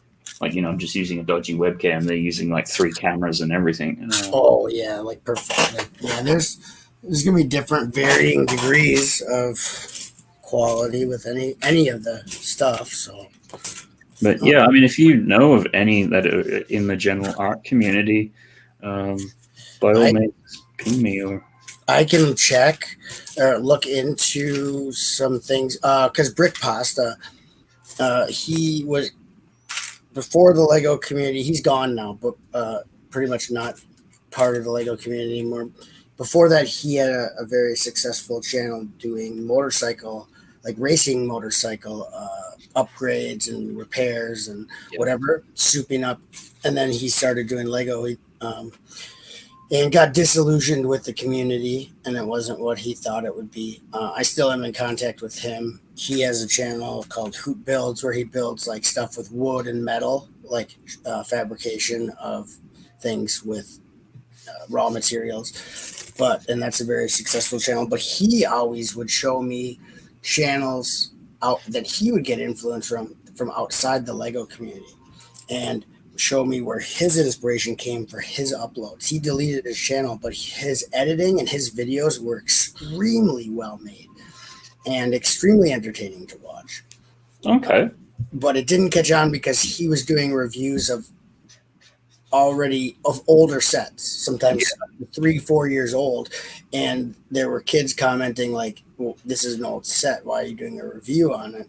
And they missed the point. The point wasn't that set, it was the style of the review, and the way he analyzed the set was from a different point of view than like Jang or your big reviewers. It was from a point of view, he looked at aspects that were different than your main, like, kids will like this, here's a play feature, this is nice, this, like the very common things you look for in a set for if it's good or bad. He looked at it from different points of view, like other uses for parts, stuff like that. He was really into the engineering of the vehicle that it was supposed to represent. But anyway, I digress. That's not the point I was getting to. He would show me all these different channels I would have never seen before, including art channels, and show me ways that different YouTubers created content or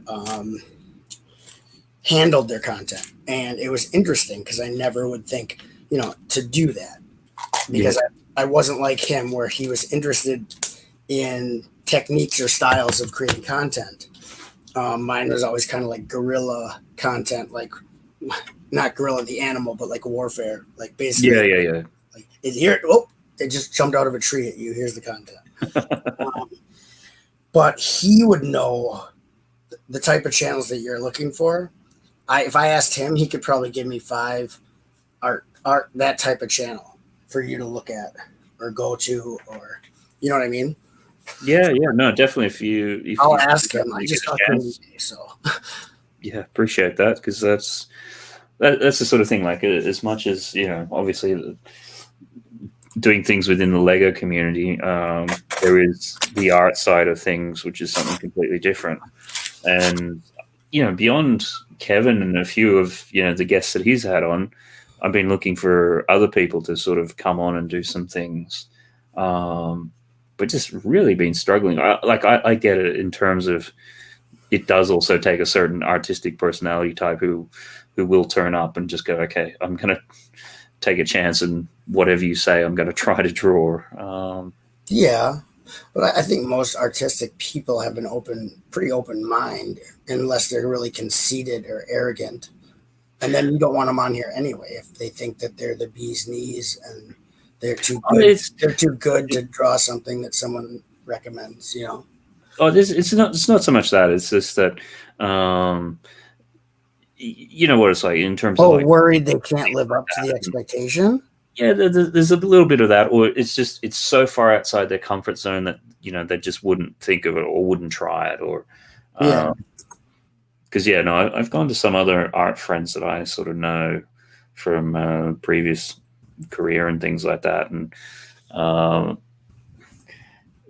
they're sort of like, you do what? How would that work? What? I don't get it. Like, why? It's like, I just sent him a message, so. Awesome! Thanks. I've been talking to him pretty much throughout the day because I did like so what I do besides Lego for art has always been music since the mid 90s. I've been in bands and creating music And I have I'm not trying to whatever solicit or promote anything, but I've been, people who know me, most people in chat know that I've been working on my Lego themed heavy metal project or metal music project about Batlord, having to do with Fright Nights. Specifically, Batlord is the name of the project, and I finally got my first demo track put together and posted on my channel. So he saw that and he was messaging me about that. So cool. I'm one of those people who has a million ideas and I don't write them down, and so they never happen because I forget about them. I'm like a muse with no way to record the inspirated idea. You know, like you have inspiration, a really great idea, and then it's gone once it's gone.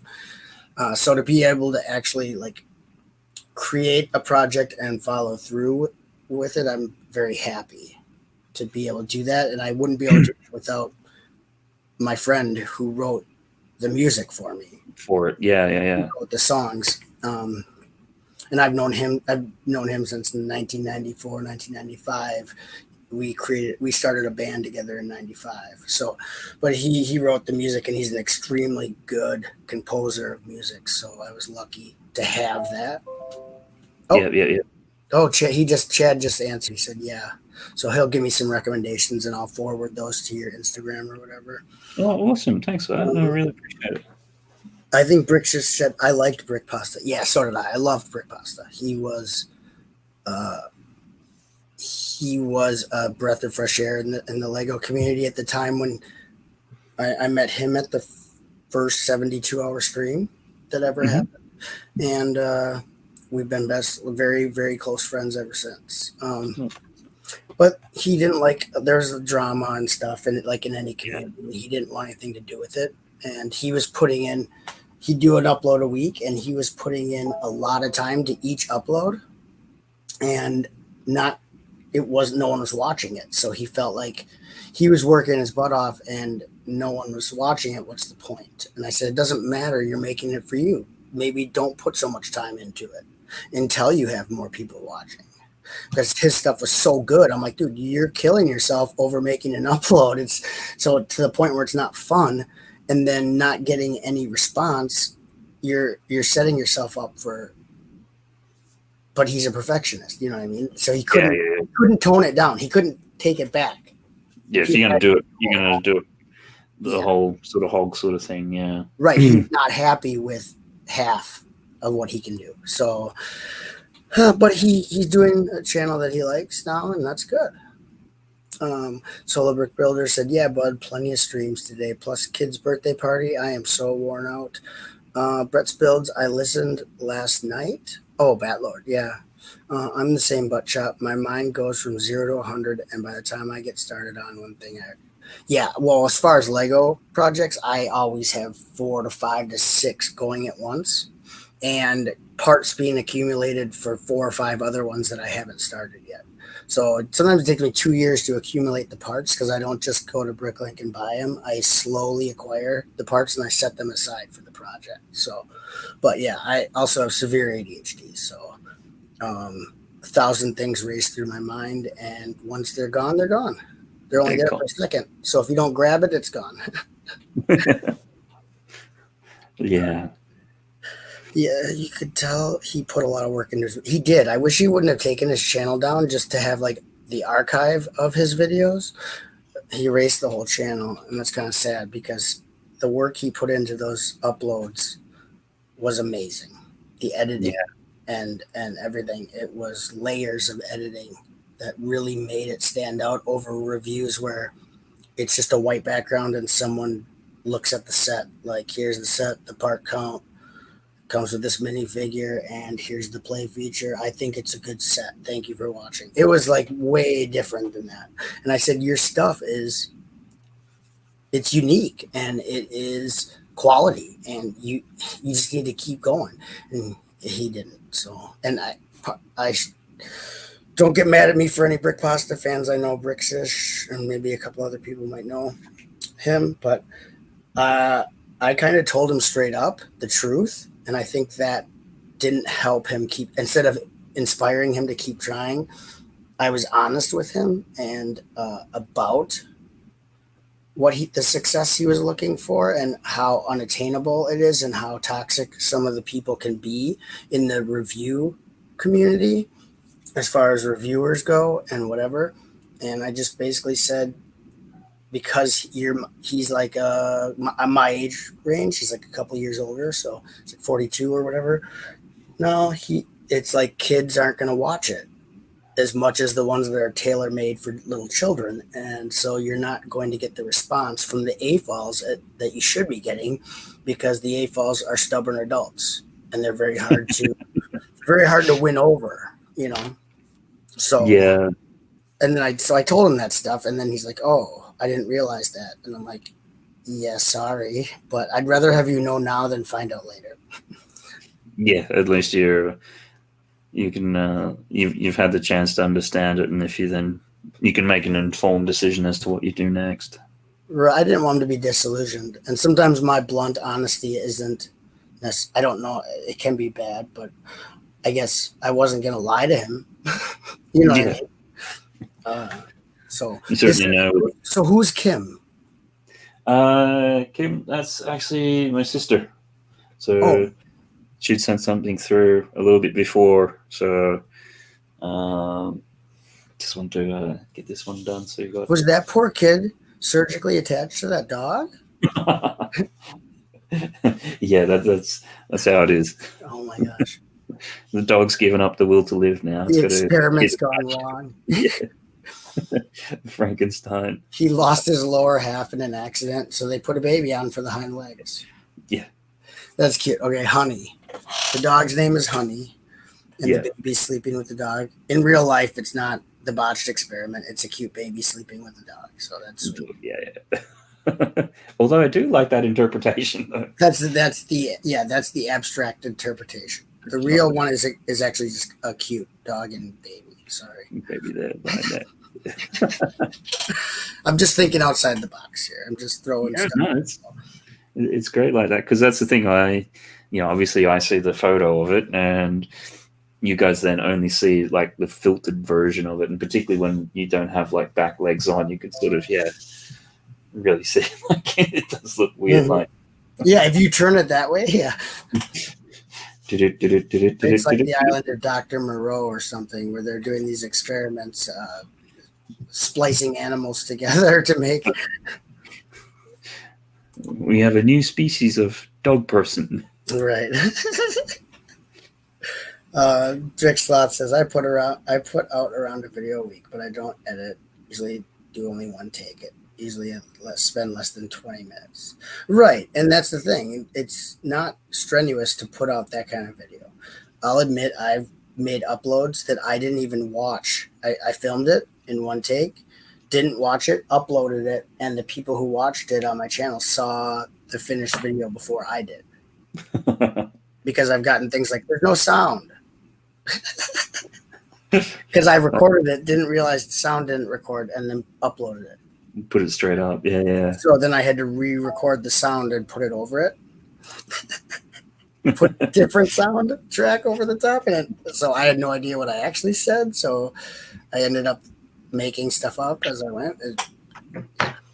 But I don't want to, I'm not going to break my neck doing it. I don't get paid to do it. It's supposed to be for fun, unless you're making, unless you have 3 million subscribers and you're making enough to buy a house. But I don't want to be at that point. I really wouldn't want to do that, because 3 million people like those, you have no connection with reality, with the actual people at that point. It's like being a private television studio at that point, And it's something different again. Your comments, you can't even respond, read them.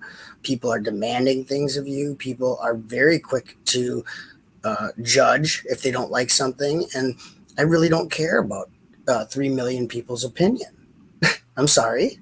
I don't care. It doesn't. I only care about people's opinion that I respect and care about. So I don't care for that attention.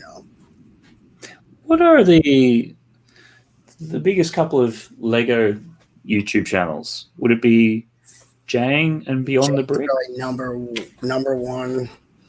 Yeah. M&R Productions is pretty large. Brickzar is pretty large, and I really like Jabo. I really like Joseph. Yeah, no, I like He's it. down to 'Cause earth. He's a good guy. He's down to earth, and he's a long-term fan. Like, he's always been into it, like, for a very long time. And Right. that sort of comes through. He's been collecting Lego. He never had a dark age. There was never a time when he wasn't through his adult years. And also, he's been on YouTube for an extremely long amount of time. And if you watch his old content and his current content, he has not changed due to the channel getting bigger. You know what I mean? He does not. He has integrity. He does not waffle. He does what he wants to do, no matter what, and I respect that.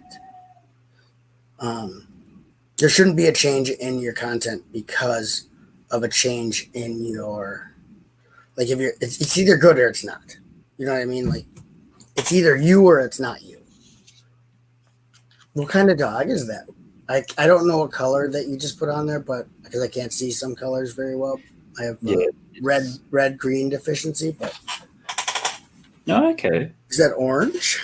It's like a tan, because the dog's kind of an off-white kind of cream color. Oh, okay.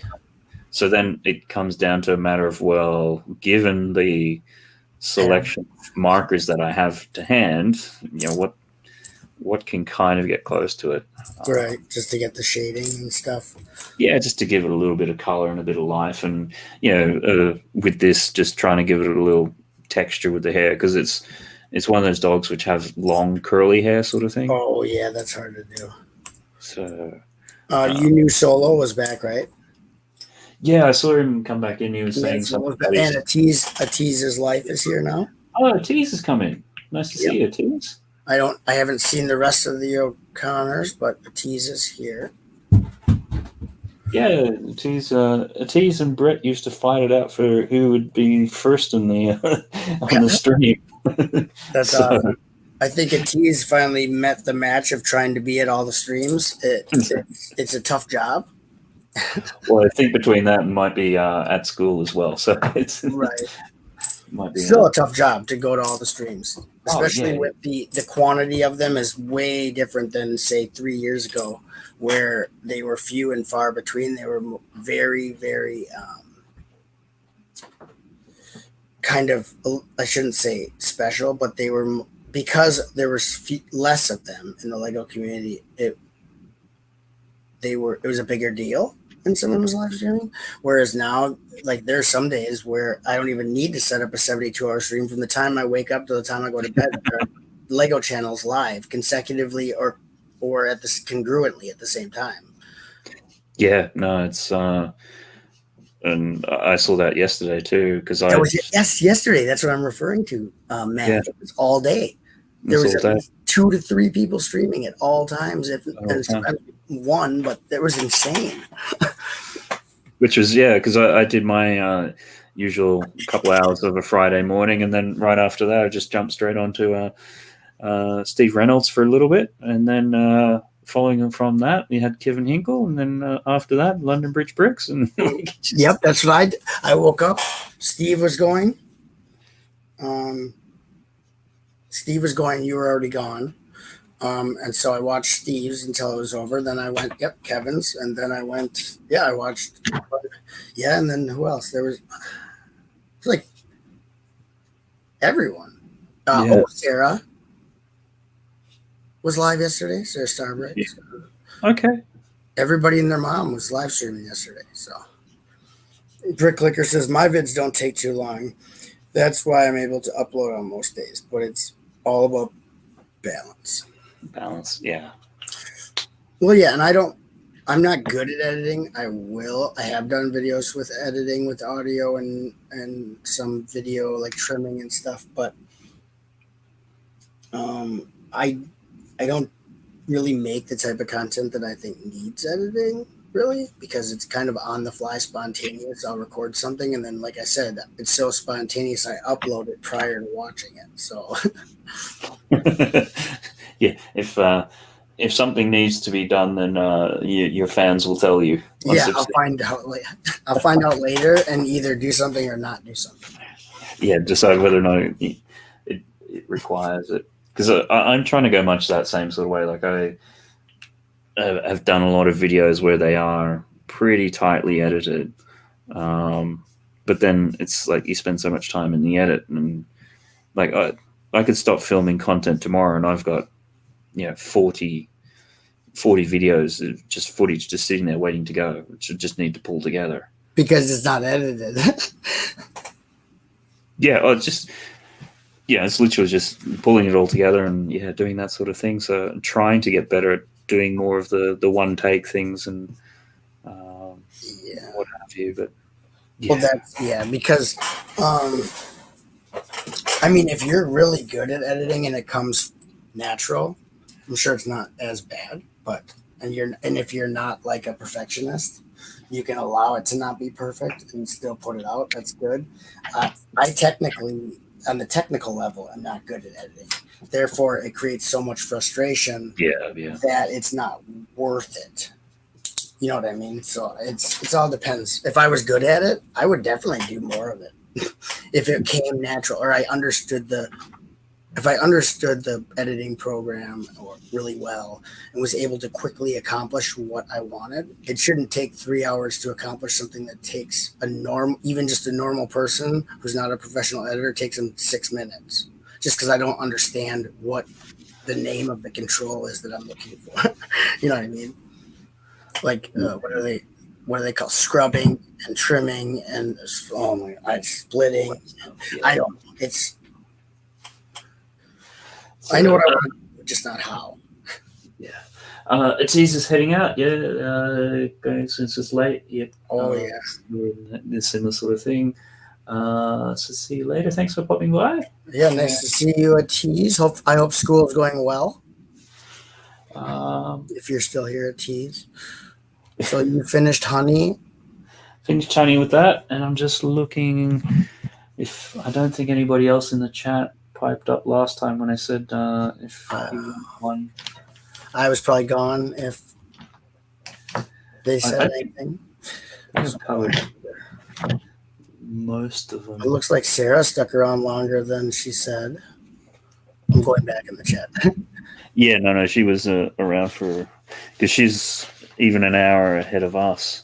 So it'd be like 1 a.m. for her. Oh, you saw where Bricksloth said that his friend saw your art, right?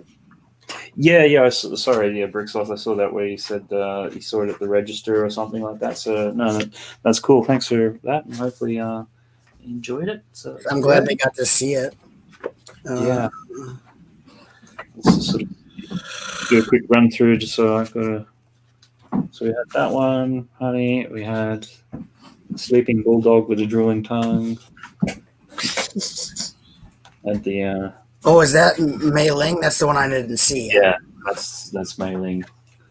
And then we had Vega.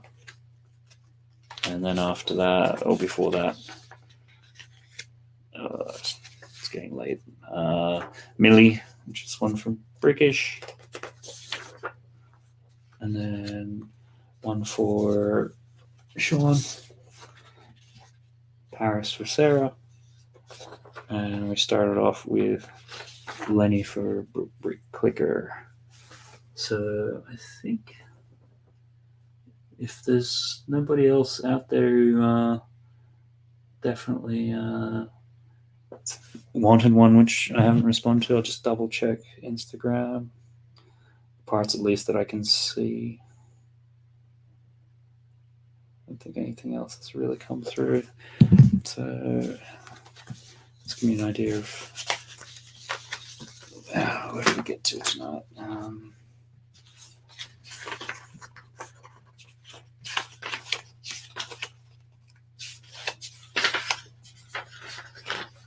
Cool. Okay. So I think that's that's pretty much it. Yeah, he's doing pictures of pets. I don't So- have any photos of pets, but he's out of pets to do. So okay, that's And I that. think he's going to end it soon. Brick Clicker says, that's amazing. He's been going for 4 hours, over 4 hours. Yeah, 4.5 now. So it's He's an now amazing getting artist. to, That's why he can draw for so long. what is it? It's like 12:30 at night. So it's be another long day. So I think Blueberry says awesome. Brick Clicker says looks great. It all looks great. excellent. Thanks for that, guys. Tech says awesome drawings as per usual. It's a consensus, but probably if they didn't like it, they would have clicked away already.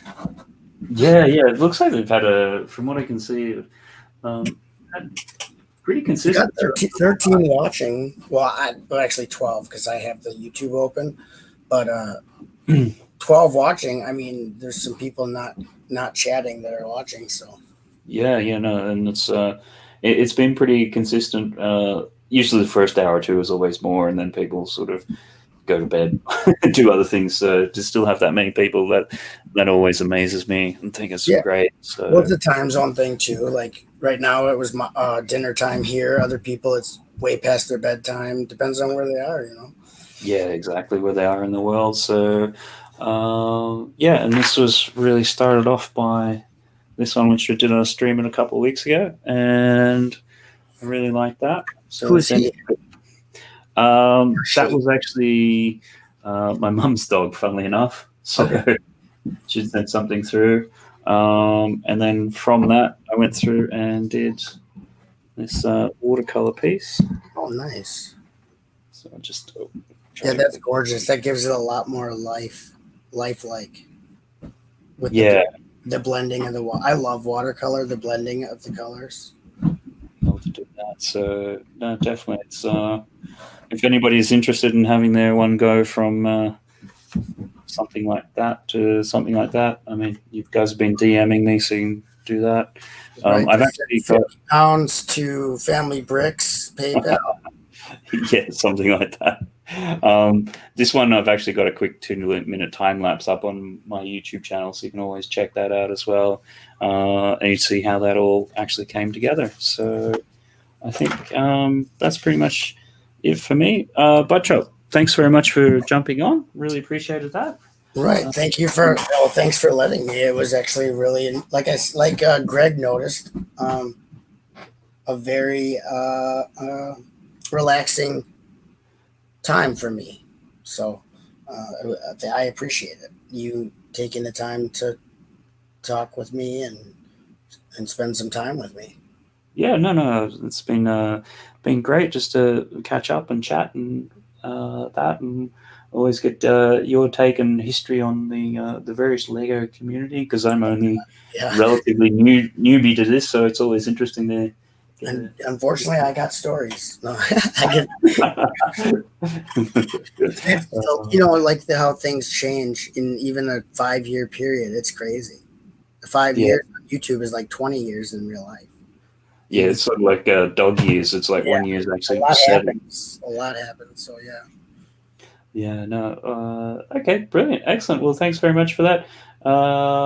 Just see that there. A couple of people. Briggish. Thanks for a great stream, Matt, and thanks for drawing Millie. Appreciate that. And I'm sure give in the chat there a bit of a thumbs up or a clap for Butt Chop for coming along. And if you liked having me here, let us know by hitting the thumbs up thing over there under the video. It turns blue when you click it. Do that, and that'll let Matt know that he didn't make a poor decision in having me on. Cool. Alrighty then. Excellent. I don't think, unless there's any final words that you have for. No, just good night to everybody in the chat. Good night, Bricksloth, Bricksish, Brick Clicker, everybody, Tech, Blueberry, everybody that's here. Brett, you know who you are. Awesome that you guys are supporting Matt and what he does. And just thanks for being there in the chat. Spending time with us, I guess. Thank you. Yeah, thanks very much, guys. Appreciate everyone, particularly this. I think there's a core group of people who've just been staying for most of it as well. Appreciate that, and even people popping in and out. It's always great to see everyone. Hope you have the rest of a good night, good morning, or good whatever, wherever you are. Take it easy, and see you next time around. Cheers. Bye. Night.